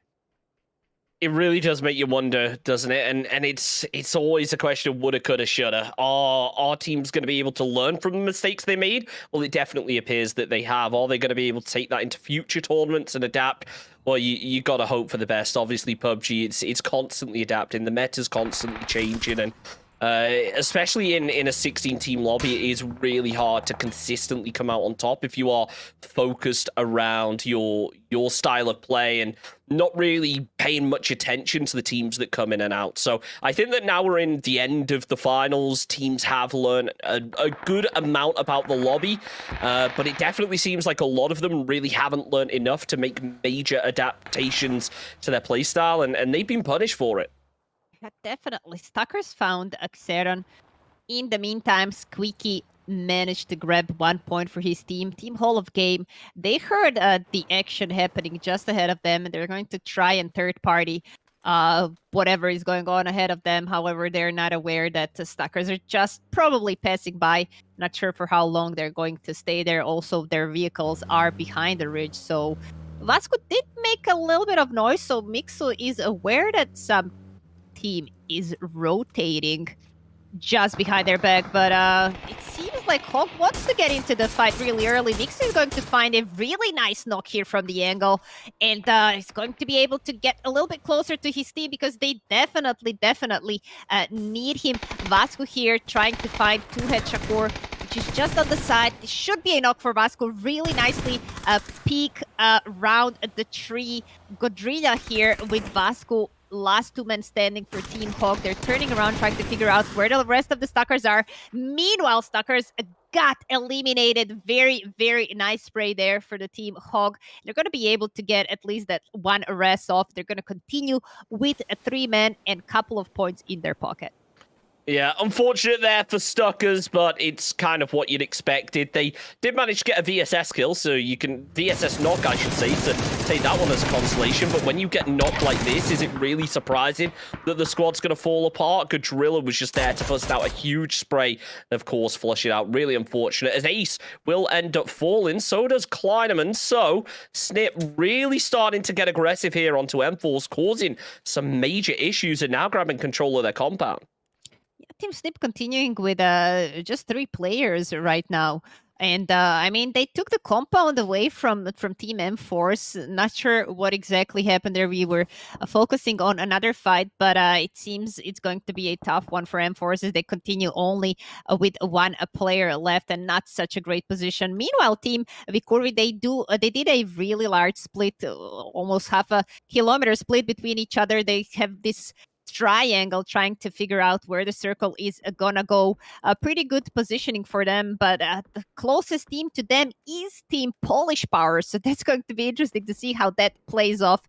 If the zone shifts away around them, they could maybe potentially get into a little bit of some fighting. Meanwhile, Team BPH and Kryptova sharing Stauber at the moment. This is the first time I see two teams in the middle of the Stauber, so I mean, they could fight, potentially, maybe even don't have to if they get out of it from different angles. But this is not happening for the boys, who are fighting a team hit at the moment. And Goldstar managed to find one guy. However, they are having a little bit of the action on the other side, as well as I'm trying to figure out actually where the rest of the heat is. Oh, okay, heat was on the south side of the bridge, on the south side of the cube, and they just decided to, maybe drive the other way since they lost Fragger. So they're going all the way around ruins towards Rozhok, towards side of the circle. And a couple of points there for the boys, and they can continue towards the safe, and nothing else major is happening apart from Vorix being attacked by couple of the guys from Snip, and it's gonna be a end game for M-Force as well. Eliminated on the 15th position. They were sitting on the 8th position before this match. It's not going to change anything. They're not going to be able to grab some prize money. Better luck next time, boys. I'm sure you at least got a lot of experience out from this tournament. Credit to him to be able to take down one from Snip, though, even as a solo. Still doing that damage on your way out. We spoke about Stauber, and you mentioned, look, there's two teams inside it. Now with that zone, they're going to be forced to make an adjustment. So Kryptova getting in the vehicles, making a rotation, but it looks like Tattoo Honeys are going to go the same way. It also looks like the boys are going to have Kill Your Kai go for a bit of a seat swap here onto Box Bob. That's exactly what he does with serious success. Runs him over for the flush as well. Perfectly done from Kill Your Kai, as Micah also going to move up, wants to get involved. Should be able to hear this vehicle from Grindmore. Not going to go for a seat swap this time, as it looks like the boys want to consolidate and maybe go for this together. They're going to try to drive towards the save together, obviously, after such a nice kill from Kill Your Kai. They got what they needed this early in the game, but they are chasing one car from Grindmore as well. They're just behind them, so Grindmore still under a lot of trouble. Chris has been found by Zico somehow. I think Zico third-partied this really nicely because he's looking at one really nice. It seems like a Need for Speed game at the moment, whatever is going on there on the western side of the circle. Meanwhile, Team Vikurvi, they're still playing that huge split. One of the guys, Didrix here, is holding the gas station. They're maybe hoping that the circle is going to shift towards the north side. Actually, all of the players from Vikurvi are on the north side. Some nice shots by Didrix. I mean, I'm not surprised. Maybe I was surprised at the beginning of the tournament, but as the tournament went by, I gotta be honest, Vikurvi have been playing so well, so consistent. They're still on the first position on the leaderboard, and I mean, when you're looking at the shots like this, it's no wonder. Yeah, really impressive to see a headshot like that land. Nice to connect with, but unfortunately not able to convert to a knock. Hall of Game here down on the south of Stauber. Looked like they wanted to get involved, but after losing a player, maybe starting to rethink it. You can see BPH have sent Adluj down, but don't forget, look at this from behind. Tattoo Honeys are also starting to move through and get involved on this fight. They are sneaking up. Michael hears the shots. He's playing point, and he's just meters away from being able to spot this solo player from BPH's. Snip, are you okay? Yeah, Snip is, oh my god, Zico found Hyman with the frag grenade, and they got eliminated on the 14th position. Unlucky for Snip. I don't think they're gonna be getting prize money either. They were sitting on the 7th position, just behind Hall of Game, but Hall of Game are still alive as well, if I'm not mistaken. They just decided to sit in the car. They were fighting BPH just on the south side of the Stauber, but they sat in the car. They decided to rotate all the way around Stauber from the eastern side. So right now, only Tattoo Honey's now left with BPH. Michael found really nice one knock, but Adlush managed to give back those shots immediately. Finds Michael as we speak. Friday here from the angle is going to try to throw that frag grenade, but I don't see anything connecting right now. Also, Friday trying to hold the angle that Savara has. Really nice knock here now. Let's go, Friday. Really, really good angle for him there. But now Cody under a lot of pressure and a lot of power that's coming out from the outside. I'm talking about utilities flying all over. And now he's been on fire. It's a tough one for him to stay alive. He's just trying to heal off on the stairs as Duffy decided to go the other way. They're going to try to consolidate on the other side, southern side of a defense, buying some time. Duffy, meanwhile, pushing really, really hard, trying to see and trying to maybe flush a couple of these knocks in the smoke. He managed to find one guy through the smoke. Really nice play. He saw another guy. Really nice shots, but nothing connects at the moment as Duffy's trying to just do those blind shots. It is what it is. He doesn't see much, but now Savara is trying to come closer as well. Mr. Lucky and BPH is under a lot of pressure at the moment. Savara looking around the side, knows where by Friday is going to be, but maybe not expects him to be prone. Duffy, I'm not sure whether I like the play he made. Sure, it was impressive to see him hit the shots through the smokes, but Tattoo Honeys really did not need to take that fight. They fall out in 12th position as Vascu was there for the third-party Hall of Game, have laid low, and it's really paid off. Surprising considering they took so many casualties when actually pushing into Stahl, but now they're going to have plenty of bodies to loot and a fairly open path, I'd say, to get down to a ridge. I'm not sure whether Bricks is going to be able to hold them out or not, especially if they have a vehicle to rotate with.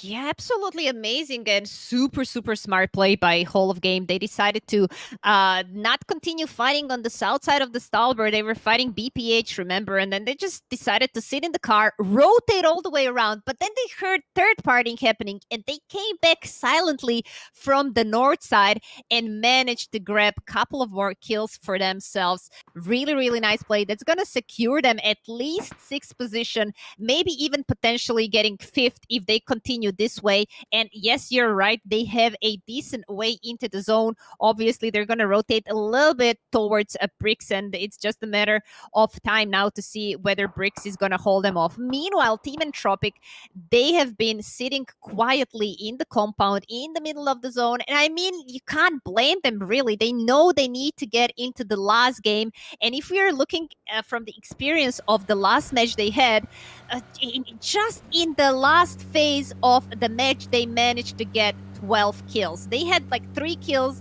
in the middle of the game, and they just went strong with killing literally the rest of the lobbies. It tells a lot. It tells a lot about the team when they managed to get into the end game with few kills only, but then with great positioning, with great map knowledge, and of course fragging power, they just delete the rest of the lobby that stayed in the end game. Now the circle going to kind of donut in the middle, very open area that these teams are going to have to try and navigate right now. So many teams just outside of the zone are going to have to crash something, and Tropic's compound is looking pretty strong right now. So you can almost see Heat and Diamond think, maybe we should go for it, but for right now it doesn't appear to be the case. Cryptova going to be filling into their trenches nice and safely. There's a lot of other teams making their rotations. Duff spots out Fistspin. Doesn't go for the shots just yet. He's wacky in the vehicle, and you've got to think it's only a matter of seconds. Yeah, great trigger control there by Duff. He definitely told his teammate, gave some info on the location of some of these players. But right now, Fade under a lot of pressure because they're having team crashing the south side of them, but really nicely connected spray there by Luke. He managed to find one. However, 2 of his teammates are knocked. Now he being knocked as well. Clemson stayed last man standing, but Clemson is fighting 2 fights. Clemson is fighting Team Beer on the completely opposite side as well, and he found himself really pinched. Nothing much he can do. Unfortunately, Fade Gaming out on the 10th position. They're not going to be able to grab a lot of points. It's going to be interesting to see, are they going to be able to stay on the 4th position after this match or not, considering they're not going to be able to get any more points. Now the smoke's coming out from Micah to try and get the boys back in it, but the nades are already coming through from the other teams. He also going to be falling as they lose 3 players, make it 2, sorry. As now Micah getting caught by a couple shots, not going to be finished off though. He's going to be focusing on the revive, on to kill Yakai. I think that Beer Fellas now realize this. The frag grenade comes through. That should be at least a re-knock on to kill Yakai if it lands, but it is just a little bit undercooked and doesn't land in the way they would have hoped. Kill Yakai peeks out wide, takes down Tommy Gun, but Wacky's going to be there for the trade. Down goes Micah, so does Wacky. Kill Yakai remaining in it. 11 kills so far for the boys as he goes for the reload. He has no idea where the final player is. You got to think it's a matter of seconds. There he goes, but insane amount of frags for him. Insane amount of frags in such a little time for the boys. Unfortunate to see them going down on the 9th position. Meanwhile, Heat Gaming as well got eliminated on the 8th position. I mean, all of the teams that we are looking most towards are still alive. Vikurvi on the north side of the circle. Just below them, Team Polish Power. They have really nice compound for themselves. All 3 teams have been playing so passively as well. And Tropic, they could have maybe gotten out of the compound, but knowing them, they would usually try to do that, at least try to send 1 or 2 players to scout and maybe get some at least steals, but they're playing so passive right now. And now the circle has been such a generous creature towards them, because I mean they're the only compound now in the safe, and now both a team Vikurvi and a team Polish Power, they're gonna have to rotate from the north side, and it's gonna be, oh my god, close to the Mission Impossible. They do have a couple of ridges they could work with, but Kryptova is also relatively close to there, and with other teams that are gonna try to find their way towards the safe, it's not crazy to expect from the Team Diamond to maybe even rotate on the north side. Oh my god, what a match. Diamond now have to try and make their push in down a very open area of terrain. Hall of Gamer posted up down here and really ready to hold them out, but I'm not sure whether they have a really clean angle. Sure, Diamond have to expose themselves, but I don't think they can actually shoot up the hill from their current positions. Now Cappy moves in for Polish Power as Bibbin's going to be down behind this dip. Polish Power a little bit split. They send Crunio up to the north to try and scout. If only he looked over to the west, he might get a little bit more info. Polish Power could start flexing in a way that they can really hold out the curvy. Crunio moving down bit by bit as he needs to be careful because the curvy could very easily take him in 1 versus 4 right here. Yeah, absolutely. But I think Vikurvi is looking into trying to rotate somehow as soon as possible. They're going to have to crash something because this area is completely unplayable right now. Crudia was just a little bit too late. He's probably gonna be able to grab that last vehicle for himself. Meanwhile, Vikurvi pushing Kryptova as we speak. Here comes the frag grenade from Progi. Is he gonna be able to cook this really well? I think it's going in the right direction. However, he didn't find Ox, but now he finds Freewill with a really nice spray. Follow-up frag by him. Is he gonna be able to hold the whole Vikurvi team? I mean, obviously, all of this noise means a lot for the team Polish Power, who can just absolutely frag everything out from the top ridges, and they're now sitting on those top ridges. As I'm saying, Kryptova, Bibin here trying to fight yet another fight. Now he's fighting the other side. I mean, team Polish Power on those ridges above, on that little mountain. Bibi tried to stop them down while his teammates are occupied fighting Vikurvi at the same time. What is going on? Meanwhile, Team Entropic managed to find Team Diamond, who are eliminated on the 7th position, and now still all 3 teams on the top of our leaderboard are alive and kicking with all 4 men. Cappy looking up over the top to try and find an angle onto any of those Curvy members, but for now, at least, nothing has come from it. Looking down the hill, seeing a little bit of movement, takes every shot he can, but Polish Power need to be careful. They're lacking in terms of ammo right now. You can see Marslik only has 26 bullets out in that SLR. As he looks over towards the shack, he can't find an angle. Cryptova and Beerfellas, the only teams that actually have players in right now, but Cryptova will be losing half of their remaining squad. Bibin's the only one left up, and I don't see him getting the revive anytime soon. Yeah, and also Vikurvi in a lot of trouble right now. They still have some smokes down and some vehicles left. But, I mean, Team Polish Power decided to rotate a little bit sooner. They decided to leave them alone for now as they're trying to find their new space and their new place in the safe. Bibin here really, really close to Marsalek. I don't think Marsalek has any idea Bibin is proning just on the southern side of him, and if Krunio decides to get on this rock, I mean, he might be as good as dead. PP here trying to just hold Team Vikurvi from this side, but they have no idea Bibin is behind their back. If they start shooting, if they start fighting Vikurvi, Bibin has great potential to disrupt the whole gameplay by Polish Power. And of course, all of that means a lot for Team Entropic. If they start fighting just now, things are looking really, really good on the southern side of the circle. Yep, they are. The northern side, maybe not so much, as Curvy now have to send it in. They're actually getting caught with some really long-range shots from Polish Power on the rotate. Damage comes through, but no kill coming of it. Vasku still solo from Hall of Game, just trying to sneak his way in as Godrilla is caught out up above, being pressured on by Entropic, so I don't think there's much chance of him getting in safely unless he can throw down a pretty major smoke wall in the same way that Vasku is doing. Nade comes out, sees Cappy, decides to move back immediately, doesn't want to be conceding too much damage as, well, the nade unfortunately doesn't bounce in the way you would have hoped. That one lands a whole lot closer though, and now Vasku taken down low. It's interesting to watch the minimap as well. At the same time, usually you would see Entropic joining this fight as soon as possible, as soon as they heard some shots, but they're kind of like laying down low. They see Team Polish Power are fighting Team Hogs, so it just feels like it's now just a matter of nerves for them. Knorky trying to get that rest off, but unfortunately, Blue Zone takes him just as he was entering the zone. Here comes the knock. Bibin here managed to make a difference. As I said before, Hall of Game eliminated on the 6th position. Bibin did a lot of problems right now for the Team Polish Power, and now Entropic, now they know it's their chance to get out of the compound, to get a lot of control on this southern eastern side of the circle, as all of the other teams are just below them.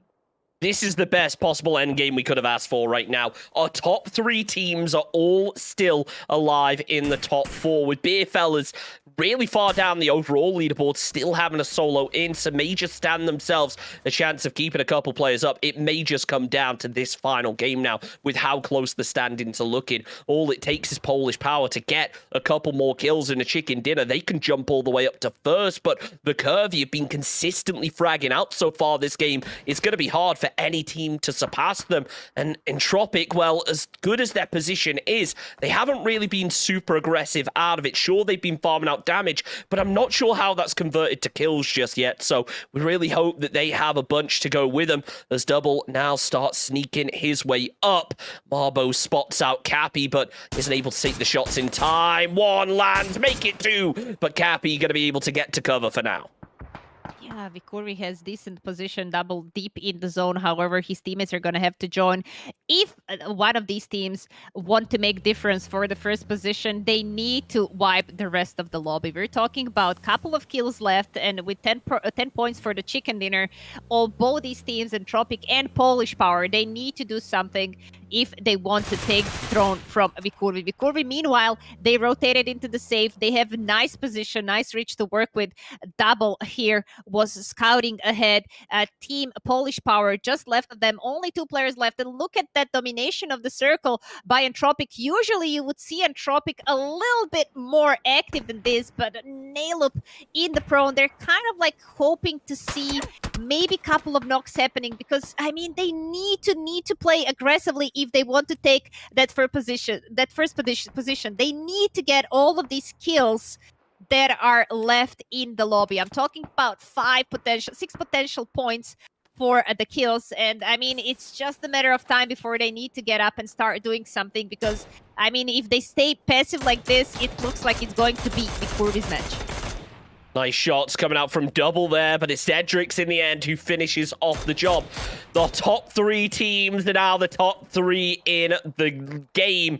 It's really poetic if you think about it, as now Krunio tries to open up here for Polish Power. They've got 4 kills so far, making it into the top 3, but at this point, every single placement point counts. Every kill counts. If you're, for instance, for Curvy, you know you're out in first coming into this match. You've had a good game. It comes down to, say, a 1 versus 3, a 2 versus 4 even. Maybe you just choose to deny those points and take that gamble that you've got enough of a gap. And Tropic, though, 6 kills so far out of this compound, playing no lean to the fullest and able to put some damage out because of it. Cappy closes up the gap. The nade is in hand. It's going to be his final frag. Is it going to be able to land? It looks close. It converts to a knock. Double's going to be out of it. This has to be the opening for Polish Power to start making a push. Krunio is moving in as well. Going to back up his teammate as flashbangs come over the top. Dedrix taken and caught with it. Throws down a smoke, but Nailup hears this. He's moving up behind. Sees Marbo. Gets himself the knock. Now it's only Dedrix left standing here for the Curvy. Currently on first place team. If they go down, it could be the time for another squad to overtake, and it looks like it. Cappy cleans it up, and Tropic now looking to clutch things out. The spray lands towards Cappy, so does the nade as he returns the fire. Frags coming through, left, right, and center. Krunio caught as well. Cappy goes down. It's a 1 versus 4, and Tropic are sat in second place, and they've just clutched out the game. 19 points. That might just have been enough to take it for Entropic. Absolutely stunning performance at the end by Entropic. They just waited for that one knock by the team Polish Power. And when they saw the knock happened on Double, they decided to push full strength. I didn't know they had 6 kills already in their pocket, and they knew it's going to be just enough if they wipe off those teams. It's going to be just enough for them to yoink the first place. But I don't want to talk about it yet, Chunks. I mean, it was such an exciting ending. I got to be honest. I don't remember the last time that I've seen ending of the last game. All 3 teams from the top of the leaderboard who can potentially take the first position, all 3 teams alive. No, that was really impressive. Look, that's the end of PUBG Esports for 2021. Samsung Odyssey Masters is over. We're going to be back in a couple minutes with the leaderboards. But before we do, I know a lot of people are going to be tuning out now the games are over. Thank you to everyone behind the scenes for making it happen, all the players, everyone for watching. Have yourself a happy holidays. We're going to be back in a few minutes with the final scores.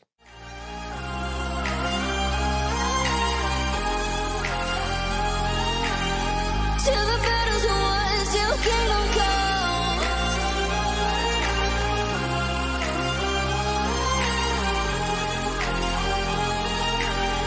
I'll never run. Best to give me your loyalty, 'cause I'm taking the world, you'll see. They'll be calling me. They'll be calling me royalty. Best to give me your loyalty, 'cause I'm taking the world, you'll see. They'll be calling me. They'll be calling me royalty. They'll be calling me royalty.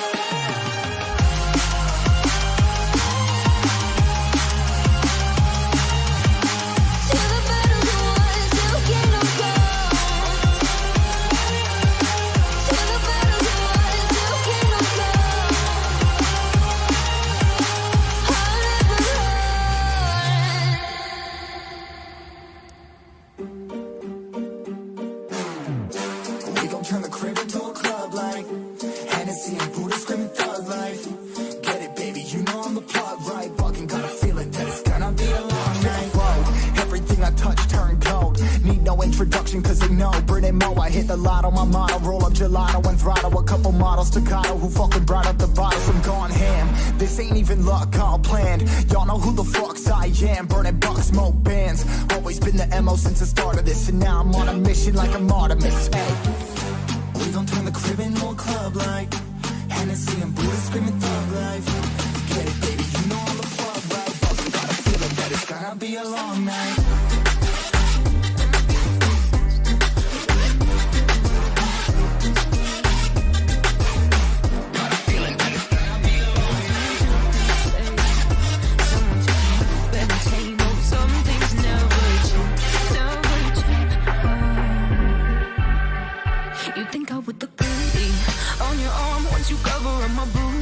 And battle scars, but it always ends the same. Can't bear the things I've had to face. Got you crying on your knees in pain. Oh, some things never change, never change. Oh, you break your back to make me feel again. Suffocate to make me breathe again. Lose your mind from endless pain. Some things never change, never change. Oh,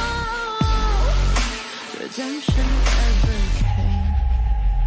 I stopped asking for forgiveness, cause you should know only fools tread where the angels fear to go, but you keep trying to get too close.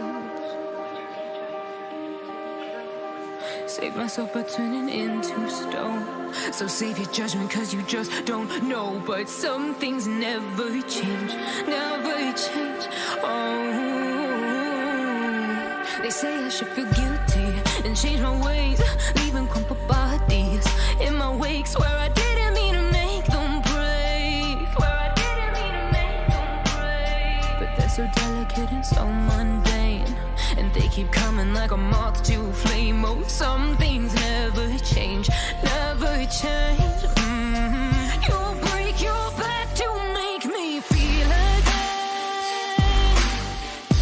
Suffocate to make me breathe again. Lose your mind from endless pain. Some things never change, never change. Oh, redemption came.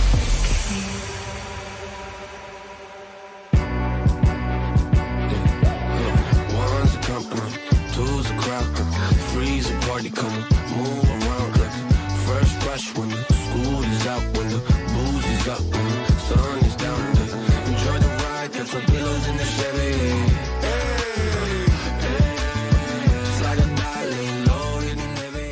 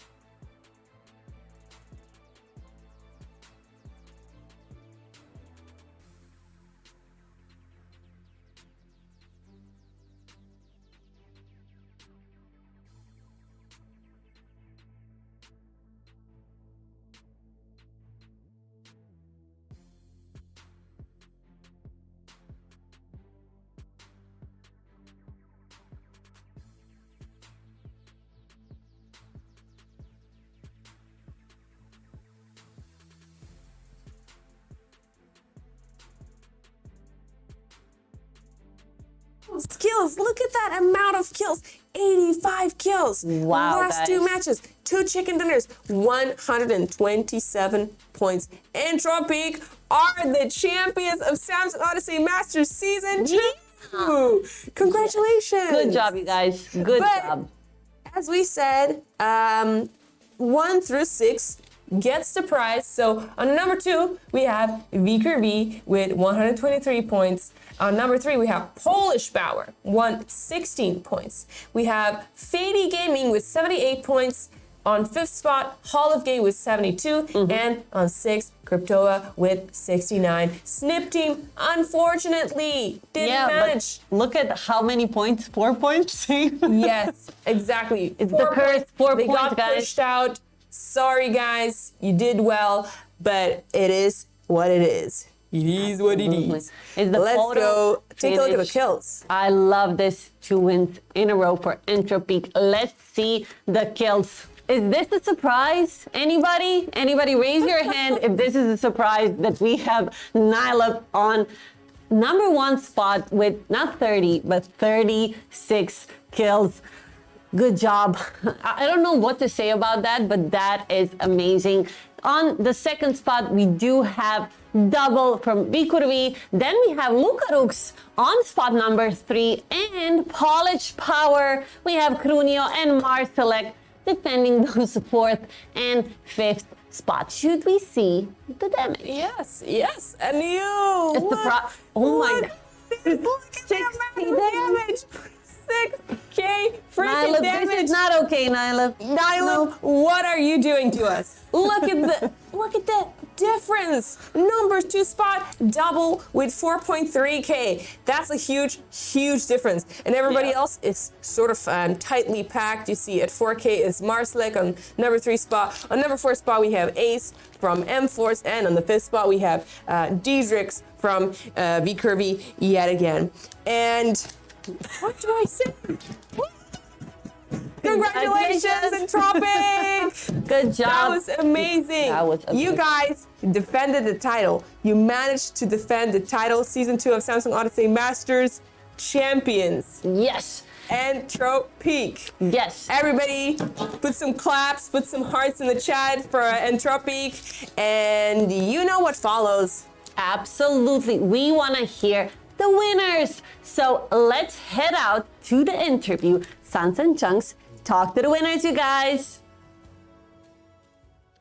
Yep, that's it. We are here with the one and only Ivers. Ivers, I gotta ask you, that last game, it really did come down to the wire, didn't it? When you went in for that third party, were you actively thinking this is the team that's right next to us in the leaderboard? Or was it just a case of take it game by game and we have to win this one? Okay, so I think RNG God, I think he looked at us for the last game, because for the 11 games straight, we didn't have circle. And yeah, I think we kind of got gifted in the last game. Well, but not only that you got gifted, I mean, you took that win, and all it took was that knock with a frag grenade for you guys to just kind of realize where are the last players and to push that. And not only that, I mean, you have been playing so consistently, so well this 6 matches today. What was going on through your head? What were you thinking after yesterday's 6th position? What did you say to yourselves? Okay, how we need to play this? Okay, after yesterday, we just kept chasing the circle all the time, all 6 games. And first game today, we also kept chasing the circle. And after we saw 18 kill win by Polish Power, I said to the guys, don't look at them, just play our game. If the zone come, it will come, but if you don't, just play our game.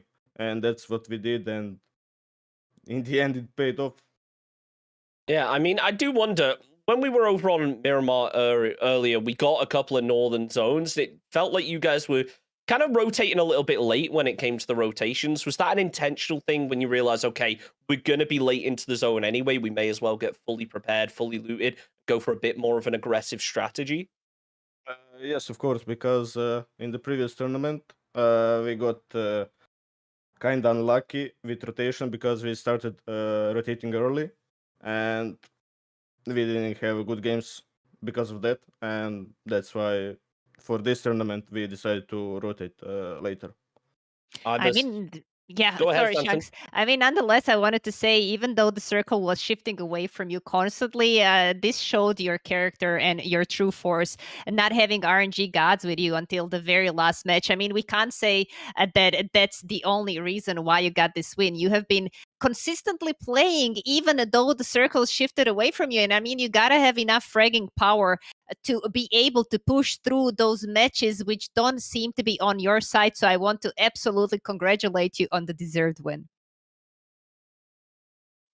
Well, Ivers, thank you so much for joining us. We're going to have to cut this one a little bit short because we still have to interview our MVP, which I don't think is any real surprise who it's going to be. But Ivers, thank you so much for joining us and enjoy your holidays. Thank you guys, you too. Well, now it's time to announce our MVP, and I don't think anyone's really going to be surprised when I do say it is Nailup after an amazing high fragging performance. Nailup, how are you feeling after that match as we just quickly switch out the video links, get him in here? How are you doing, man? Doing really good since we did what we came for here. Yeah, I mean, you did really well tonight. As an individual, you were able to frag out. It was really impressive to see. The €500 PaySafe card voucher is yours. With the holiday season approaching, let us know. What are you spending it on? Are you treating yourself to anything, or are you splitting it amongst the team? Honestly, I have no idea yet. That's what I was thinking about yesterday when I didn't expect today as well. So. Oh, this is twice more money than you got yesterday, right? Because I mean, getting MVP 2 days in a row. Can you say? Can you tell us? Are you playing your best PUBG yet? I mean, I was doing my best like this tournament. That's for sure. I was playing like it's PCS or something like that, like fully seriously. So, but I can always do better. Definitely paid off. Congratulations, Nailup. Amazing MVP 2 days in a row. And I mean, Shanks, what's there? We're not surprised when we see statistics on Twire. I mean, getting 98 Twire points out of 100, that's like, whoa. Thank you.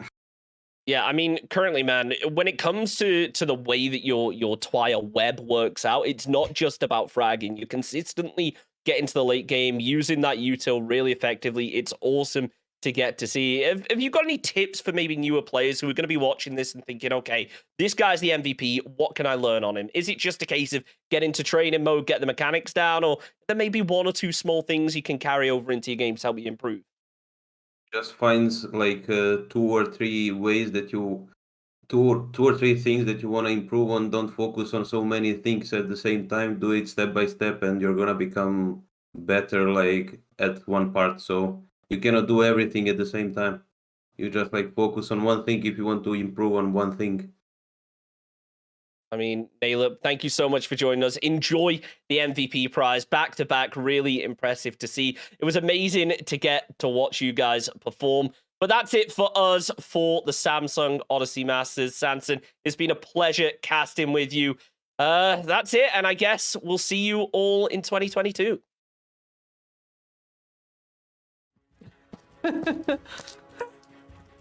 Congratulations, Nailup. You destroyed the MVP today. Nailup, yesterday. you bashed everybody's heads in. You did us in, man. That was amazing. That's like €1,000. Taking home 1,000 euros in 2 days. Thanks to PaySafe Card, who provided the MVP awards for our viewers and for our players. Our viewers who participated in the Pick'em today, results will be on our Instagram. So on Good Game Global Instagram, on the stories, on the social media, you will find out who are the 10 winners of the PaySafe Card Pick'em. We found out who the MVP is for day 2 of finals. It's Nailup, who freaking destroyed yesterday. And today, the finals lobby decimated. And Tropic, once again, champions. Second title in a row. The real 2-time. The real two-time two-time champion of Congratulations 2021. once again to Team Entropic, to EOS, to QBE, to Nylup, and to Kleineman. Guys, sorry, Luca Rooks, excuse me. I've quickly recollected. Wait. Yeah. Congratulations, you guys. You did really well. And also, I want to say thank you, all the other teams, for participating in the tournament. And congratulations to the rest of the winners. Yes. Of course, 1 through 6th place gets rewarded. Thank you to all of our viewers, ladies and gentlemen. Thank you for following us for these 10 days, for all the streams. Thank you for participating in all the giveaways, following us on social media. And yeah, we have to part. Yes, we have to say thank you to Samsung Odyssey for creating this amazing tournament for us once again, for making us enjoy these amazing PUBG moments. Yes. And I love destroying the whole game, of course. And thank you to our lovely partners, Space Safeguard and Visual S. Guys, this is it. This is it. Yes. But What? But we will for sure come back. Please check out Good Game Global social media. There's still so many things in store, so don't lose hope. Many more tournaments coming up. And yeah, thank you so much. Once again, thank you to our sponsors, to our partners. Yes. And have a good night, everybody. Amy and Tetka out.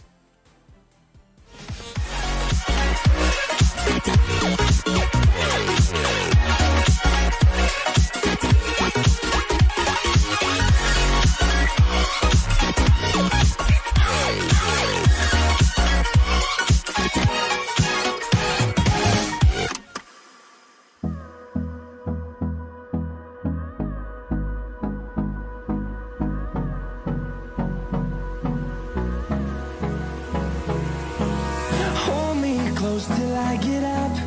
Time is barely on our side.